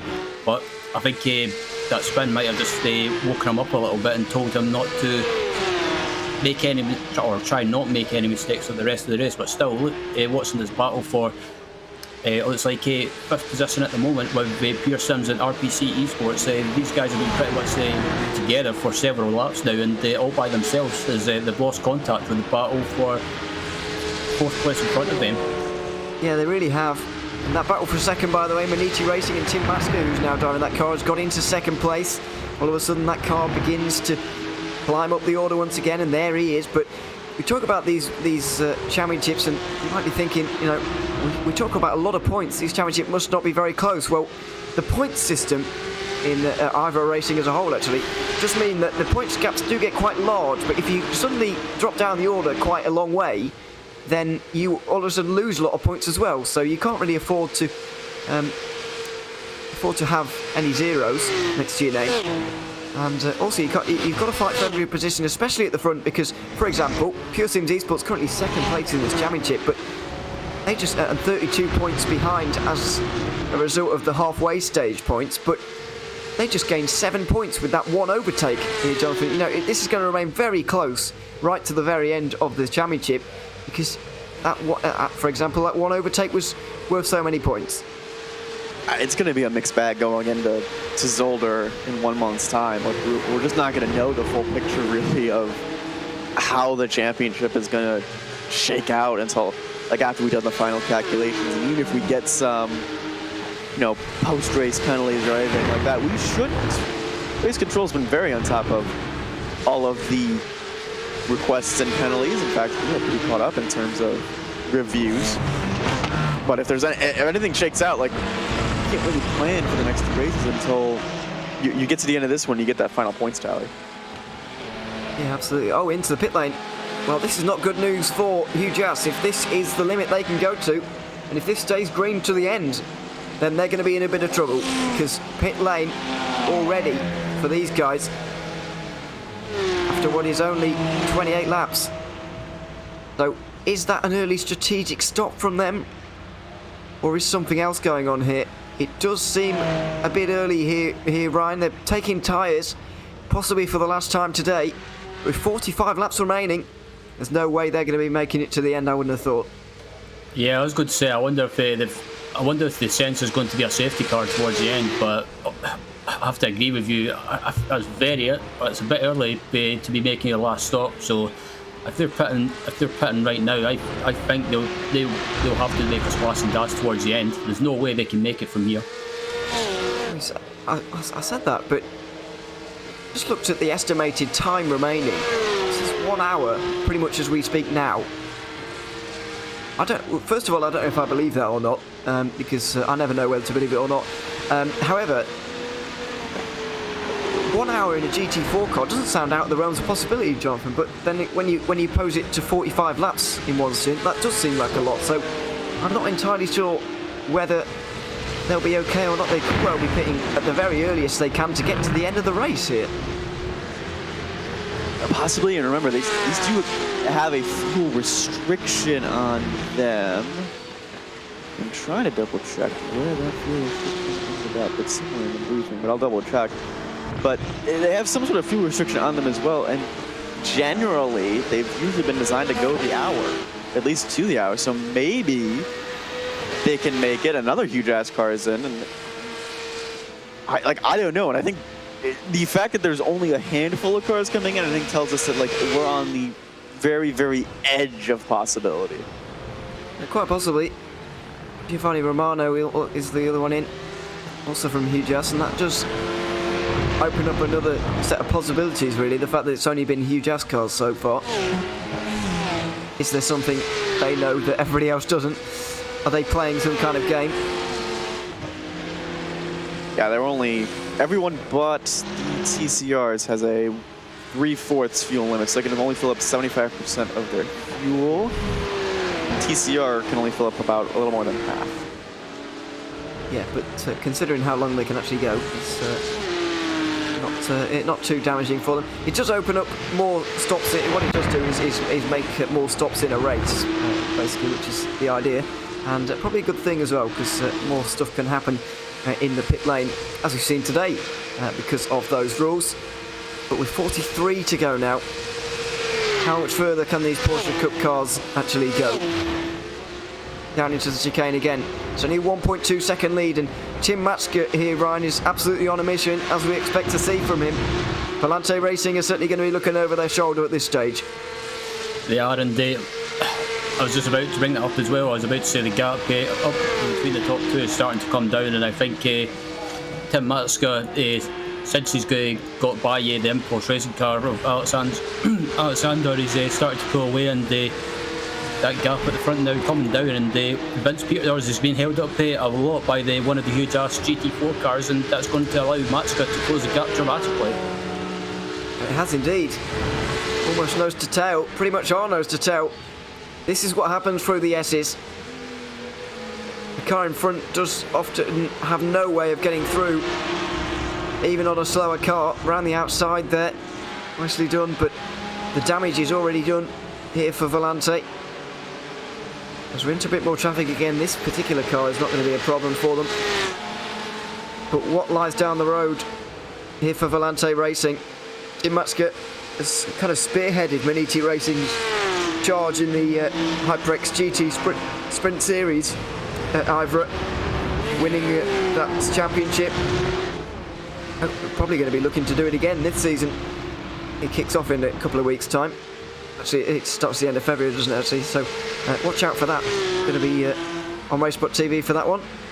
But yeah, Matschke showing his talent here once again as more sport cars decide to come into the pit lane here. Jonathan, they're getting to the end of their fuel limit by the looks of things, but I'm still surprised.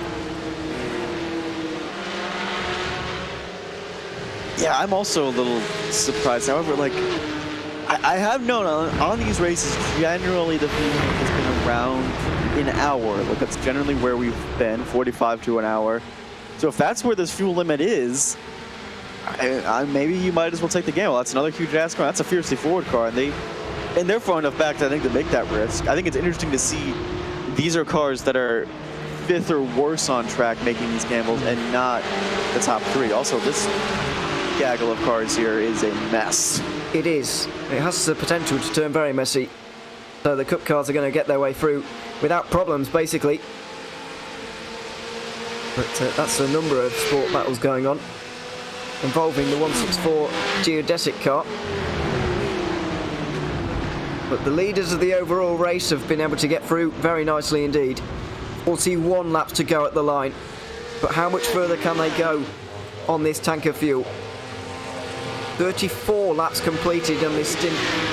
But we've got to factor in, Ryan, the fact that there's been a caution lap or two involved in this. So the fuel numbers even now won't quite be representative of what they actually can do from a normal green flag run, like what we might well have to end this race off. Yep, and that's the thing as well with the safety cars as well. Basically, like you say, some of these teams, like I was talking about at the start of the broadcast, they might have had a stunt plan or strategy plan in place, or a rough idea of what they're going to do, and with the safety cars and caution flags as well. Those strategy and the plans have pretty much gone out the window. So, especially during the race, most of these teams have probably had to reset or basically think about what they're going to do now for the rest of the race, because it's pretty much they've had to like reset and then go again and then reset and then go again, and kind of just have to like think of a new strategy on the fly. It's all about trying to adapt to that and to the chicane again. Impulse Racing now involved in this top 3 battle, although going a bit wide. Alexander Hetman in that 15 car. No, we do have a pit caller. 40 laps remaining. It's Hetmank. He was only able to go 35 laps there. Dominic Durnenberg is in as well in the 99 car. He was able to go only 1 lap shorter. So this is turning into a fuel game. This really is turning into a fuel game here, Jonathan. Very, very interesting indeed. No way Impulse Racing can make it, judged on those numbers. Judging by those numbers, they may have a call to short pit. I don't know. Like, if you go 2 or 3 laps further, like, then we as commentators, we as the audience would know for sure. I just don't know what numbers they're crunching back there. If Impulse can save 2 or 3 laps of fuel, like, I just don't know. Like, it's a big question mark. This is all big question marks at the moment. Pascal Costa's getting into that car for the final stint, as well as Carter Kundinger as well for the 99 car. Driver changes being made. But what's going to happen with these front two? The 96 and the 79. 1 and 2 in this race, separated by only a second, even after nearly 3.5 hours of racing. Getting to probably around 600 kilometers at this stage as well. A long way. But are they coming in? Volante or Maniti? Another sport car comes in. The sport leader indeed coming in, but nobody else. The front two from Sport into the pit lane. Now, are they going to make it? Not entirely sure, really. They did 34 laps on that stint there, even with safety car intervention. They're probably going to get lapped 2 or 3 times, but I still reckon they might have to. They're going to be very close. Pure Sims at Geodesic both into the pit lane here. How is this Tershine? This is getting busy in the pit lane, Ryan. These guys are reaching their limit, surely. Yeah, I think they are, and I think Volante and oh, there's a car off the side of the track there. It's a GT4. I'm trying to see who that was, but I think Volante and who is that? Is that Maniti that's behind them? Yeah, it is Maniti. They're the 79. I think Volante are maybe trying to stretch out as long as possible, and by doing that, they don't have to take as much fuel at the pit stop. But I don't know if these guys they can try and go as long as possible if they want. But look what's ahead of them. They've got traffic, so I think Volante might try and dive into the pits at the end of this lap. Still think they've got to go further if they want to make this. 37 laps would be complete at the end of this one. They'd need 38. If they can go one more, they might be able to do it. But Volante can't go any further. Maniti can. Maniti can go further. And I think Tim Matske will be fine on fuel. But I've got question marks over everybody else who will be pitting on this lap here.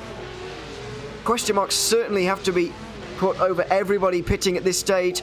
If they can only do 37 laps with caution intervention as well, how are they going to be able to do 38 laps under entire green here, Jonathan? I just can't see it happening.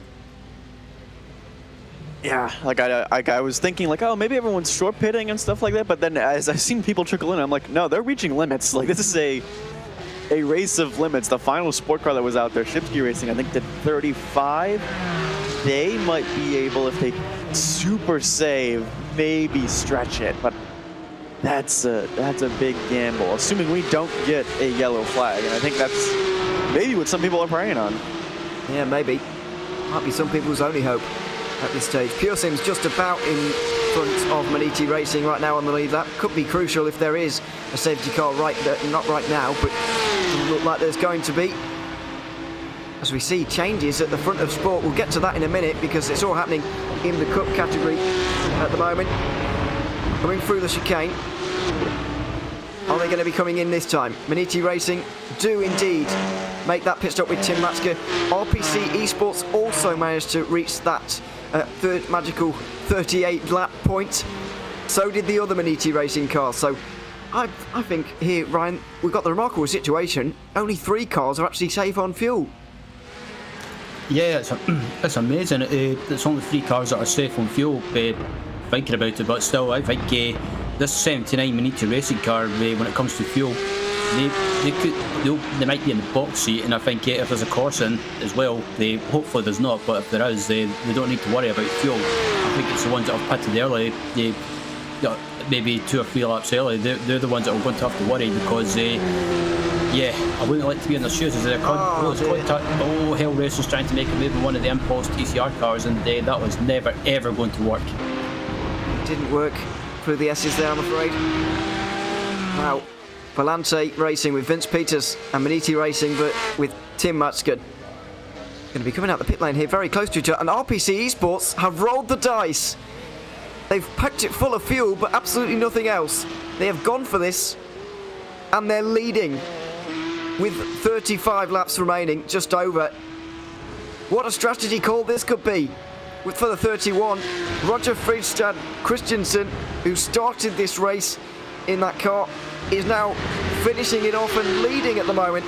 Vince Peters is second ahead of Tim Matchgood by about 2 seconds. Then all of a sudden, Impulse Racing have lost a load of time. Now, what has happened here to the pit stop times? Because RPC have only had 28 seconds. Volante and Maniti only did 40-second stops. So, what on earth is happening here? Did they get tires? Did Volante and Maniti get tires in just 2? Maybe 2. Yeah. That has to be it, because like Impulse had a 53, Pearson's had a 50, Orion had a 50, Maniti had a 42, Hell Racers had a 41, so I think that's only 2 on those cars. Only 2 tyres to go to the end of this race on. That is a roll of the dice. Well, I mean, all of us were agreeing earlier that we should have taken tires of that last caution and then just not take tires at the end, and maybe the 31's listening to us. Yeah. Well, I wouldn't advise that, listening to us, especially me. But no, you might be right. As we go side by side again, Hellraiser's involved in something. Why am Maniti going so slowly? Not the 79, you understand. This is the 78. Just dropped down to 10th position for whatever reason. Damien Owen Harris. He had a normal pit stop length, but he's just been very, very slow ever since on this outlap. Don't quite know why. Maybe got caught out in trouble. Yeah, something going on there. Possibly caught out in traffic, as you say, but losing 5 seconds on one lap, never going to be that useful. So 2 seconds is the margin for the lead. Christensen, Peters and Matchgood all separated by 3 seconds. There's over 30 laps to go. Surely here, Jonathan, the 31 can't hang on. It will be a monumental effort. 31 has been at the edge of the top 5. They haven't been, too terribly slow on lap time. Volante may need to save fuel. I think their biggest worry right now is Tim Matchgood and the Maniti machine. That is going to be their biggest worry. He's got 5 seconds to make up in, just a little over 30 laps, which is definitely doable by Maniti standards. So it's going to be interesting to see how he holds up. On the plus side for RPC, I mean, this could be, he needs still a podium, I think, with this roll of the dice. Yeah, definitely. Podium looking on the cards for them. They got caught by 9/10 of a second from Peters last lap around. Only 3/10 taken out by Matchgood. What is Impulse? Not really any quicker, despite their new tyres. Pure Sim's absolutely on a mission. Bruno Canaro has been really man-possessed today. And he's driving well once again. We're a little bit further back looking at Vulcan Sim Sports, who have also, Sim Racing, excuse me, who have also taken a roll of the dice here to try and upset some of these results. Orion Race Team trying to get through on them. Just shows how perfectly balanced this series is at the moment, Brian, if we're able to keep seeing these outrageous rolls of the dice and teams who you wouldn't expect to see up towards the front still having a chance of winning in the ClubSport Series. It's fantastically balanced right now and in a very good place, because this has been very, very entertaining so far.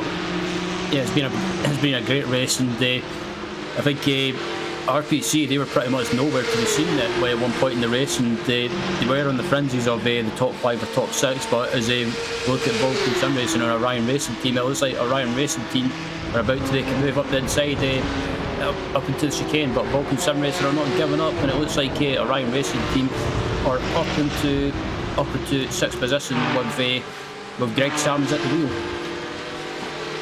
Moving forward again. Alpine Stars Geodesic Racing going to be there soon. They took on a little bit of damage repair as well after nosing it into the barrier with Graham Sanders. Big old Vigo is now driving that car again. He did start it, he's going to finish it as well. But we've got a lot of work to do here. All of a sudden Pure Sims might really be able to gain a whole heap of points in wait and see. But this championship in Cup is certainly beginning to get very, very interesting indeed. In turn 5 they go, out towards 6 and 7. And this battle for the lead is very close to being upon us. Another 7/10 of a second was gained there by Peters on Christensen. Matska being left behind a little bit here, but I just wonder here, Jonathan, if Matska is playing the field game and the front two are just going absolutely all out from here on into the end. Surely not. I'm kind of surprised to see Volante Racing with the lap times that they're running right now. Like, they're just men on a mission. Maybe they've gotten the green light to say they're okay to the end. But I also wouldn't give them that green light to say they're okay to the end. They're a little, might be a little short. Also, remember that Vector RSR car that pitted early? They might be geniuses because they are probably just going to be pushing straight up until the end. And we'll have to pit a little bit earlier as, well, the Pulsar Racing car just got cut off the road. It's very close. Through the S's they go. Here inside Miguel Vigo's Porsche. Could have possibly been a bit more fuel efficient there with the gears, but since he wasn't going anywhere anyway. Oh, as Vulcan tried to go one way, SRN basically blocked them there, and down the inside goes Vigo into what is 7th place now for the 62. A little bit deep into that turn, but he's okay in the end. He's made it through, and he's up a position. That was a fairly nice move in the end there, Ryan, just capitalising on a bit of a mistake. Yeah, Miguel took the opportunity when they was a dominant Foster for Vulcan Sim Racing, got held up ever so slightly on the exit, and Miguel Vigo got such a great run. He pounced on the opportunity and managed to get the move done and sneak up the inside, take the position, but Foster's not giving up, and is going to the chicane now. I think Miguel Vigo will go away now, and his next car in front of him, it looks like, is the Orion Racing Team car. It is indeed. At the moment, Pure Sims would gain about 13 points on them in the championship. Keep it very close. Oh dear, Jeff Tyler going around again. That was the Geodesic 164 sport category car.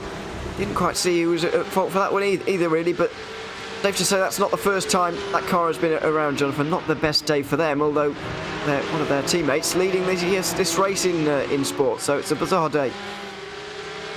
The interesting thing is that they've been on pit road for 5 minutes, so something broke on that car after that slight contact. Oh, that's a good point. As you said earlier, though, some strange contact can result in suspension damage when you're not expecting it. Like you see in real life, a couple of wheels get connected and all of a sudden your suspension is entirely ruined, even though it was just a small brush. So, could just be one of them.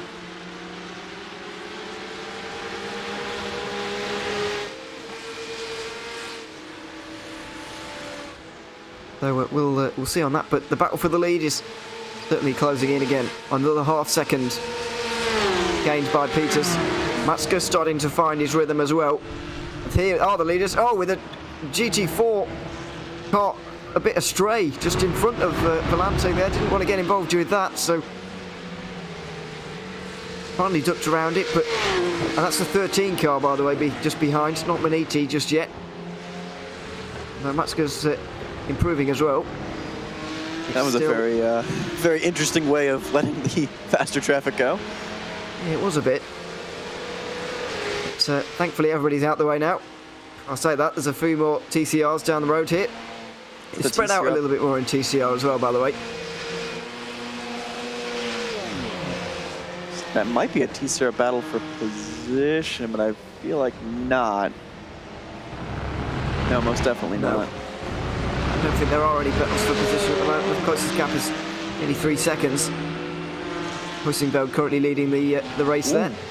Oh dear me. That impulse car did not need to cut down. Well, everybody's getting a bit as I said a little bit earlier on, really. Everybody's getting a bit tense with everybody else at this stage, and that car's getting frustrated with those back markers. The back markers getting frustrated with the cars doing the lapping. So everybody's just feeling a bit tense. And of course the home race situation, and this is not a good one for RPC. They're going to get caught behind Impulse, and this race is going to be absolutely on now.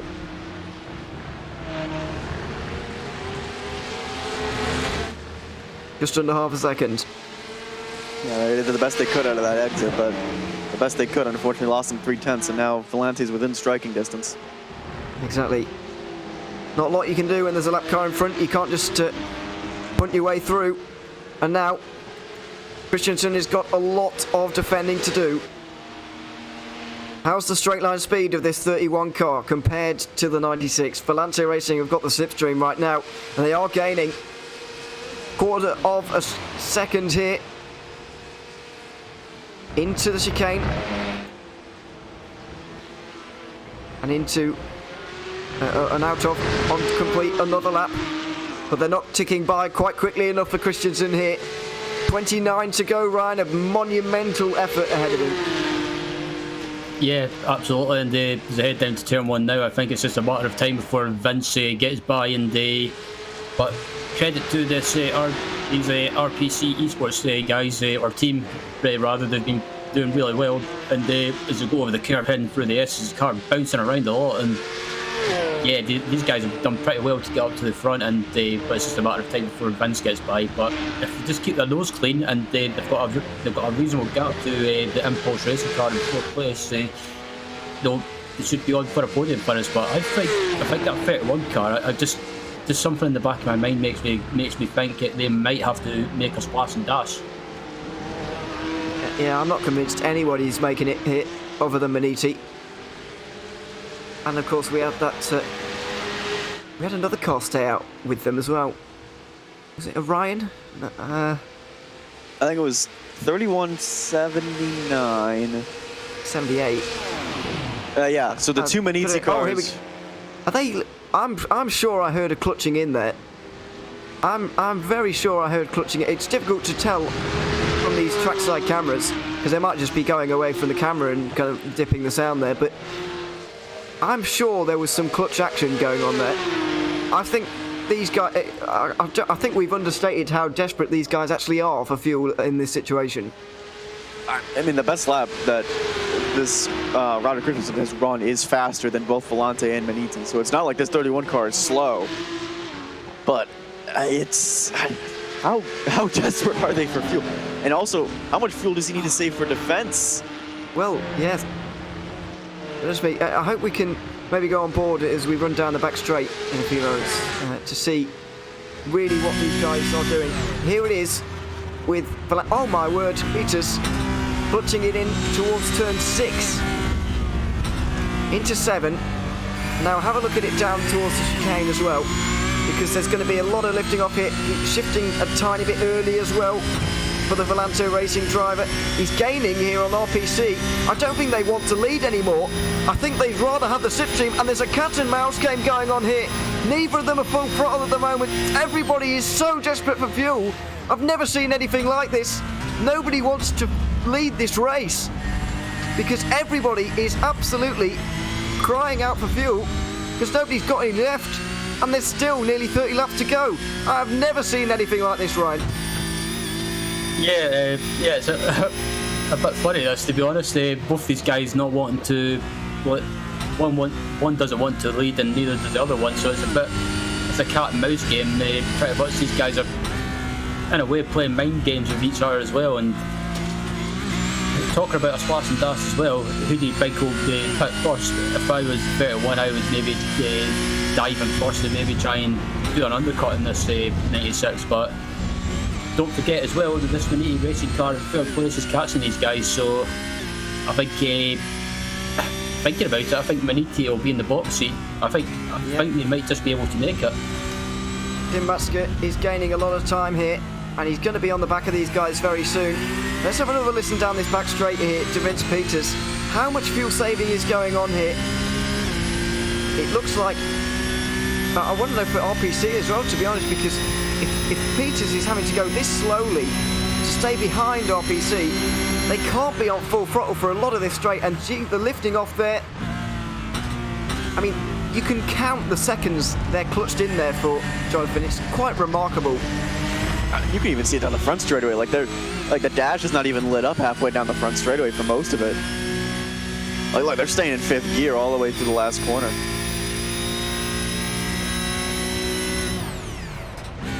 Have a listen to that. That 7, if we get out of this onboard, you're going to see a very angry green car right behind them. Matsuka has shaved off 2 seconds. Wow. What a race this is turning into. Not that it hasn't been good so far, but it's just turned up a whole nother level. And there's Tim Matsuka, the HyperX GT Sprint Series champion for Maniti Racing, trying to get through on 2 cars who have both rolled the dice in this race and are desperate to make it on fuel. 2 of them didn't do enough fuel saving in the first stint, and they're paying the price for it now. Tim Matsuka still needs to do quite a lot here as well. Let's not forget, he's only in the green because of those safety car laps that really helped him. Now what's he going to do here? I think he might be happy to sit behind them as well here, Ryan, until he's in the clear, and then he might strike. But I don't think he's going to want to go through at all here. But what's going to happen behind? We're at Impulse. I know they're 10 seconds off, but these guys are driving so slowly that it could become a really big conversation for a race win now. Yeah, I'm just watching Tim Matsuka's on board as well. He's lifting well early for turn 1, and also on the back straight heading for the chicane. So I think Matsuka and Maniti might be a little bit worried that they might not have enough fuel to get it to the finish. Unbelievable stuff. Really unbelievable. 25 laps to go, including this one. The amount of fuel saving that's going on right now is you're more likely to see it in the final 2 laps of a race, when you've realised that a timed race is going 1 lap longer than you thought. Not 25 laps out from the finish. What does Tim Matsuka do here? Is he going to make these guys suffer immediately? What's Peters going to do? It looks like he's finally going for it. Has he finally saved something here? RPC Esports pull to the left-hand side, but they want to tuck into second. They don't really want to be third, and everybody's clutching in, side by side between everybody as well. Peters is taking the lead. Christensen slots into second. Matsuka's in third. But what happens now? Surely this doesn't mean Volante Racing are in the clear already, Jonathan. They've got a long way to go with this fuel. I think they just got fed up being behind that 31 car. Like at some point, though. But it's not. I don't think they're good either, because here's the problem now. They're giving the 31 car a draft. Exactly. And the 31 pitted with Maniti. So you're giving the 2 guys that are probably the closest to making it a draft when you pitted the lap earlier. I was just thinking as well, watching this basically clutching battle, if you like. I think every time they lift off and no one wants to be in front of each other, I think it needs a Benny Hill theme tune. It is quite comical at times. I can tell you as well, Impulse Racing and Pascal Costa is catching these guys 2 seconds that last lap. He could well find himself in this. But he could have 3 laps earlier too. Like there is no way he's good. Yeah, that is a good point, but he could well be here in a minute because of these guys. That was a bit less fuel saving there. These last couple of laps have been almost ludicrous, but this time around there was a lot less time clutched in for all 3 cars there. The pace has just been picked up a little bit by Vince Peters here. They were doing low 22s last time for Peters. But what is it this time on lap 149? What's his lap time? A good 1.2 seconds quicker, so he has picked up the pace slightly here, Ryan. Yeah, he has. As soon as he got in front, he just picked the pace back up. And just thinking about RPC as well, I think if I was them, I would try and get to lap 155. I think one lap 55 and pit early and get the fuel, and they'll be good from there. And I think just try and maybe get an undercut, take the risk, because I mean, I know it's they may be doing away, but they have nothing to lose. I don't know, it's the only car that pitted with Maniti. I think they need, as long as Maniti stays out, that 31 needs to stay out. Yes, but I think the 31 definitely will stay out. in all situations here. They're only 10th in the championship. They're not really in that conversation at all. Maniti and Volante kind of have the opportunity here today to get themselves involved. And there's Tim Matsker lifting off quite dramatically on the right-hand side of your screen. And listen to these audios all at once. Yeah, I mean, you could say nearly everybody's still in the championship conversation in the cup category because it's so close. But given the fact that we've seen Geodesic have that spin, they're down in 7th place now. There's opportunities for points to be gained here for Volante and Maniti. So I think the attraction of the pit lane, if they're not going to make it, is going to be a little bit stronger than it is for the 31, who would really be absolutely made up with a race win. I mean, also, like, looking at some of the other classes, remember I mentioned, like, Vector by RSR, they pitted super early. They might look like geniuses at the end of this race because they're going to have to pit again in the next 4 or 5 laps, and everyone else is just dying for fuel. Yeah. Traffic involvement now as well, as they get past Fiercely Forward in 3rd position from the sport category. It's not seem like the sports cars are saving either because they're only 2/10 off their best time. Yes. Vince Peters might well be able to break the slipstream here to Christensen, or he might use the opportunity to save more fuel than normal. Either way, it's not good news for the 31, and he's choosing to save a bit more fuel. I think the 31 just almost scrapped the fuel saving going into the chicane that time just to keep the slipstream. Just shows, Ryan, the slipstream very important here, and it does make Volante Racing and Vince Peters' move a few laps ago to actually lead this race a bit more puzzling. Yeah, I'm very confused why they went for the lead out, considering they were fuel saving not too long ago, and I think maybe Vince has just got slightly frustrated being stuck behind, but he's just gave that slipstream the advantage to the 31 car and a bigger advantage when it comes to saving fuel. He has now. Into the pit lane, Vector by RSR. Now they knew that they'd have to split the last part of this race into 3 rather than everywhere else trying to do it in 2, and so they've maximised that 3. As you said earlier, Jonathan, they've certainly maximised the strategy that they're doing. We'll wait to see if it's going to pay out in terms of overall. However, they've maximised their strategy, which I guess is the most you can ask. They're going to be able just to push, and I think that was the idea behind that pitting. I mean, there was, look, if this thing goes green, we're going to have to get a splash and dash, so why don't we split it and just push? And I think that's worked out because they managed to get their way up to the podium position on that last run, and maybe with the way that some of these short stops work out, maybe they can get even higher than that.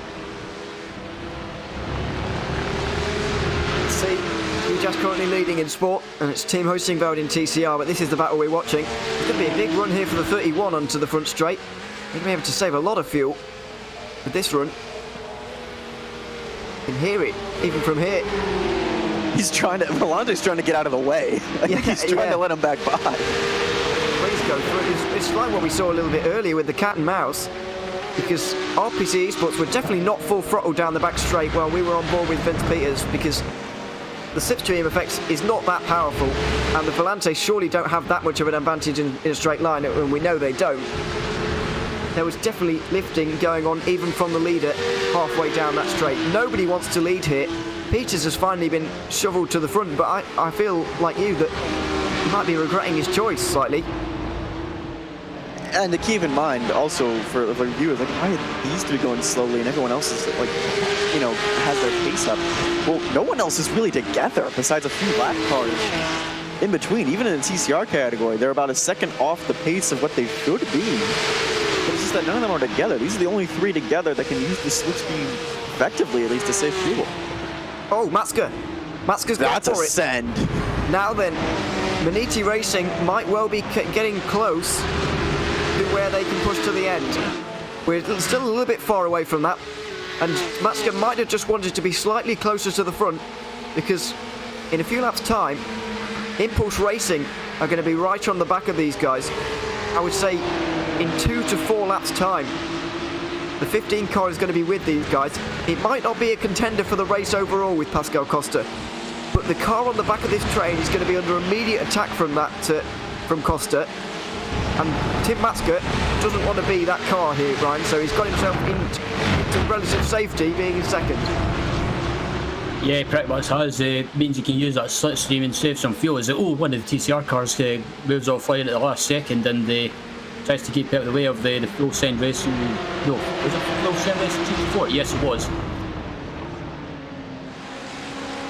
Oh, that's cute. I think the full send guys are all together and they're all trying to help each other out. Wow, yeah. Because I know one of them's a couple laps down. Yeah, 258's 5 laps down. So they're all trying to get to the. Oh, this is gonna get dicey. 3 wide through the middle. And a lot of breaking of the slipstream going on from Peters, but is Matska going to go for it here? He does! Matska's going to go for it! So is he okay on fuel here? Maniti Racing, and there's a GT4 getting down the inside of RPC. They did not want that at all in the 31 car. They've lost the slipstream of these two. They're going to be absolutely furious, but obviously these guys are not really saving fuel further down. They're just trying to win their races. So this is all of a sudden turned on its head. I get the feeling Tim Matska feels like he might be okay on fuel here now, Jonathan. I mean, the way he sent it down into turn 10 both times is the confidence of, yeah, I'm okay on fuel. And maybe, he's going to try and get this impulse car right. Oh, maybe. All right, he's a madman. They're all crazy. The 31 car is getting slowly detached from this now, but I'm not sure Matska's doing much fuel saving anymore. RPC's still there. Like, if they start fuel saving again, like, you can easily get back up in here. That is true. But we'll see how much fuel saving there is going on down in towards the chicane this time. RPC were 3 seconds off the pace last time. What's Matska's pace going to be this lap around? That's going to be very telling for us. I know there was a bit of traffic. Is there any fuel saving? I think there still is a bit of lifting there. But Matska certainly in a better situation than everybody else here, Ryan. You must be. Yeah, like Jonathan, I could read by the body language that maybe he was just he's saved enough fuel and decided just to go for it. As looks like one of the huge ass cars has dived into the pits as well from the sports class. The other two categories have accepted the fact they're not going to make this, but the cup cars are kind of shying away from the reality with every passing lap here. There it is. There is Sven Dowell in the pit lane. He's been around for a long time, hasn't he? Still at the top of his game as Team Huisingbeld currently third place, well now fourth, but they might be able to win that race in TCR, although what's the fuel situation with all of those? We saw Full Send Racing forming a bit of a train earlier on, Jonathan. They could well be playing a team game there to try and save the fuel. As Pure Sims, oh dear, trying to gain points on Alpine Star's Geodesic today. It's not turned out very well, as that is somebody off the road there. Let's see what happened here in the S's. That's an impulse. Oh, that's second place. Lunge. That's the 222. Yep. And let's not forget, that nearly happened. We were watching the leaders through there. The leaders did exactly the same thing, just with a different output. They're going to be furious about that. Yeah, and that broke up that full sync train, I think, that formed too. I think that's the most frustrating thing for them. Well, they can always get the car that's in last in TCR anyway to slow down for a whole lap, I suppose. What's the pace like? See, Tim Matska is in the low 20s here. That is not the sign of a car fuel saving. They're all in the low 20s. Like RPC was the fastest one of the threes. So like again, we need to. I want to give that team a bow. Like they had a name change and everything this week, and they're competing for a race win. Yeah, absolutely. It's all been going on for them. It used to be called Fox Gaming, by the way, in case you're confused. RPC Esports is now the name, and it's turned out quite well for them, having that new name. They've done quite well with it. But I just wonder if these guys are trying to keep up with Maniti, because if they were fuel saving like they were earlier, then Tim Matska will be off up the road at the moment. I just wonder if they're trying to hang on for as long as possible, hope that he slows up a little bit later, and so they can save the fuel then as well. But there's only so long this can go on for. They're going to run out eventually. I'm surprised that every Cup car has decided to just take this fuel gamble. Like they're all still out there. Whereas again, as you mentioned, the TCR and the sport classes, they've already waved the white flag. At least half of them have waved the white flag. I think Full Send Racing and Fiercely Forward are the two outliers in the sport category, and in the TCR, it seems like Full Send again is the one outlier. A really interesting situation we have right now. And we still don't know who's going to win this race here, Ryan, because look at 4th place, Impulse Racing. They've been catching, and now they're in the background of some of these shots. Yeah, Impulse Racing have been closing down really quickly, or basically closing down lap by lap, and Pascal Costa has not been messing around. He's not too far behind these guys. As they look just ahead, and then just moving out of shot as the top 3 in front of them. He's closing down quickly, and I think Pascal Costa, if he catches these guys really quickly and he gets behind them, I don't think he's going to hesitate in sending it up the inside. No, he's going to go for this. We're pretty sure he'll have to pit again, but that doesn't mean he won't get involved. And that may even help him, because if he's positive he has to come down pit road again, why bother fuel saving? Just go for it. And he can go up to 2 or 3 seconds a lap quicker than these guys by not doing that, because some of them at the front have been very, very frugal with the fuel, which we see through turn 1. A little bit of a problem there for Volante, and they got slowed up by a lap car. And now at this distance, the slipstream is not going to be that powerful, so it's not as advantageous for them to be here. They need a bit of traffic to come their way. There's a car up there that might be able to come to their aid, but in this situation, Volante really do need the slipstream. I feel like Maniti are the ones out of all the Cup cars who least need slipstream.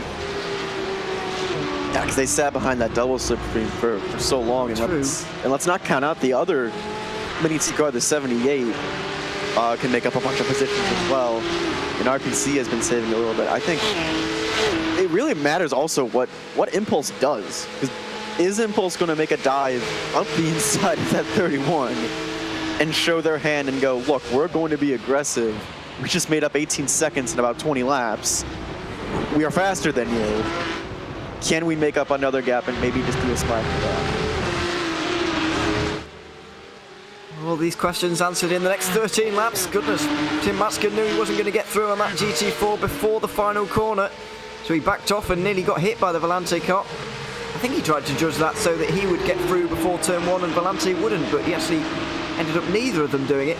Or maybe he planned for this as well, which is possible, because look at the way he stayed side by side there.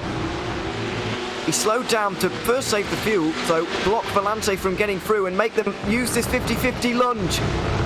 We're getting down towards the stage in the race where these lunges have to happen, and they are happening.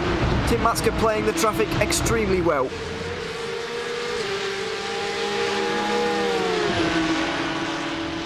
But that's brought the 31 and the 15 back into the conversation, though. And Vector's probably furious at this as well, because they're the ones that want to just floor it, because they're the ones that already short pitted. Yeah, absolutely. Just do not know who's going to win here, and that's the idea, I suppose. But yeah, wow, what a situation we have here. Impulse Racing, though, Ryan, have got to get a move on, and they absolutely are. Yep, they're not wasting any time, and Impulse Racing now is right behind the top 4 as well. Actually, I'm talking to the top 3 now since they've passed the RPC Esports car, and they're not wasting time. So I wonder if Impulse are thinking they might be safe from fuel, or if they want to try and get up there and use that slipstream to try and save as much fuel as possible. But it's been a great recovery from the Impulse, nevertheless, up into the top 3 and not too far in front of the Volante and Maniti. Oh, look at this traffic. Oh no. A lot of traffic here, and over a second is the gap at the front of the race for the first time in quite a long time. Down into the turn 5. Maniti Racing, though, getting caught up as well. Volante Racing struggling to hold on to the pace now of Tim Matska, who is starting to get away now. As long as he saves enough fuel to make this, he should be okay. But who knows what's going to happen. Oh, is that soft? That is not going to help. Volante Racing off the road onto the grass. They need as good a run as possible onto these straights, and that was not one of them. Down onto into the chicane again. They're going to get all of these cars, but only just about. And these sport cars, you know, they want to push as quick as possible, but the fuel saving going on around them is very, very disruptive for them.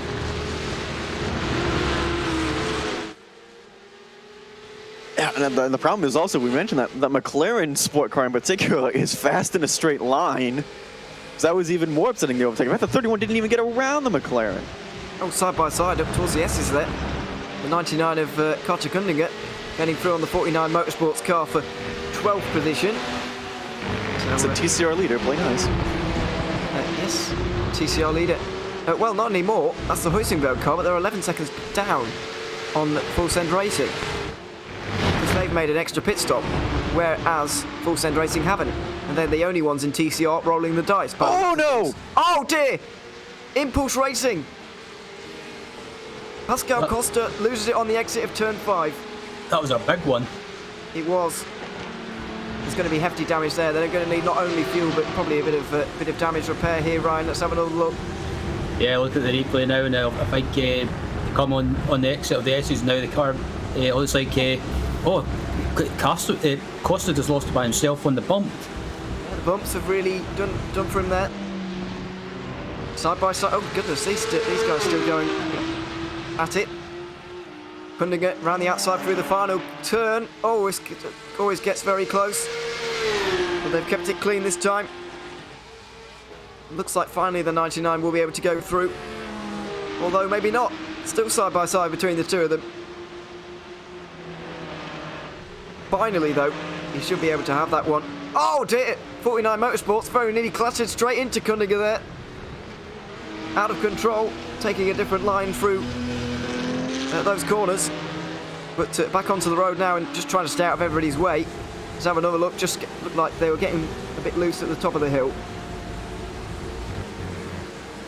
Ooh, and the 49 Motorsport car just about collected a country down as well. That was very, very close. That was an interesting line. Yeah, maybe he went for the rallycross line. As he keeps the 13 car into the pit lane again. I think they may have been off again somewhere. Car looking heavily damaged. As we see another load of traffic. Tim Matska involved, and one of the lapped Cup cars as well that needs to get out of the way of the leaders now. And look at how much Matska's saving on the on the back straight here. It's allowing Volante back into this one. Only 9 laps remaining in this race. This is absolutely remarkable. 9 laps remaining. Yeah, pretty much talking about the fuel as well. I think this is pretty much just going to be a game of chicken and try and get it to the finish without stopping. It'll be marginal on fuel if they do make it, but it's been fascinating to watch. It has indeed. Nobody inside the top 10 has blinked and pitted yet. Which just to show you a lot here, really, Jonathan. You know, people are willing to gamble here. And we have to keep in mind as well, the leaders in Sport and TCR have also not pitted. So that's going to be extremely key right now. And right, I don't even know, like, can these 3 even make it? Can anyone in the Cup class make it? It looks like two have tapped out. It looks like the 49's tapped out. But that might just because he went off.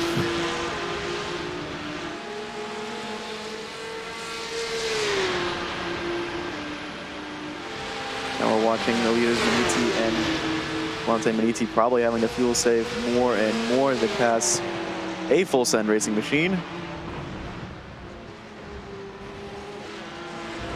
Let's see, it's Maniti and RPC are the 2 best, and that includes both Maniti cars.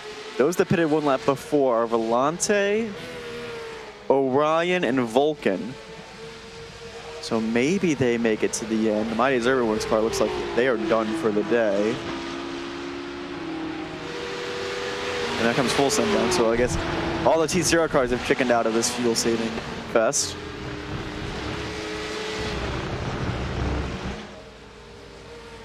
There's no way of telling. Here comes that 285. So Huizenveld will now resume being the leader, and the full send racing car will have to settle maybe for 2nd or even 3rd place.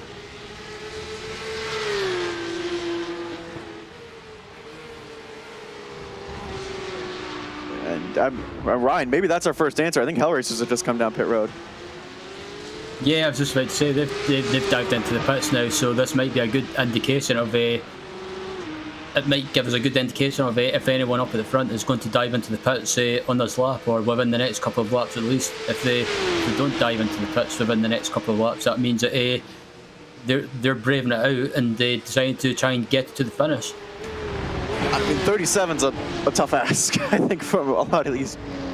The cars that pitted latest will have to do 37. It looks like Impulse would have to do 39, but we know that car is damaged. It's just, there is no way. And the full send racing car and the Shipsky racing machine in sport have also still not chickened out of this either. It's very bizarre, with all this going on. Only 6 laps to go at the end of this lap as well. So are Maniti going to make it? Are Volante going to make it? Still don't really know. But I think it is quite telling, actually. I know they're different classes entirely, but you know, the fact that everybody else, literally everybody else, has chickened out of it, just tell a lot. Maybe this wasn't the right call in the end, but we'll never know really with Impulse having got that damage. I mean, maybe with the damage they might get better fuel mileage. That seems like a silly thing to say. And somehow these two championship leaders are right next to each other in 6th place, both still not able to get around each other. Now here comes the leaders. That is the huge ass, I believe the 139. No, that's not the white machine. That should be the slower of the two. That might be Jeff Tyler. That is the 137 second place in sport. Let's try to lap around with Valanci Racing and see if they're going to be able to get around, and that's good.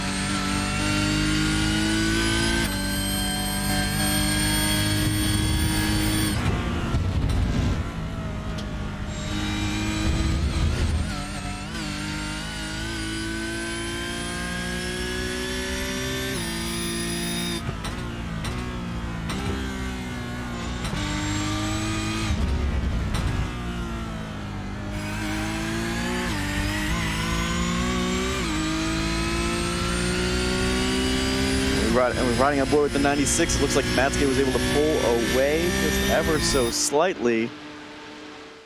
And that may be the sign that he's good on fuel, but a couple have chickened out. Impulse Racing has gone down for a splash and dash. Orion Race Team, a splash and dash. Miguel Vigo, a splash and dash, and that may have championship implications.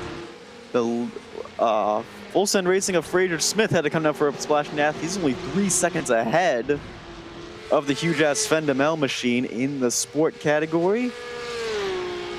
Looks like the only one in the sport category still trying to make it to the end of Shipsky Racing, and they're still trying to hope for a podium. Right now, the first one that is pitted is now Impulse Racing, but we have to remind everyone that Costa has a severely damaged race car, whereas These 4 ahead of him just have a severe issue of lack of fuel. Yeah, pretty much. It's these guys have still not pitted, and I think Matska, I think, is good on fuel.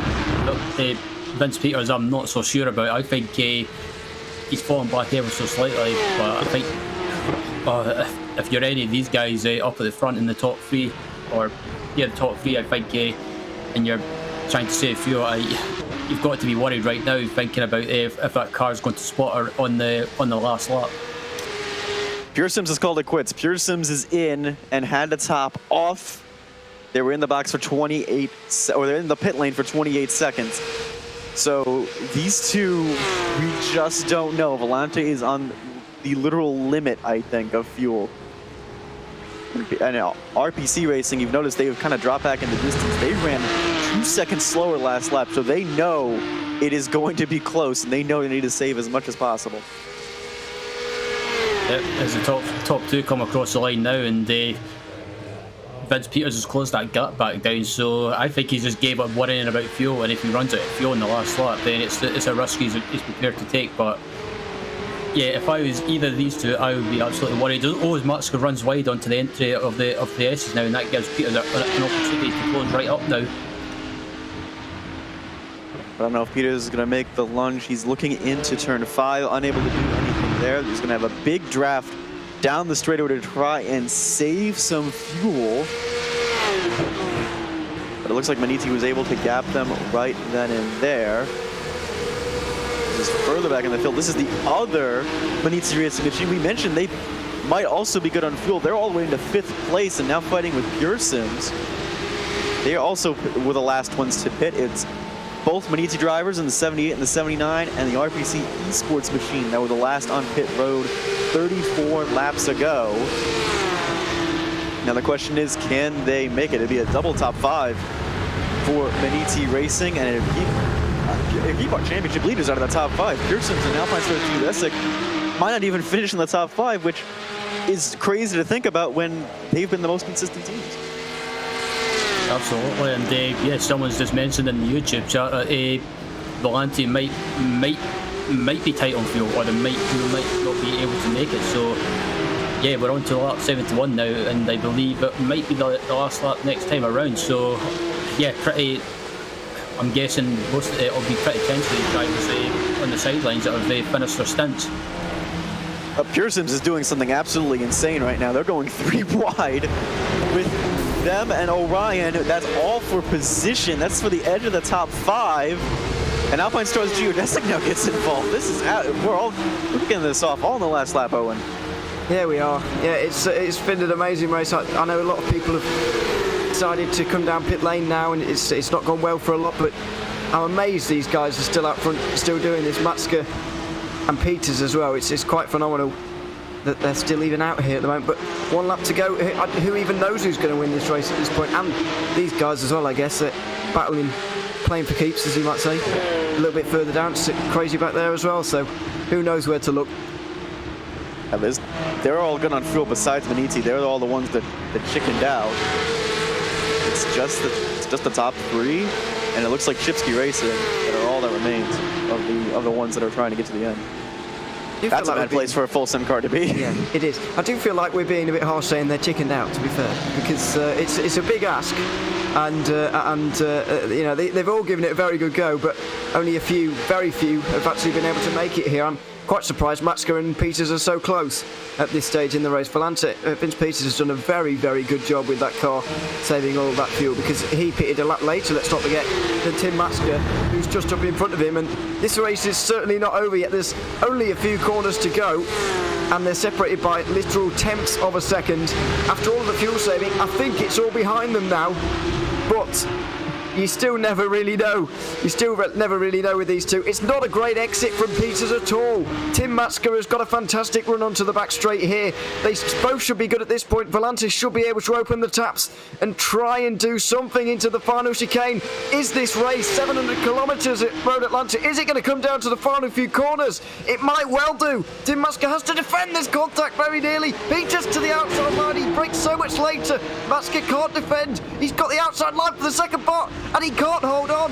Volante Racing look like they're going to take a famous victory in this race. With a pass in the final 2 corners, they've saved a monumental amount of fuel to overhaul Maniti. Vince Peters and Volante Racing win an IVRA ClubSport Series Classic here at Road Atlanta. 700 kilometres of racing, and it came down to the very final 2 or 3. Absolutely unbelievable race. Tim Matska spluttering across the line, and a pass in the final few corners. What more could you ask for? Absolutely brilliant. Where did Volante Racing get extra lap fuel on Maniti? Where did they find that? Did they put it 1 lap earlier? And if Tim Matska's coming to the line on fumes, Vince Peters has to be like Flintstoning that thing across the line. Absolutely. I don't know where that fuel's come from either, but he's found enough to win that one. Christensen has done a good job to finish 3rd, to be fair to him as well. Impulse Racing are going to be 4th by the looks of things. And then Pure Sims, Geodesic, Maniti. We'll go through the results properly in a minute, but it's going to be full send racing, having a very good day to finish 1st in Sport and 2nd in TCR, with Huysingveld coming over the line right here to win the TCR category. It's going to be by a lap according to the score sheet, but it was a lot closer than that throughout. What a race that was, Ryan. I can't believe, as Jonathan said, I can't believe they saved so much fuel there at Volante Racing, but 2nd win in a row now for them. Yeah, absolutely. They took the one last time out, and they took another one today, and I wasn't even driving, and I was getting tense just watching those guys save fuel, and I was wondering if either of them would make it to the finish, make it to the line. But amazingly, I'm gobsmacked that Volante managed to save an extra lap of fuel, where Maniti spotted coming to the line. I'm just out of words. Yeah, absolutely. My mouth was open at this part because it's very hard pressed for anyone in IVRA and anyone that drives against Maniti to catch Tim Matska sleeping like that. Like I don't think Matska expected Peters to come back at him like that. I'm sure I guarantee the 3 of us didn't expect him to come back at him like that. No, I certainly didn't. Matska defended as much as he could, but in the end couldn't do much. And if it was a side-by-side run to the line, then he might not have won it anyway, because Vince Peters is going to take it ahead of Matska. Then RPC Esports, after their name change, get a podium as well. Then it was Impulse who came out on top in that crazy battle a little bit further down. Pure Sims were getting a top 5. Alpine Stars, Geodesic only losing minimal points to their main rivals, but they've lost a lot of points to Volante, who are fast becoming title challengers. The other Maniti Racing car finished in 7th ahead of a Riot Racing team. Hell Racers were in 9th ahead of Vulcan Sim Racing to round out the top 10. A little bit further down, we'll see a few cars who've had a few problems in this one. Phoenix Racing staying out of trouble today to finish 11th. Tubula Rasa Esports finished 12th ahead of 49 Motorsports. They had a battle towards the end. And it looks like the 13 of Danny Grissa is just about going to get classified. However, the 47 is not, after having issues in the first 2 hours of the race. In Sport, Fraser Smith only held on by 2.6 seconds ahead of the Hugh Jaskar. It was Sabiki Racing in 3rd ahead of Fiercely Forward in 4th. Taking points away from Geodesic, who will score none today. Hugh Jas 139 was running out the top 5 ahead of Vector by OSR. SRN Motorsports 1 lap down, and there's the first of the Alpine Star Geodesic car. It gets worse further down. Hugh Jas 8 laps down, and Semper Racing doesn't look like they're quite going to be classified in the end, unfortunately for them. The other SRN Motorsports car definitely won't be. Neither will the championship leader coming into this race. Samsoy GT4 and Team Huysingveld both got caught up in that incident after the first restart. And the slightly smaller TCR category is won by Team Huysingveld this week, or this round I should say. Full Send Racing 2nd and Impulse Racing 3rd. Liper Esports stayed out of trouble for 4th, and it was Full Send and Impulse having problems a little bit further down to finish 5th and 6th. We're going to try and chat to a couple of these guys after the race if they want to come to join us. We'll try and chat to the class winners at least before we sign off for the night. But Jonathan, that was outrageously good. I mean, truly astonishing from them, from all of the drivers, and I thoroughly enjoyed it. I've got to say, although I've never seen a race where guys are fuel saving from quite so far out. You normally see it late on, but from the very moment they came out of the pit lane in that final stint, they were maximum fuel saving like I've never seen before. It was just kind of unbelievable. I think all three of them at the front that were fighting like knew this is the gamble we made, and this is what we're just going to have to stick with. And I think if you have to look back at that entire stint, you know, if Matsuka's sputtering across the line, it has to be that area where we were on board with Volante Racing, chasing down the RPC Esports car, and it had to be that point where Matsuka shaved off 2 seconds. Well, how did he shave off 2 seconds? Well, he's probably going full out and not saving. So there's got to be 1 or 2 laps in there that, unfortunately, this Mini Team driver is going to be a little frustrated about. But a podium's a podium, and I think this is a job well done to all three of them that are standing on the Cup podium. Yeah. And even those that tried it down in the Sport and TCR category, you brave souls that tried to make it to the very end. I think Shipsky did make it for a podium in Sport, 35 laps in that Porsche. So great job for that team as well. Yeah, absolutely. There were a number of big stories down the field. Let's talk to Fraser Smith, though. He was a winner from the Sport category in that Full Send Racing Porsche, driving right to the end. Fraser, it's good to have you here. Tell us a little bit about those final few laps. We weren't able to pay probably do the Sport category justice, given what else was happening up towards the front of the field. But how were your final few laps of that race? Must have been very nerve-wracking, considering the Hughes car was only 2.5 seconds behind you by the end.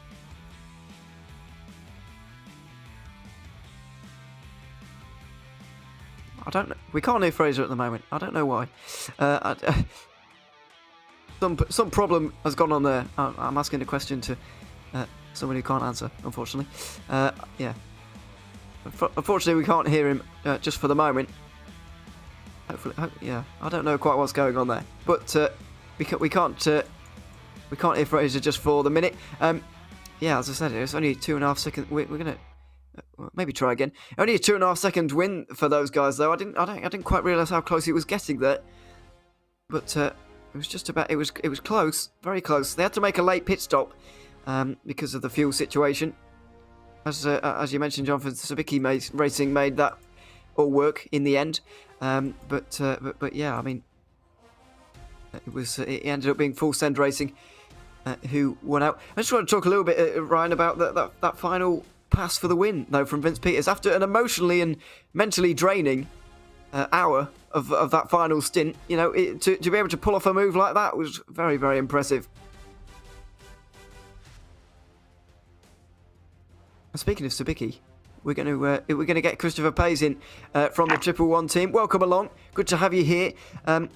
We've been talking about fuel for almost constantly for the final hour, and you guys in that 111 car just about made it work. How desperate was it in that final stint of the race in terms of making it on fuel? It was pretty close.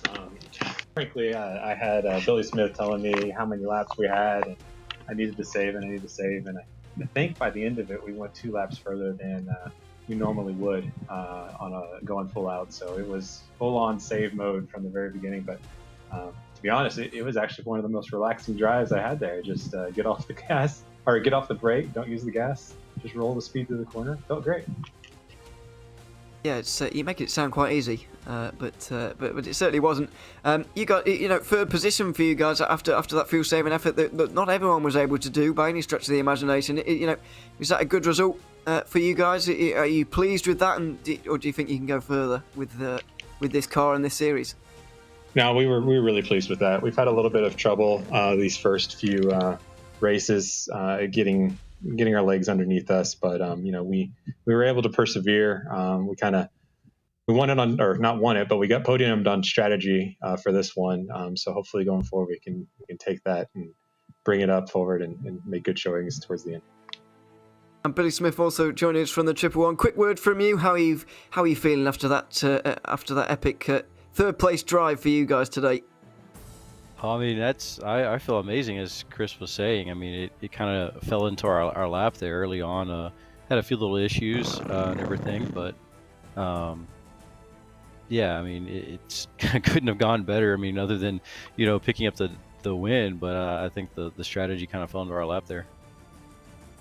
Yeah, absolutely. And you guys drove really well and picked up a thoroughly deserved third place. So I'll thank you both, B. Smith and Christopher Pays. Thank you to you both for joining us. Yeah, congratulations on P3 today.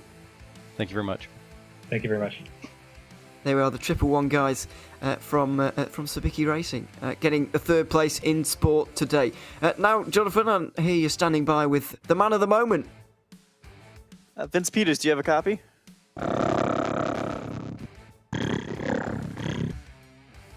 There appears to be a mic issue on that one.